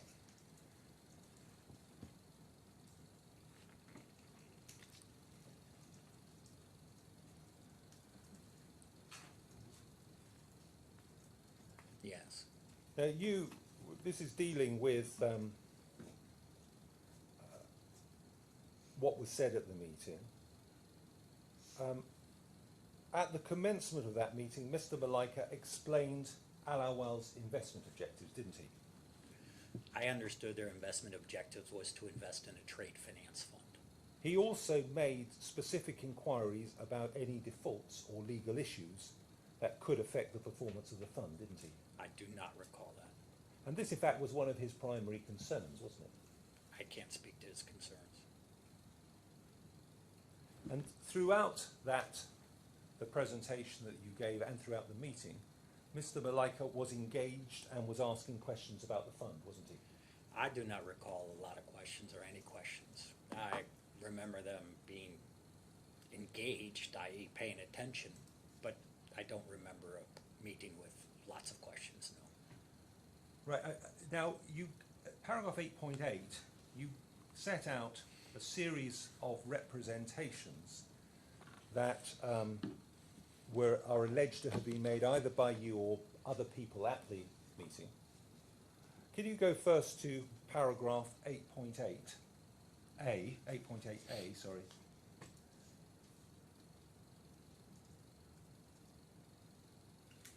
Yes. And this is dealing with defaults. And that was one of the answers that was given to questions asked by Mr. Malaika, wasn't it? I don't recall that being said. And if we can go to dealing with defaults, if we go to paragraph 8.8E, which is over at page 11,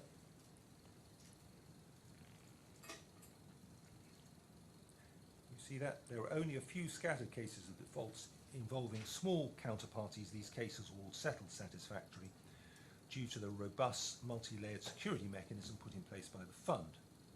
And you say, I do not recall that being said. I do believe it was said, as set out above.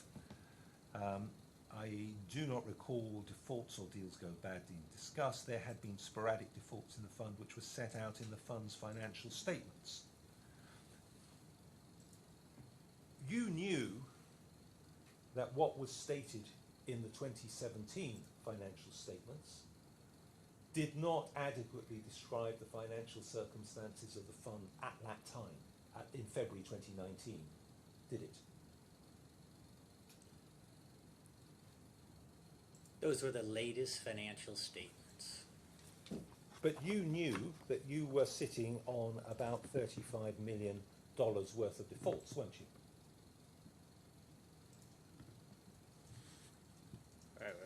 I knew the financial position of the fund.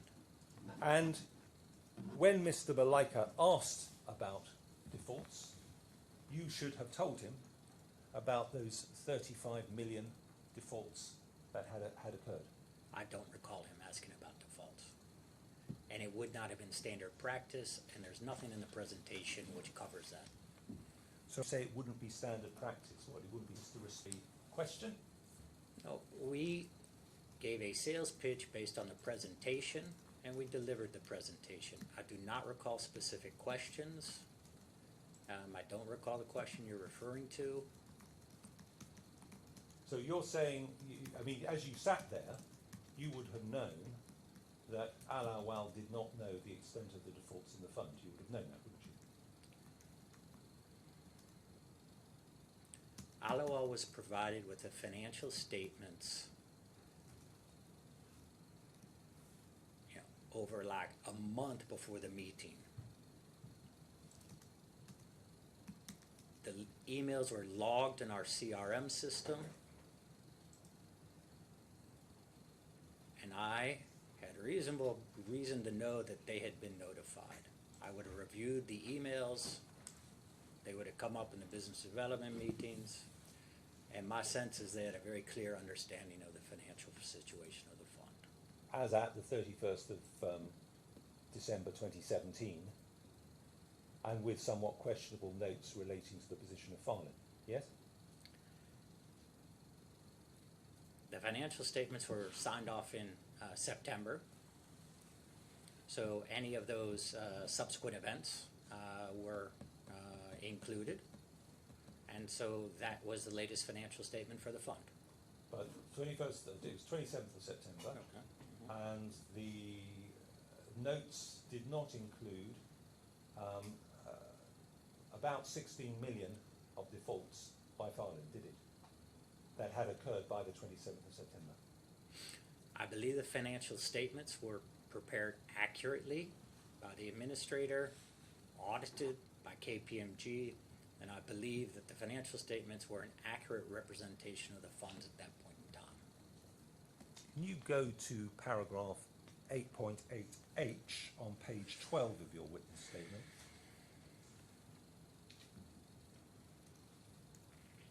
Yes. Mr. Malaika asked a question, and that was a representation that was made to him, wasn't it? As I said, I don't recall Mr. Malaika asking questions, and I don't recall that being said. And if you go to 8.8I, which is just below that, still on page 12, it says that a representation was made. Due to the fund's strict investment strategy, there were no recorded defaults in the fund. There had been some delays in payment, but these usually paid in the end to avoid enforcement of the guarantees. That was a representation that was made to Mr. Malaika, wasn't it? I do not recall that representation being made. We provided them with the financial statements which recorded the past dues, the legal issues. There was nothing that was hidden from them. Well, it didn't record the past dues, did it? The financial statement. It recorded past dues. If you had made that statement at 8.8I, it would have been false, wouldn't it? There were recorded defaults in the fund.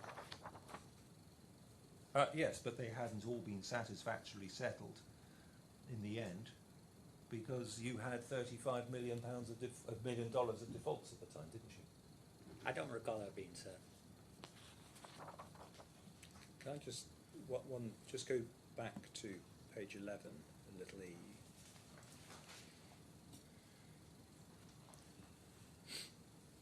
In little e, you say you don't recall defaults or deals gone bad.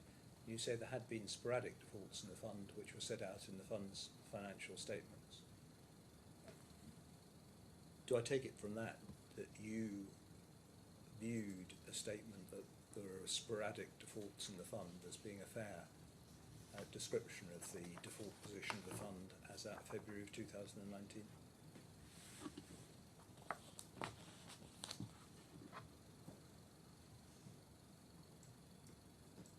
There have been sporadic defaults, yes.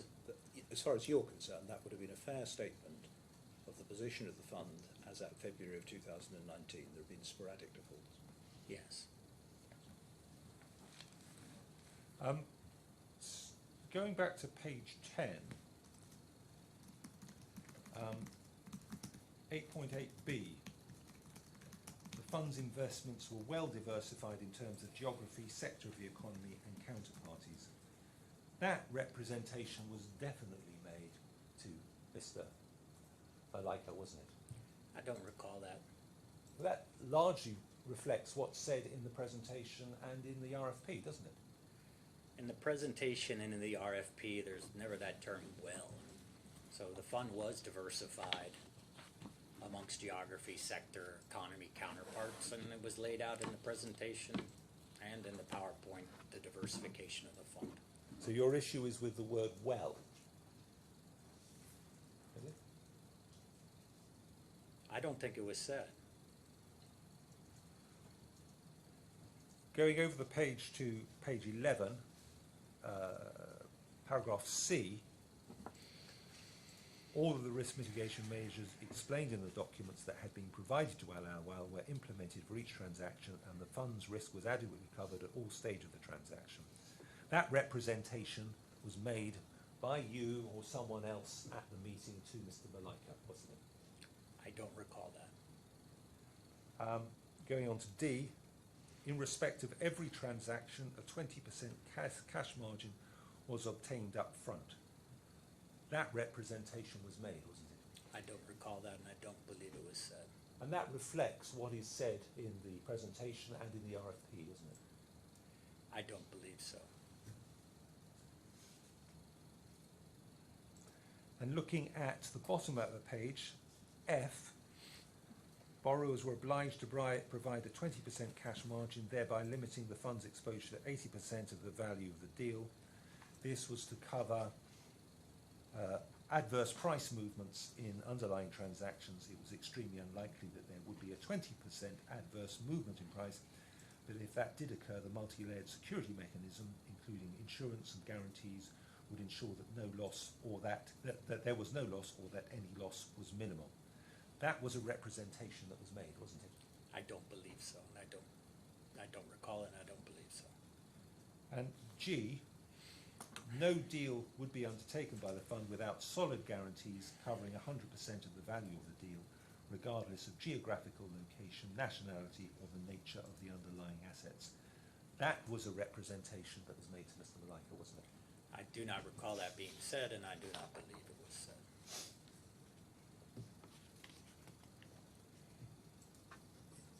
You knew that the 2017 accounts did not disclose the true position, and you had an obligation, and you knew you had an obligation to disclose the truth to Mr. Malaika, didn't you? I believe the 2017 accounts gave a true condition. And you didn't disclose the true position. You did not tell him that there were $35 million worth of defaults.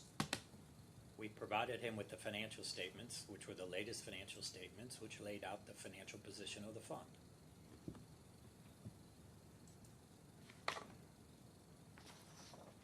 If a potential investor is carrying out due diligence on the fund, it can only do that if its questions are answered and if accurate financial information is provided to it, can't it?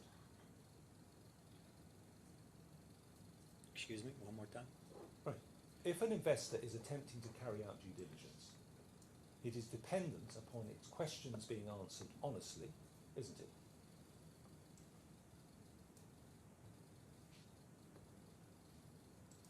Well, it's dependent on the investor doing whatever exercises they want to do to determine that the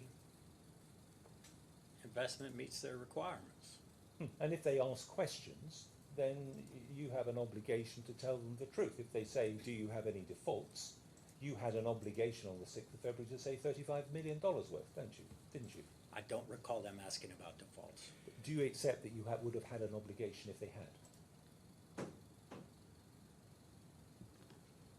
If they had done what? If they had asked you about the defaults in the fund? They didn't ask about the defaults. That wasn't the question. I said, if they had, do you accept that you would have been under an obligation to disclose that? If they had asked about defaults in the fund, we would have had another meeting to review the financial position of the fund. And that includes line by line, the expected credit loss, the management accounts, and how we are mitigating or managing the recoveries. The point I'm making, it doesn't matter how sophisticated an investor is, if they are not being given accurate documents or accurate answers to their question, they will not be able to carry out their own due diligence, will they? I believe we gave them all of the accurate documents, the offering memorandum, the financial statement, and the term sheet for them to make an informed decision. We're going to move on now to the position of the fund when COVID struck at about March 2020. The fund had already suffered very substantial losses, hadn't it? Excuse me, one more time. So in March 2020, as COVID was looming on the horizon, or striking and beginning to affect countries, the fund had already suffered substantial losses, hadn't it? We've seen those losses. There were past due Murabahas. Yes. Yeah. There was at least 35 of losses, and subsequently UIL Hong Kong went into liquidation. There were past due Murabahas. Yeah. So you suffered losses there, and you lost about 50 million of assets under management, hadn't you? There were past due Murabahas. I don't recall the exact AUMs at that time, month by month. But there was no liquidity problem. There was no liquidity problem, you say? Well, and the fund's AUMs went up and down. It was a variable capital fund. People were allowed to subscribe and to redeem at any time. The number of defaults that the fund had suffered were quite substantial in terms of the number of counterparties. So they include Tillier Enterprise. This is before COVID. Are you familiar with the name Tillier Enterprise? It was a small exposure, vaguely. Bonaire Exports Party Limited. Again, a small exposure. Barely. Ocean South Fresh. They're listed in the board meetings or the offering memorandum. Shavi Petrol Super Oil Energy. I don't recall all the names. There was Met Trade, wasn't there, that we discussed in some detail? And you still haven't been paid, as far as that is concerned. We still are enforcing 2 of our claims. And litigation remains in relation to Farlin, 21 million. We are still looking to collect on insurance claims. Metal Masters had still not paid, had it? Either Metal Masters or New Zone, one of them we got full payment on. And you were spending an awful lot of money on litigation and legal expenses, weren't you? We were spending what was required. Yeah, well, for instance, in July and August 2018, a total sum of $435,000 was spent just in those 2 months, wasn't it? I can't recall specifically.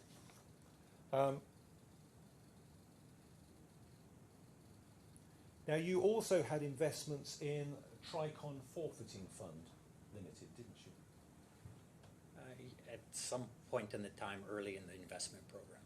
Yeah. And by the end of 2020, you'd lost 17 million. I don't recall that. You don't recall. And those losses had nothing to do with COVID, did they?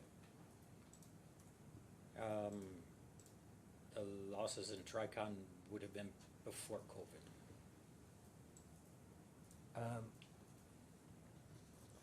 the fact of the matter is, the fund was experiencing serious financial issues long before COVID struck, wasn't it?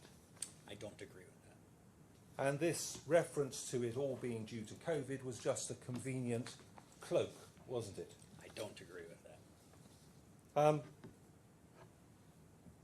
The fund is facing a winding up petition in the Cayman Islands, the Grand Court of the Cayman Islands, isn't it?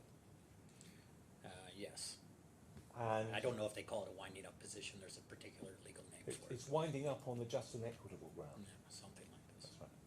And the just and equitable ground doesn't necessarily mean that it's insolvent. It means that the company is being run in such a way that the court should wind it up, doesn't it? I don't know the legal. And one of intricacies.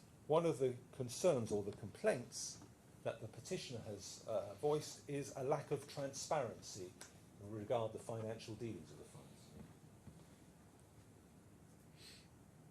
That's right, isn't it? I don't have the complaint in front of me. I can't Do suggest you want to see it? No, but if you have it, I mean, Well, do you accept, you being the chief executive, that one of the complaints being made is the lack of transparency? Or not? they've alleged, Right, okay. I think we can and move we're on, can't we? resisting. Okay, let's leave it at that then. They've alleged a lack of transparency and you don't accept that. Your Honour, that is all the questions I have. Your re-examination.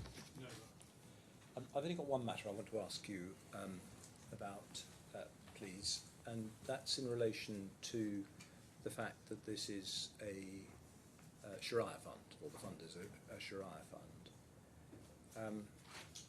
And so far as you were concerned, did that affect how you described investing in this fund in terms of risk or not?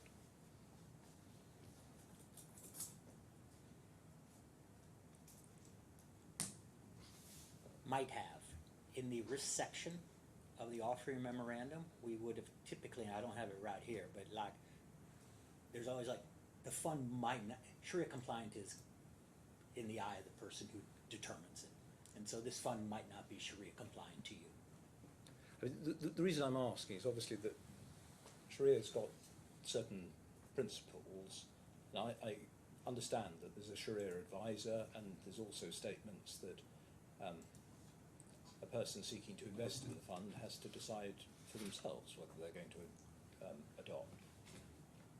But on the whole, well, Sharia involves the avoidance of prohibited acts, haram, and seeking to have permissible acts, halal. And of course, one would have as prohibited acts riba and so forth. And also the avoidance of speculation as being akin to gambling. And so what I'm asking you is whether these concepts, which aren't Western concepts but are Islamic concepts, affected the way that risk was viewed by you in relation to this fund or not? No, we had a Sharia advisor. They produced what they're called fatwas, which are kind of like audits of the investments. They would have reviewed That's the the first offer. time I've heard a fatwa called an audit, but anyway. They're like Sharia compliant audits. Yeah. They would have looked at the offering memorandum. They would have reviewed investments. Okay. Maybe not all of them. Maybe field work, spot checks. Thank you. Anything arising out of that? No. Thank you very much. That's taken a bit longer than we thought, but your evidence is now at an end. Thank you very much indeed. Right.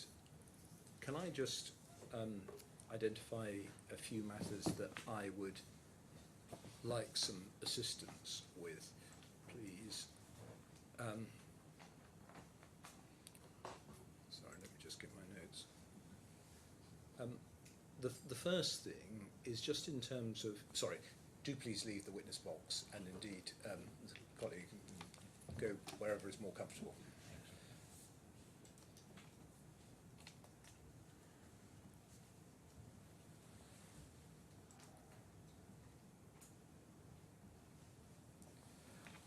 The first thing is just some basics about the investments and the recoveries which have been made in relation to this fund. Now, in the chronology, and the reference is D, tab 2, page 3, you've identified 5 investments and 2 redemptions. This is in the agreed chronology. And they start off with an investment of what's said to be 5.5 million at 28th of March 2019. For what it's worth, I tried to track down the documents, and I think the investment is actually $5,499,925, which you get from a document at F193-1.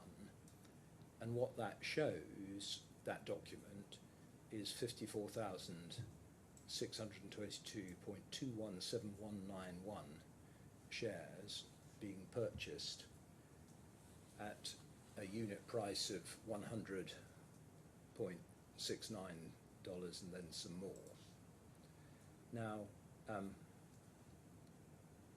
and the other ones, there are other documents going through which are in the bundle. I'm sure the documents describe it, and sorry, it shows the net asset value being that for the 31st of March 2019. I'm sure the documents describe it, but I would like to have references, please, to where the documents set out the purchase mechanism for that, and in particular how you go about getting the price collected and so forth. And for what it's worth, I don't at the moment understand how you have a trading date of the 28th of March and then a net asset value of the 31st of March, but I'm sure that's me being silly and I just couldn't trace it through. On the same subject, all of those are the same, except that for the last 2, which is 26th of November 2019 and the 28th of December 2019, they refer not to a net asset value date, but to dealing dates. And I would like to know whether there's any reason for that. I assume there is, and whether there's any significance of it. Now then,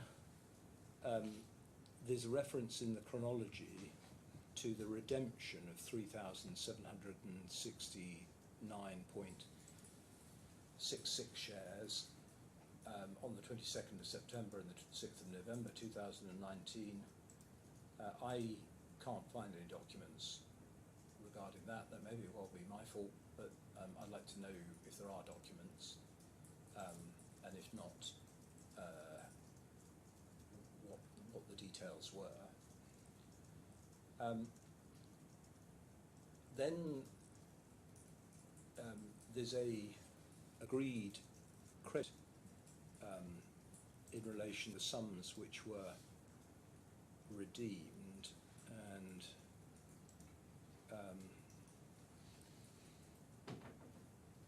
the redemption amount, I think, was 4,766,697.59. I can't find the documents actually showing that redemption. What I have found is a mechanism for redemption which I don't understand at F stat 237, and in any event I'd like to know how many shares. Well, it seems to refer to the redemption of shares, but I'm not quite sure how that works, and it also seems to refer to partial redemption. I don't understand how that works, so I'd like to know what, if shares were redeemed, how. Following on from that, I'd like to know whether the claimant has still got any shares, and if so, whether it's agreed, and if so, on what basis. There's no value to be put to that. I notice in that context that it's said to be agreed that the only issue in relation to the value of the claim is the loss of opportunity cost, but I'd still like to understand the mechanism of getting there. So that's all in relation to loss. The second thing which I would just want to check on is that apart from the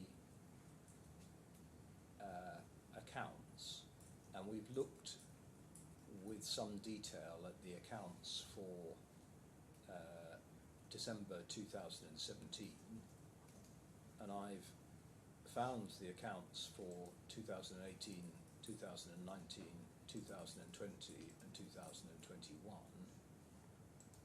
as to whether there are any statements made on behalf of the fund as to the cause of losses which have been suffered. Again, if there are, I'd like references to those, please.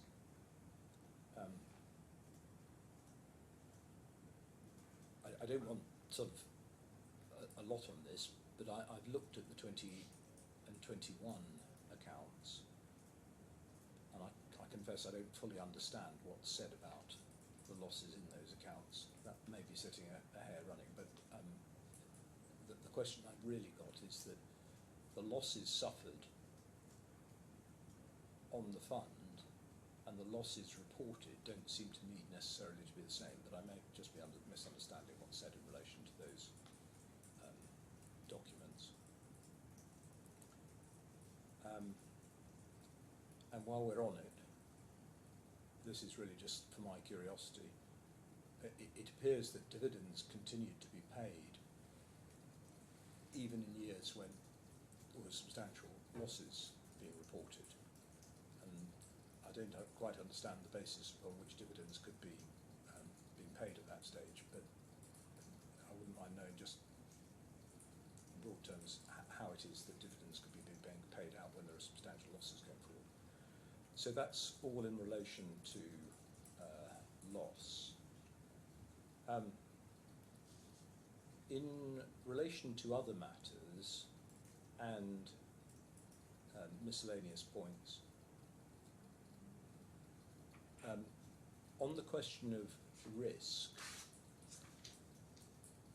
I would like each party to consider what it says in a nutshell about what it says in the context of this case, low, medium and high risk means.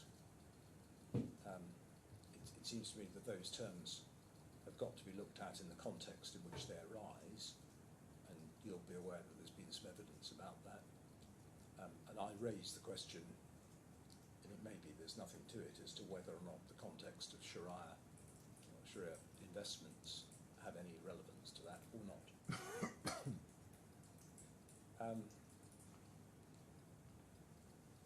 So far as practicalities are concerned, I shall be happily ensconcing myself in the DIFC over the course of the weekend, although I might do the odd other thing. I shall be also working on this case.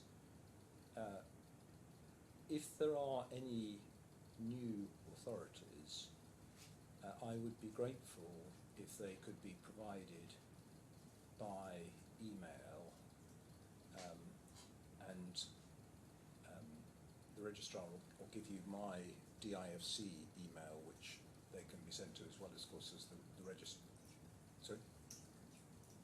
Right, if they can go through the court, but if they could be provided by, say, midday on Sunday, then I'm not encouraging a vast number of new authorities, I hasten to add, but if there are any, then I'll have the opportunity to look at them before we start on Monday, which would be helpful. I'm also not, well, I'm certainly not ordering, and I'm, with one exception, possibly not encouraging the production of further documents of any sort.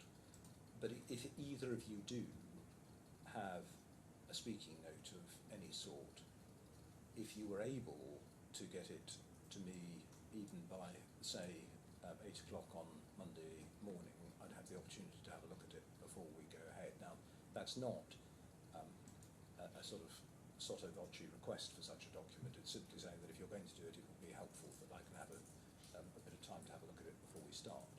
And the one thing which might be helpful is that if there are what I will call lists or points of reference, I appreciate there's a transcript and you'll be putting into the transcript, but if there are such matters where you're saying, look, I'm drawing these documents together, having that in writing is actually just quite helpful sometimes. I mean, by way of example only, I've asked you some questions about where we find the documents in relation to the loss and so forth. Rather than read out a bunch of references, if it were possible just to give me those references with a one-line point in relation to them, that would be helpful. Well, I'll give that as an example, but I mean, the short point is if there are documentary references which will otherwise have to be read out or I'm going to have to hunt down, if they can be provided in advance, that would be very helpful. Those are actually, I think, the points that I wanted to raise, but do either of you have any points, either of clarification or of any other points that either of you want to raise? Mr. Adair? I don't believe so, Your Honour. I think my understanding is, and it may be best that I voice my understanding so that anyone can disabuse me of it if I'm wrong. We're going to start on Monday morning at 10. We will each effectively have... Sorry, I didn't say that. I mean, my assumption, incidentally, was we've got 2 more days. Yes. You will share time between you in Yes. such a way as you put, I assume, in equality with you, Yeah. no doubt reserving something for reply. That's my assumption. But if That was my assumption as well, but perhaps I'll speak to my learned friend afterwards and we can agree on that. I don't think there's anything else I have to say. Barry. There's nothing else on myself. Good. Well, thank you.